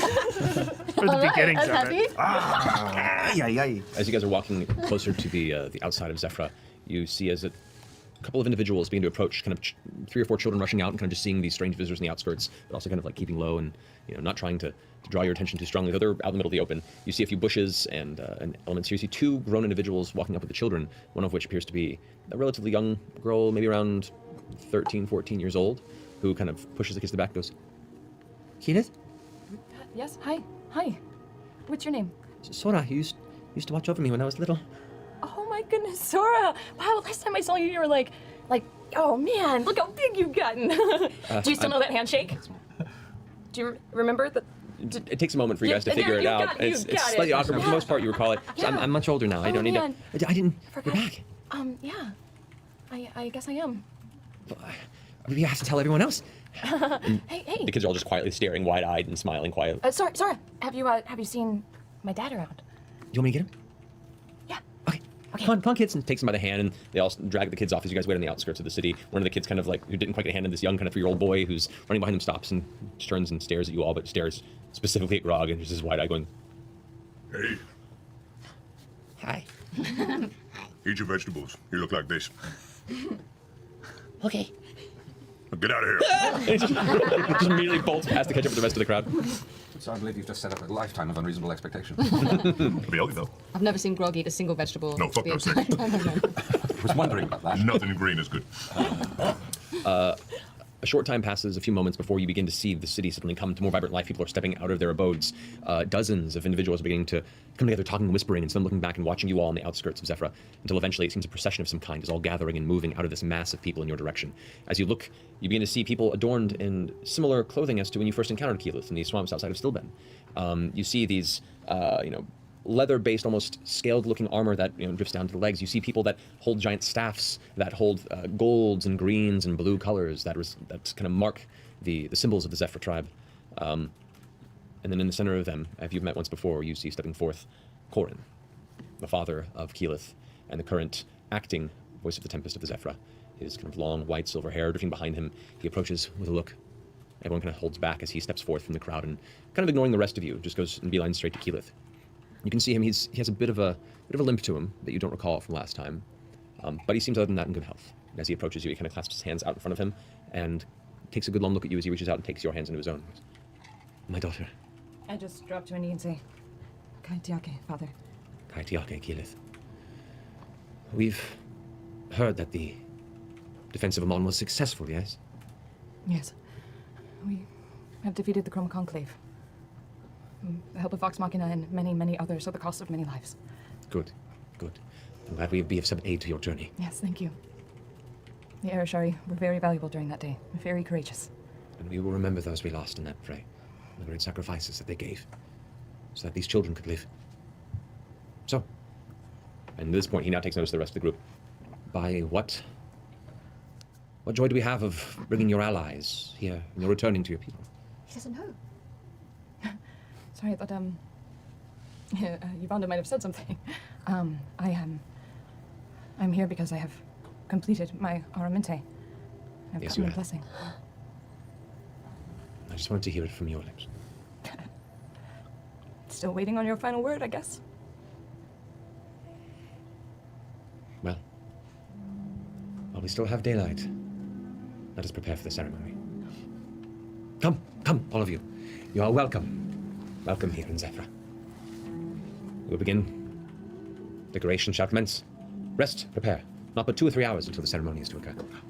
He turns and folks begin to rush in, and people begin to just barrage you with questions and congratulations, and a number of individuals who seem to have heard stories, many secondhand, and exaggerations of the various things that you've accomplished over the past year or so here in Taldore. You answer questions, you play into the tall tales if you want. One child turns to you and goes, "And who are you?" Tyrion Darrington. I don't know who you are. You will. You. There is a massive interest around Grog, as Goliaths generally do not travel this far up into the territory of the mountain. Most of them stay far north in the Cliff Keep, or wandering the Dividing Plain. And they're just swarming you and like climbing up on you and hanging from your arms, and you feel kind of awkward, but kind of enjoying the attention at the same time. They're really little. Yeah, kind of like gnomes. Yeah. Oh, Well, that worked. Well done. I'm good. Immediately, over the next hour or two, people begin to gather floral wreaths and strips of silk and material that have been prepared specifically for these types of occasions. Many of them new, made from the recent generations in preparation, many that are held over by tradition and by the various leaders that came before you. Many that may have had the hope of the return of Ilia, but instead carry through with memory of Keyleth. As this transpires, you guys are brought food, you are gathered into a central open celebration, kind of almost like a pit that descends about 2 feet, and there are a number of stools and tables and food and drink are brought about, as opposed to an event and then a celebration afterward. It seems to be the reverse here at Zephyr. It's a build-up. It's everyone, the excitement grows. As this is happening, you glance off, and there is one very large, singular tree right across the way at the very edge of the precipice of this kind of rocky outcropping that holds most of the city of Zephyr. And here at the edge, you see one large, twisting, gnarled tree that curves upward. Not quite sun tree in height and size, but still very elegant and beautiful, with long, thin branches that just... Is there now, Matt? Is there a tree? That's so interesting of you to mention. There's a large singular tree on the edge, a precipice. On the edge of the precipice above the airplane rift. Matt's drawing a lot of attention to it.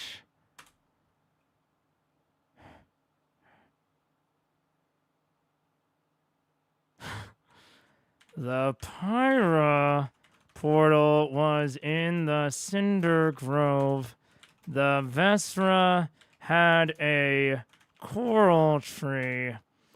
Something's up with these trees. I don't know why my voice is doing this.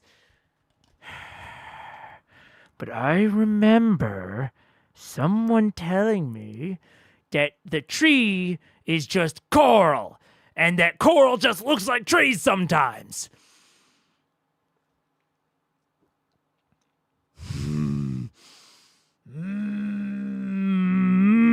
I don't know. I don't know. Maybe it's nothing. Maybe it's just coincidence. That doesn't seem possible. And it might not be anything suspicious. Maybe it's just the Ashari all do their own little tree gardening project. And that's like just part of their tradition. But it's not nothing. It can't be nothing. It can't be nothing. Does Corin really not know that Vilya disappeared during the water trial? If he does, he didn't tell Keyleth. Because Keyleth doesn't know. And she didn't leave until like a while after Vilya failing. So my assumption is that Corin doesn't know. Either Uvenda didn't tell Corin or Corin didn't tell Keyleth. One of the two.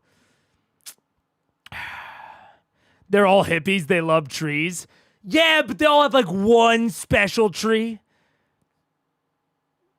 And then we have the cancer tree. We have the sun tree. It even draws, it's like, oh, it's not sun tree sized. And we have all of these individual special trees. We have the birth heart on the abundant terrace.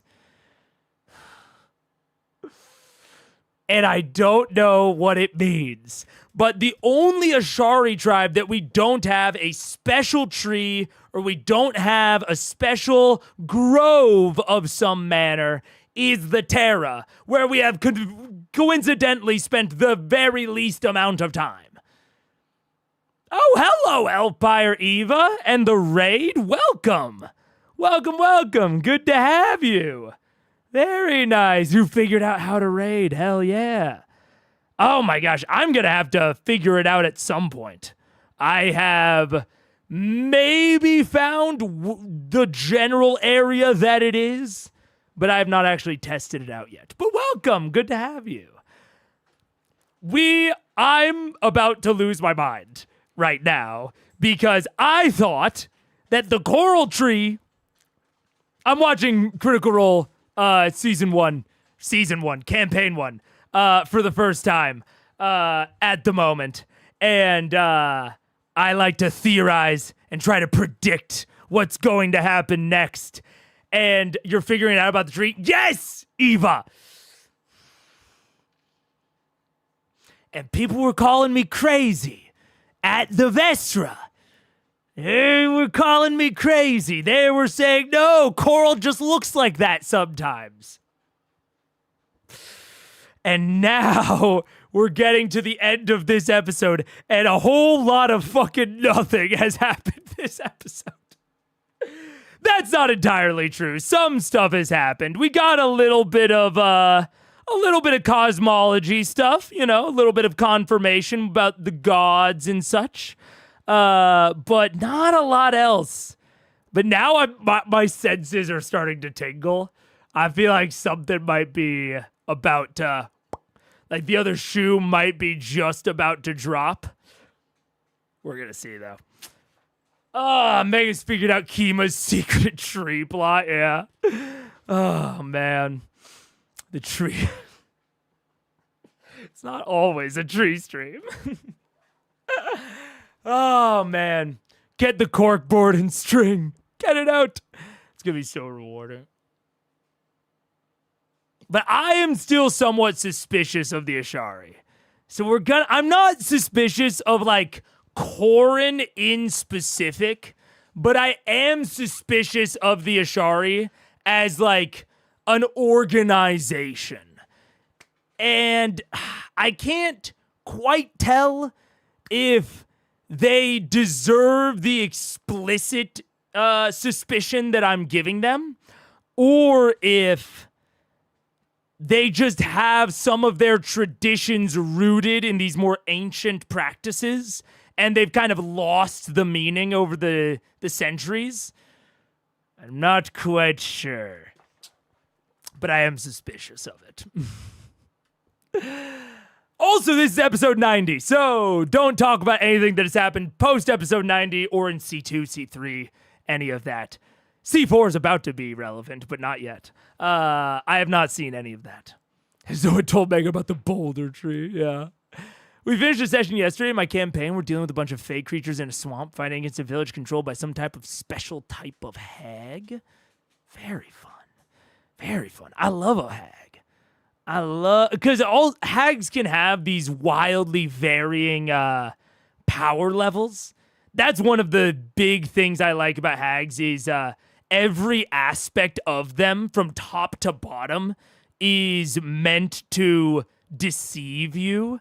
It's like you don't know exactly how powerful they are. You don't know if they have a coven that is making them even more powerful. They obviously physically trick you. I love a hag. I do think you have to be, I've talked about shapeshifters before on this stream, and you have to be careful about too much deception and making your players paranoid. But broadly, I like hags a lot. Yeah, I like hags because it can turn into a shopping session, yeah. All right. Let's see. Maybe this is just going to be a nice ceremony where Keyleth gets a nice crown and everyone is happy. All of my instincts doubt that, but we're going to see. You know what I want to see? A false hydra? A false hydra is one of those monsters that I have heard for years and never looked into.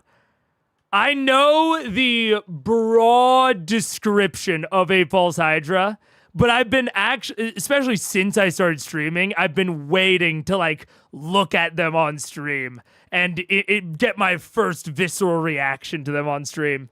And I just haven't had time. But I know enough to know. It could make for an amazing campaign opening. I've heard. There's so many specific monsters that can make such solid inciting incidents. Yeah. We faced a hydra at the start of the swamp. Oh, very nice. Anyways. I gotta get focused. Gently sway. This segment of the episode was supposed to be so much shorter. It was supposed to be like an hour and a half, and we're clocking at 4.5 hours. Maybe slow down a bit. I can do a little bit lower speed. Does seem like something's about to happen. Let's see. On the outskirts of whatever barrier seems to bend and twist the winds from coming and scattering the village. You watch as people step up to it, and they're leaving jewelry. They're putting large ribbons across it. Elements of it remind you of the tree that was in the center of the temple in Vesra, though a different texture. It seems to be a deep...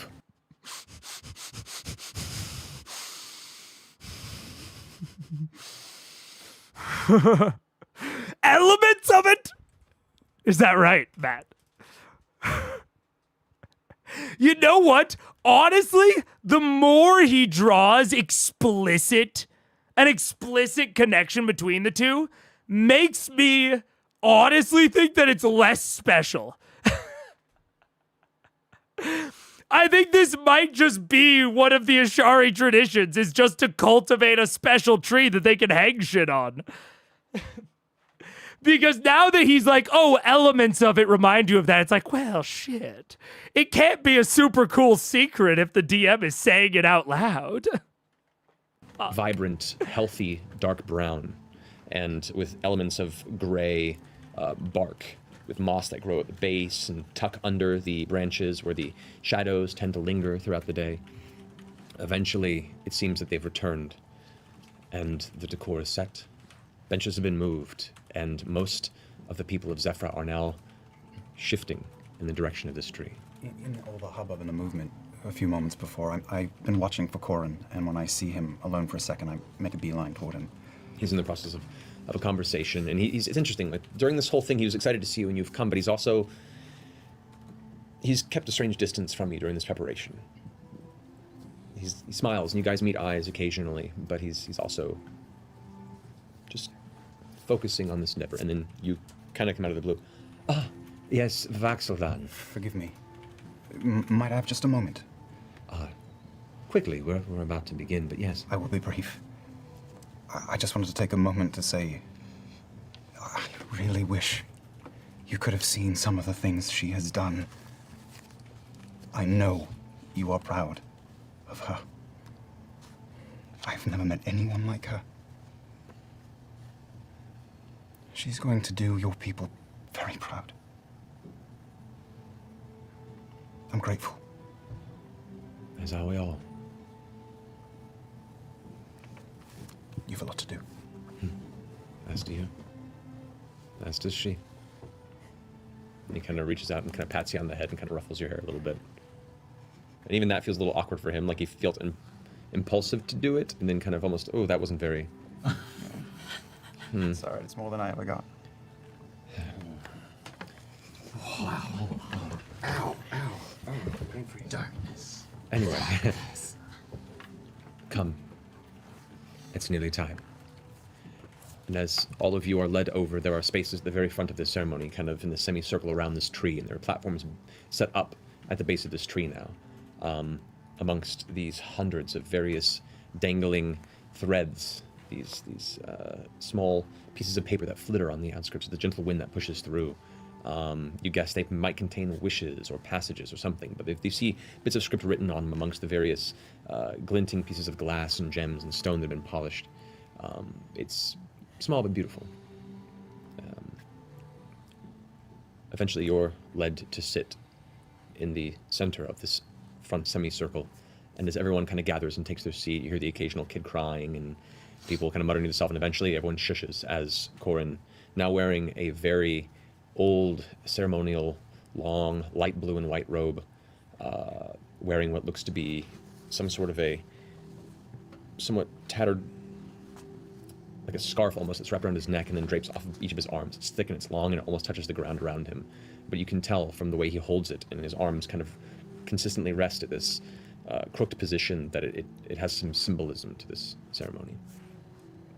As he steps up under the tree and turns around, everyone gets very quiet, and the wind seems to almost stop on the outside of this barrier. Like the rushing, perpetual gust of air seems to almost hold its breath for this.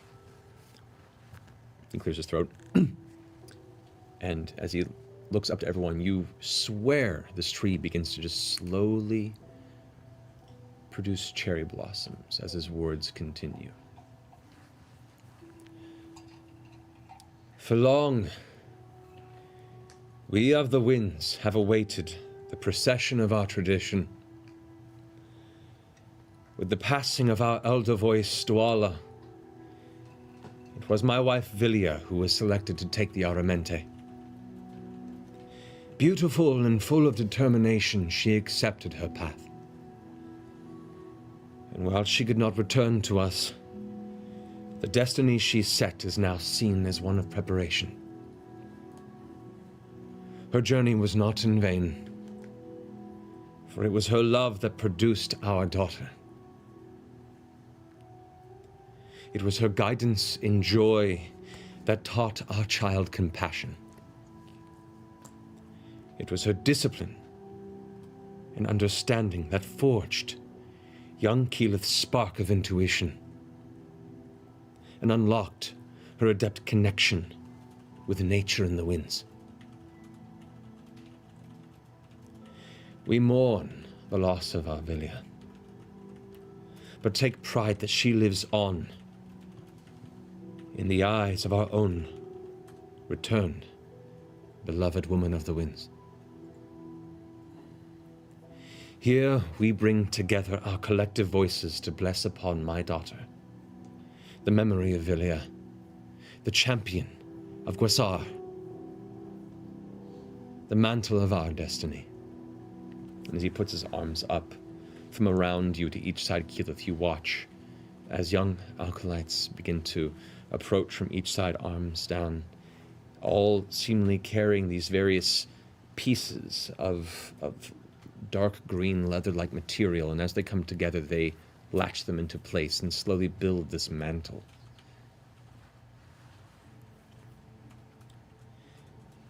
Ring clear our voices to unite our breath and grant our strength to her guidance and wisdom, as Keyleth takes the rightful and earned responsibility of leading our people into this next generation. At this point, the assembled mantle is placed into Corin's arms, and you now see this beautiful neck and shoulder piece that rests past to the elbows, but limp and without body in his hands. As he holds it there and the rest of the acolytes step back and find their place seated, he kind of lifts his arms up a bit and begins to just sing a singular note.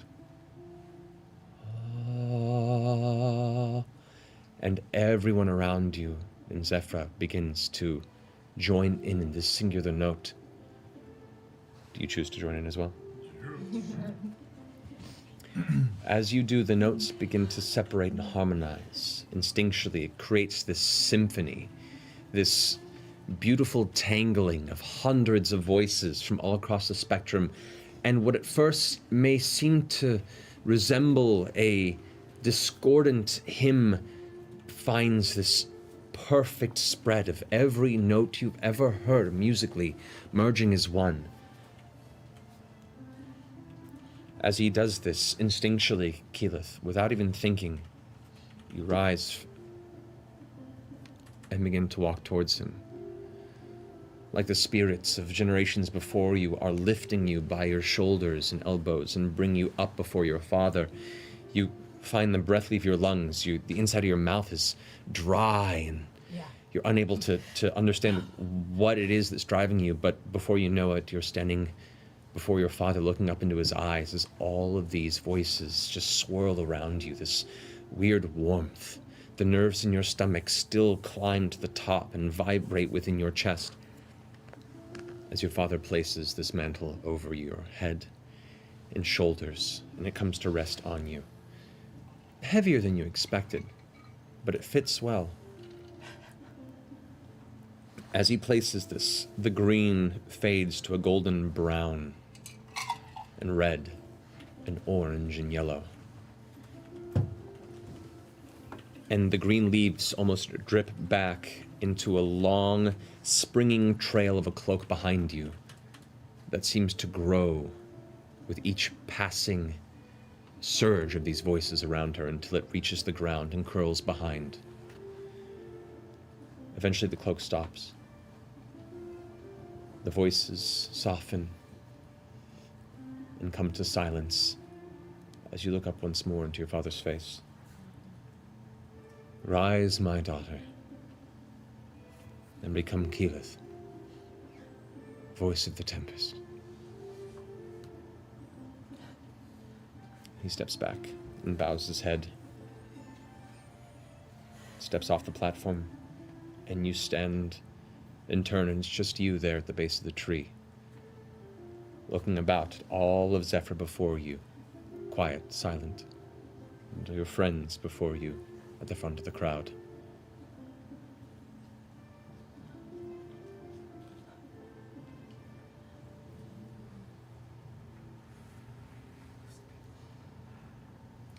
Didn't think I'd make it here.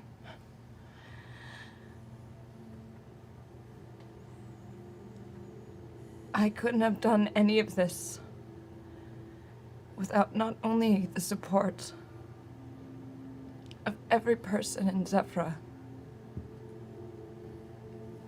and every person of the Ashari tribe, members of Amon, Taldore,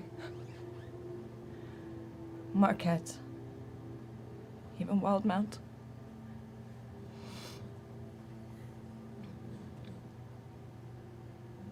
In my journeys, I've learned being a leader is a global effort, one that takes the wisdom of many. Most importantly, I couldn't have done any of this without Vox Machina. And the pieces of them that have taken away and have desperately tried to emulate in each one of them over the years. Each one of them with qualities that I admire and strive to embrace. Grog with his strength and his unyielding loyalty. Vex with her self-confidence and utter fearlessness. Vax is one of the most compassionate people I think I've ever come across. And one of the most brave, even if it's maybe foolish. And Percival, with your intelligence and your sensibility, it's always there to be my balance. Scanlan, with his charisma and his wit. Pike. As you glance just past the group, you can see just the faint flutter of golden light and energy, like wherever she is, a part of her is watching. Pike. Her generosity and her authenticity, always true to herself. And even Terry. Terry and Darrington. whose blind faith in Vox Machina and perseverance trusted us, even though he probably shouldn't have. You're incredible.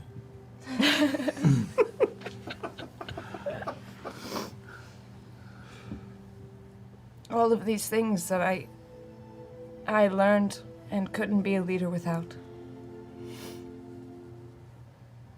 And Vox Machina makes up me.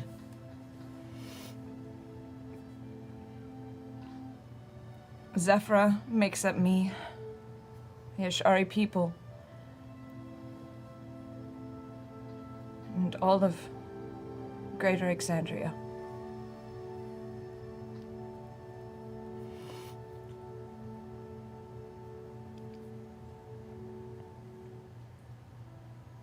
I don't know if I'm the leader that you deserve or a good leader. But I'm willing to dedicate the rest of my life to doing whatever I can for all of us. As long as Vox Machina stands by my side.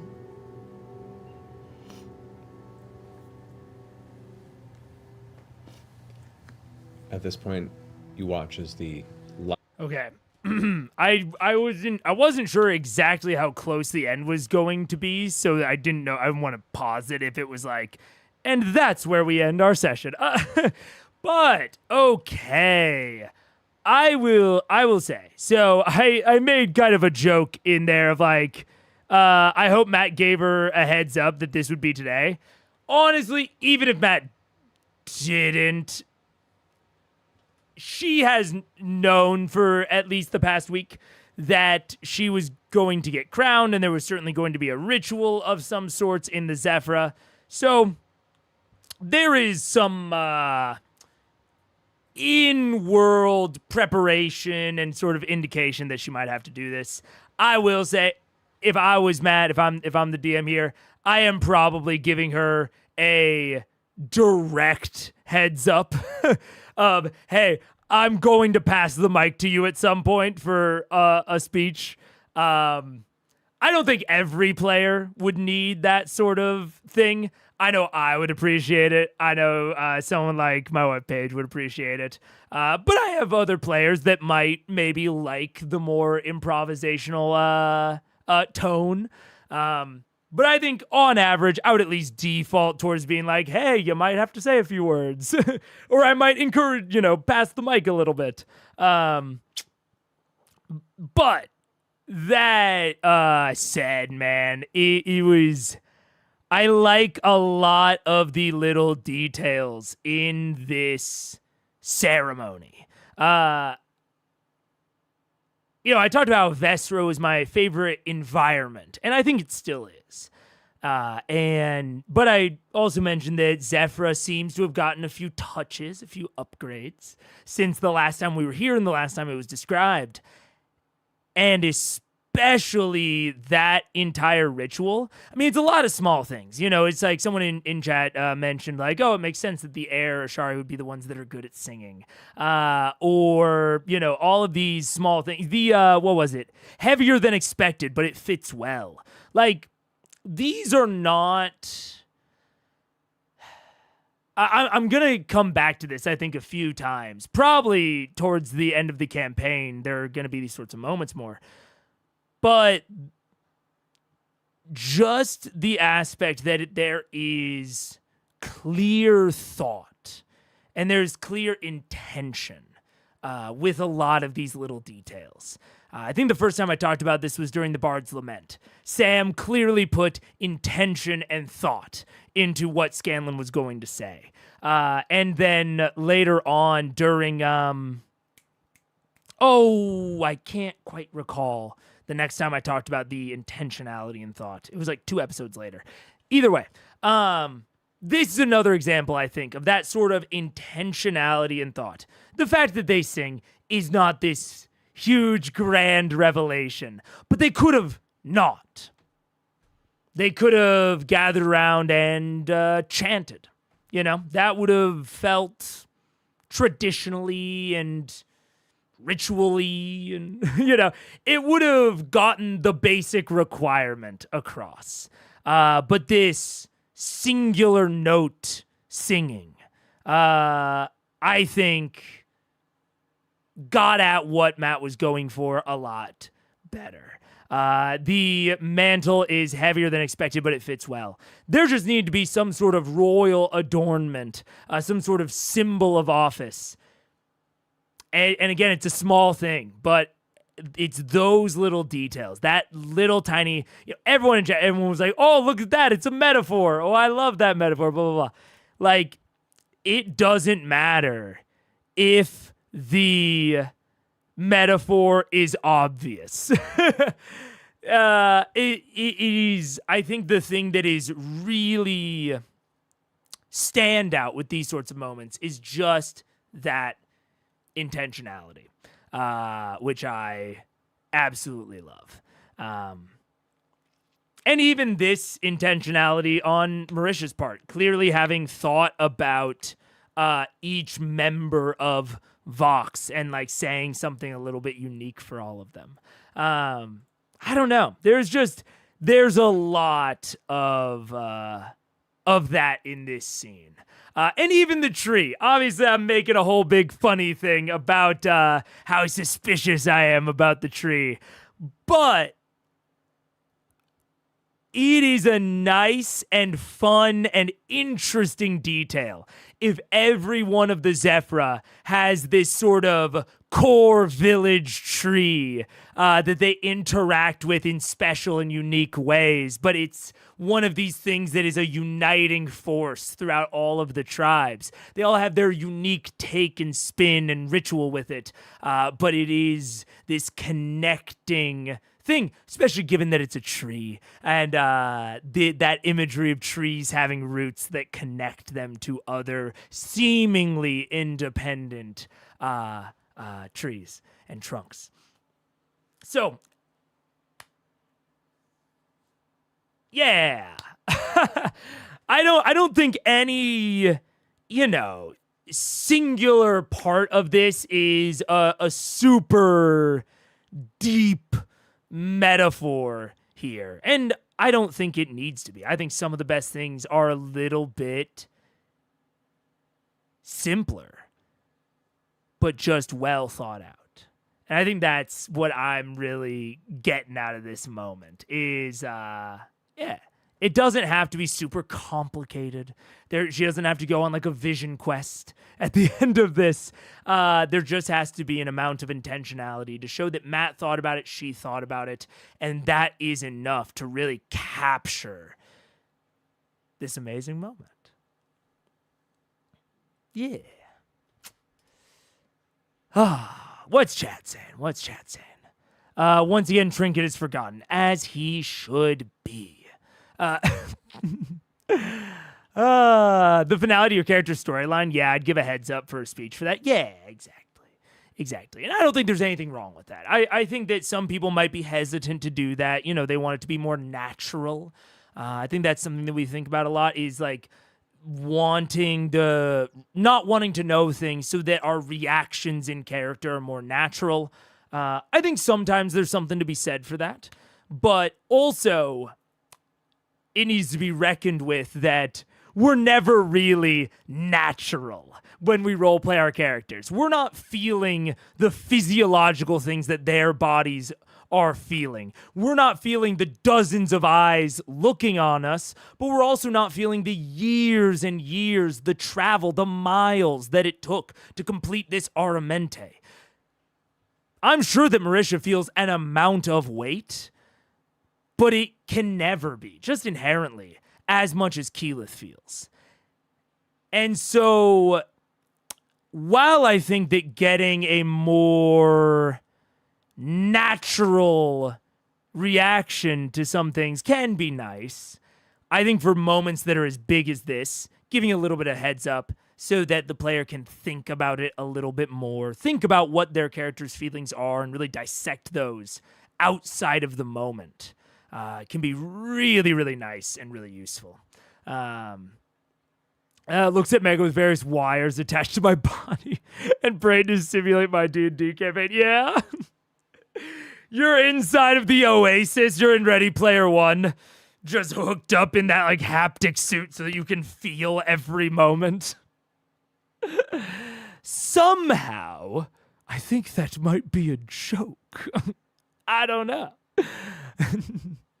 Oh, man. Yeah. I like their dad is both happy and sad, both for her and for his wife. It probably feels like this is a confirmation his wife really is dead, at least emotionally. Yeah. Yeah, I mean, there's a lot of... Thank you for the $5, Eva. I appreciate it. Thank you so much. Sorry, I got distracted. Thank you.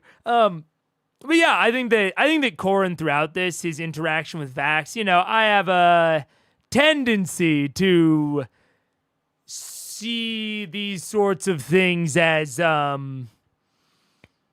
suspicious. I'm looking for the twist. I'm looking for who's betraying who. But maybe I'm wrong about this. Maybe Corin is so evil. But I think his interactions with Vax, I think that his demeanor throughout this is some really great character acting on Matt's part. Honestly, the only reason I don't talk about Matt's character acting more is because I think it's pretty standard for him, which is a compliment, to be very clear. I think that Matt's character acting is just so standardly good that it almost just washes off me of like, oh yeah, of course he's going to play Corin well. And what stands out to me more is the intentionality behind a lot of the prep and a lot of the choices. But it shouldn't go unstated that I do think Matt's character work was really, really good here. So yeah. Also, I think this could have been a heads up given even in character too. I can imagine Keyleth having prepared for this speech in the city. Oh yeah, absolutely. I totally agree with that. Yeah. Hard to ignore. He probably thought a little bit harder for this for his fiance. It's very cute to me. I think there's certainly that possibility. Who knows? I do like me a blunt-ass metaphor. Hammer time. Just because it's obvious doesn't make it less meaningful. I could not agree more. I've talked about JoJo's Bizarre Adventure before. The blunt-ass metaphor's there. I think a blunt metaphor is better than no metaphor. I think these are stories. These are narratives. Real life isn't always symbolic or metaphorical, but our stories can be. And especially when in fiction, it's a ritual. It's a tradition. These sorts of things are saturated with meaning and metaphor. And so it would almost be stranger to me if there were no metaphors within this ritual, regardless of how blunt. So I'm loving it. Yeah. Oh hey bird. Here, I got 3 minutes left, doggy, and I'll take you outside. You like that? Are you sad because you can't get to me? She looks so sad. Bird, come here.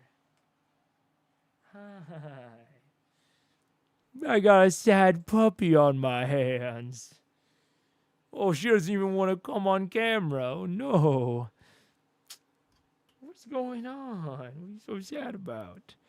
Well, we got 3 minutes left of the scene, so I will address this after stream. Let's take a look. Hey, 3 minutes left for Dracolich Raishan to interrupt and ruin the moment. Let's see. Light that remains of the eventually soon-to-come setting sun glints across the cheek of Keyleth. The bit of damp tear that has rolled down her cheek just detaches from the edge of her chin and hits the bottom of the stone. Every cherry blossom in the tree releases. What? And drifts past her from behind before being caught up in the wind just past her, causing this swirl of pinks and reds and whites behind her. Everyone around rises up And they all begin to cheer and clap, all together. You look around and watch the rest of these blossoms kind of slowly drift. You look and see your friends around you. And you look around and see your mother out of the corner of your eye. Just the memory of her. You sense that if she could be here, she would have been. Your father steps up and takes your hands and just says, I'm so proud of you. And there is much to be done, I know. But I'm proud of you. He takes your hand and holds it up once more. To the voice of the Tempest and the future of our people. Everyone cheers once more together. Tempesta! And with that, you gain the Inspiring Leader feat. What? I get the what now? Inspiring Leader feat. Is the end of your Aramente. Oh shit! Voice of the Tempest! Which is pretty fun. What that allows you to do is... You can never die. No, you can totally die. You can spend 10 minutes inspiring your companions, shoring up the resolve to fight. When you do so, choose up to 6 friendly creatures, which can include yourself. Within 30 feet, they can hear and understand you. Each creature can gain temporary hit points equal to your level plus your charisma modifier. Oh, what? Well, you guys are out of luck with the charisma modifier shit, but what? Right. They can only gain the temporary points from this until they finish a short or long rest. So every short rest, you can give everyone 17 temporary hit points. That's what I do? Yeah. One extra little hit keep us alive. You have to make a speech every time. Yeah. Essentially, take 10 minutes to talk everybody up. So start practice. We'll work on synchronous. No. And we'll leave it there for the evening. Oh, man. Oh, that was Really? gorgeous, man. That was gorgeous. With a tree, man. That was awesome. Damn, yeah, that's simple. We'll leave it there for the evening. All right. Let's do the normal post-session cooldown. I will say, I love me a free feat. I love me a feat for completing a quest or a big in-fiction event. I like custom feats for that sort of thing. I like feats generally for big symbolic completions as opposed to magic items. So I love giving this feat here instead of having the mantle be magic. Or maybe the mantle is magic. Maybe it's both. Knowing them, they love their fucking magic items, man. But if I had to choose one or the other, if it was magic item or feat in this case, I would definitely choose the feat. I think something about it being, I don't know, ingrained into the character, I think conveys a much more inherent change than just a nice magic item. That said, people are addressing it in the chat. Inspiring Leader is is an interesting one. It obviously makes extreme thematic sense. But I have avoided taking it before on characters where it would have been really good. Because I do not like the roleplay tax that it requires. So there is that. But in concept, I like what's going on.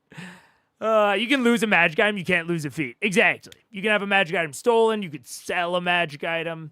I think Matt's somewhat gotten around this, like with the Pyra.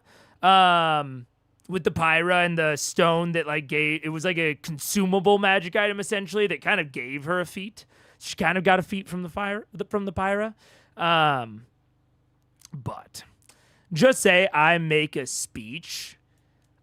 When I say the roleplay tax, I don't even mean necessarily the literal roleplay tax, like saying it out loud. I even mean the implied roleplay tax of the character giving a speech every long rest, because they will want to. because you never know in D&D when shit's gonna, hit the fan. And I think something like Inspiring Leader makes more sense in something like Blades in the Dark, where time is abstracted, and after every downtime, you are guaranteed to do one score.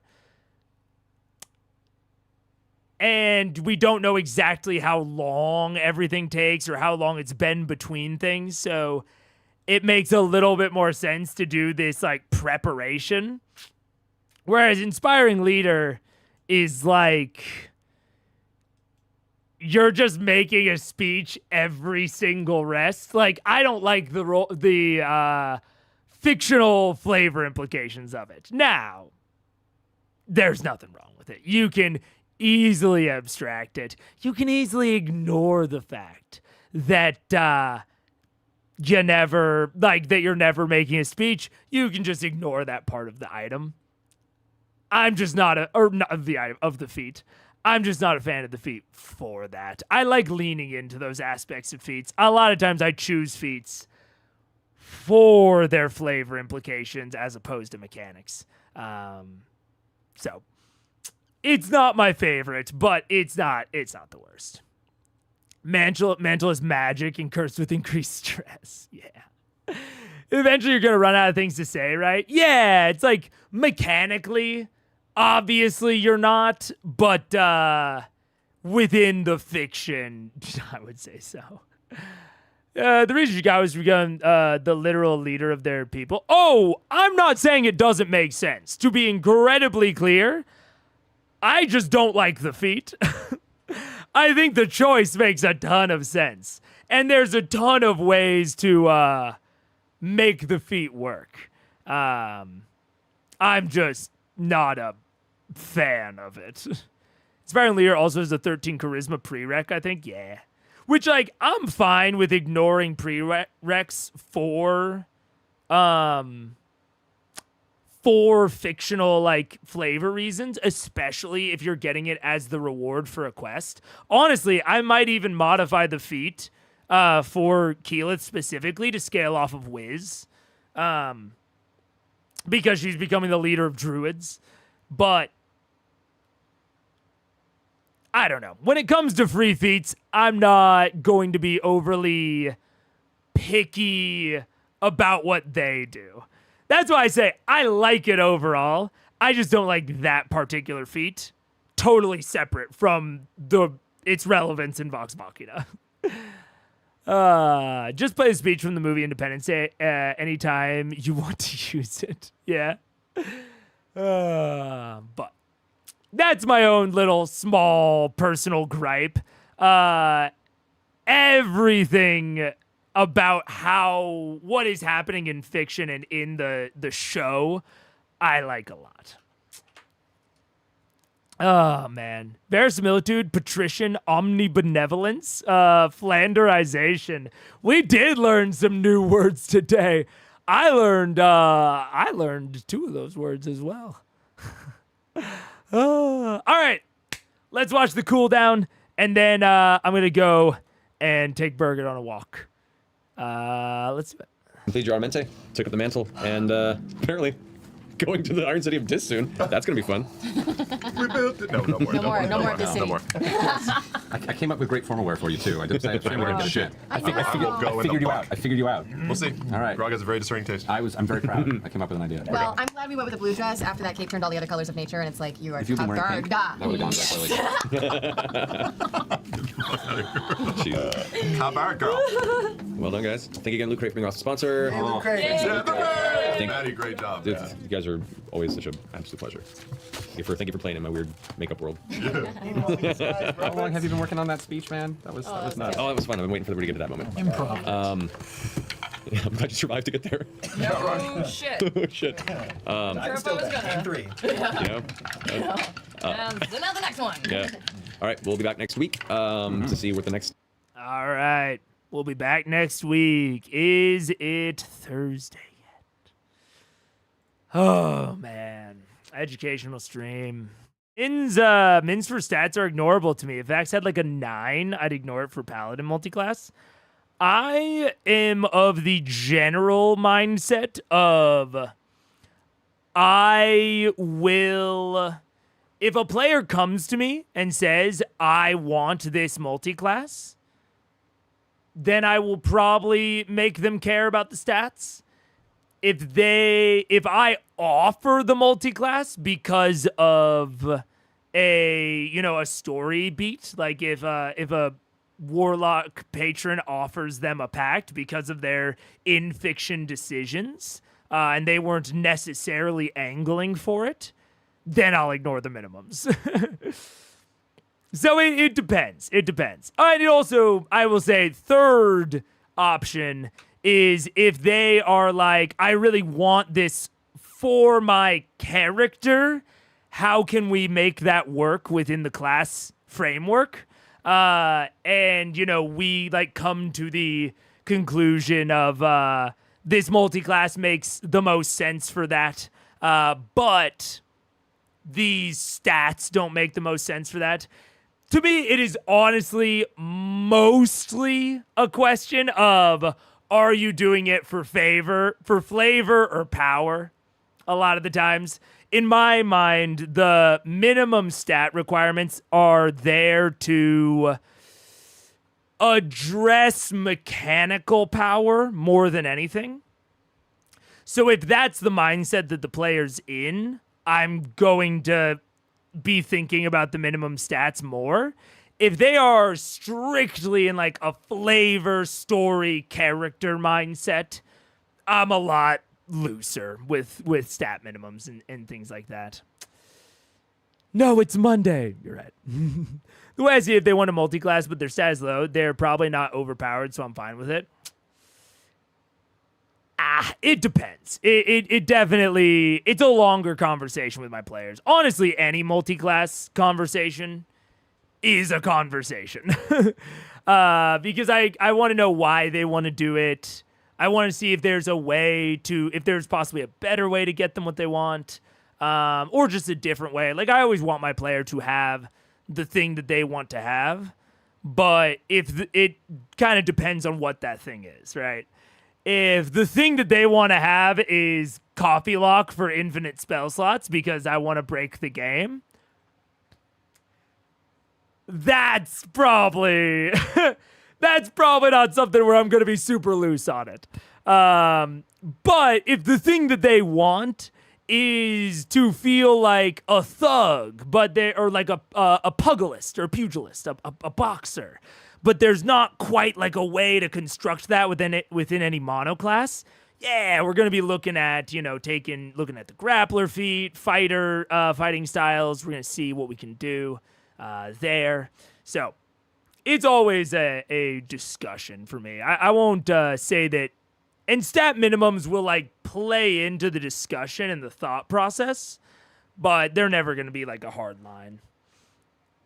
I find myself wondering if dwarves secretly have very rigorous beard maintenance routines, but that's just an ADHD thought. I mean, if you take it according to certain shows, I mean, Delicious in Dungeon, your hair is very important for your casting. So I think in that one they would have to. And we even see Senshi's lack of beard maintenance does have an effect on whether or not magic can be cast on him. So I think it would probably depend. Yeah. Are you aware of what Marisha has said about potentially multiclassing during the Chroma Conclave arc? I'm not. I mean, it doesn't surprise me, given that there have been some multiclassing like Vax into Paladin. It doesn't surprise me. Yeah. What would you do if the player comes at you with, I want to build a paladin, but take a warlock dip for charisma-based attacks? The deal happened a long time ago and doesn't seem important. I would honestly just say, hey, if you want charisma-based attacks rather than strength, let's look at just switching up your attacking stat. Maybe we can address that with like a magic item. You know, instead of, if the pact happened a long time ago and really isn't relevant or important anymore, maybe we can swap out that pact with a particular magic weapon. Where that particular magic weapon allows you to have charisma as your attacking stat, but maybe will take down your strength in possibly a different area. Possibly like no origin feat, or will replace all of your starting equipment with that particular magic item. Something along those lines. And we would also probably talk to the other players about it. Say like, hey, other players, do you think that like this is cool, but the trade-off is okay? I'm really willing to work with my players to get exactly what they want to get. So with this I'm reading, they don't actually want a warlock dip. They want charisma weapon attacks. That's it. So it's looking at that. It's also maybe we take Eldritch Initiate as their origin feat. And we say, okay, for Eldritch Initiate, instead of a normal Warlock Invocation, you can take the Hex Fighter, but only for weapons, not for armor. I mean, they wouldn't need armor on Paladin anyways. So we'll just kind of fudge a little bit of what the Eldritch Initiate can even do. Or an Eldritch Adept, something like that.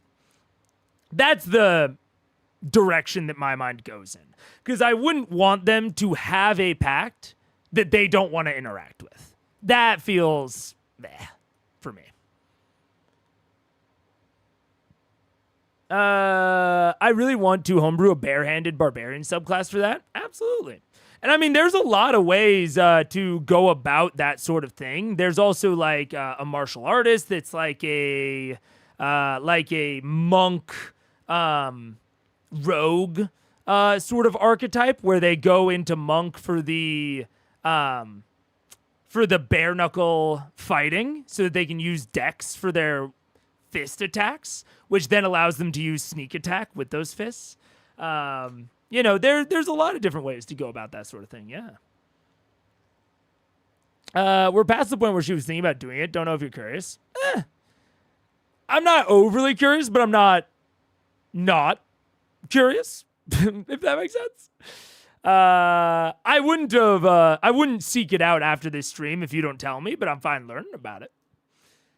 If I'm multi-classing, it is for power gaming, nothing else. Story stuff and flavor can be hand-waved away. And I mean, that kind of gets into the larger tone. If you're multi-classing for power gaming, those are the areas where I think the minimums might be more necessary. Yeah. Fun. Does Mega remember his own past? Ooh, probably not. If me and Mega ever got into the same room, we would just stare at each other's lips constantly. Cause I mean, I do stare at people's lips when they're talking. Yeah, absolutely. I wouldn't even know. She was thinking about multiclassing into Barbarian because of how angry Keyleth got during the Conclave arc. Yeah. I mean, that's the sort of thing where, like, if the player came to me and said they wanted to do that because of that reason, and you can tell kind of as we talk through this that what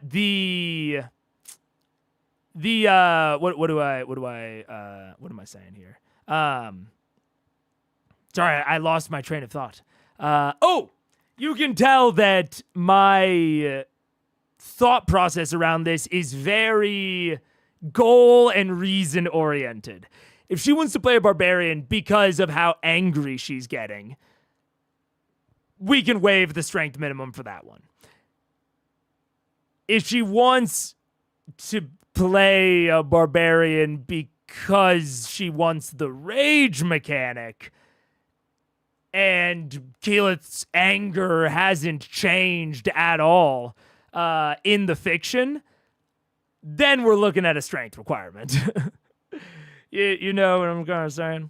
But yeah, I mean that's absolutely the type of thing that I would go for at my table. Yeah.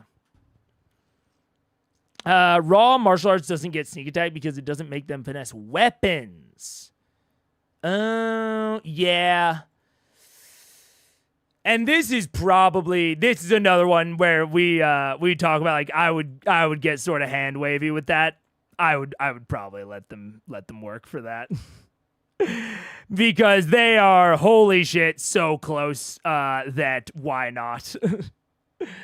So, but yeah, my what I am willing to hand wave and what I am not is definitely dependent on like kind of the underlying rationale. If you're going to be power game within the limitations of the system. I'm not waiving minimum requirements for that. And frankly, I think that is waiving minimum stat requirements for power gaming would kind of be against the ethos of power gaming, at least in my mind. Power gaming to me is all about what you can accomplish within the exact like raw bounds of the system. So that's kind of where my mindset gets at. But all of that said, this entire conversation, that's my mindset going into the conversation with my player. It's always going to be dependent on what me and the player talk about, how that goes. I'm always willing to work with them. I want my player to have the thing that they want to have. Just as long as it doesn't like put them totally out of line with the rest of the table. Or even just like makes them strike like a crazy different tone. You know, like having a coffee lock at the table with 3 totally unoptimized, pure flavor characters. That's going to feel weird tonally. And so that's what a lot of the conversation is about, is how can we do what you want to do while keeping things within the tone that we are striking at the table with my DMing and with the other players playing. So, kid named Commoner Rail Cannon. Yeah. Anyways, I'm going to go eat some dinner. I'm going to take Bird on a walk. I will see you later. Thank you so much for joining. That was 90.5. We're going to be back on Friday for the first part of 91. Probably. We will see. I am planning on it being on Friday, but I might cancel. So I wouldn't bet on it too hard.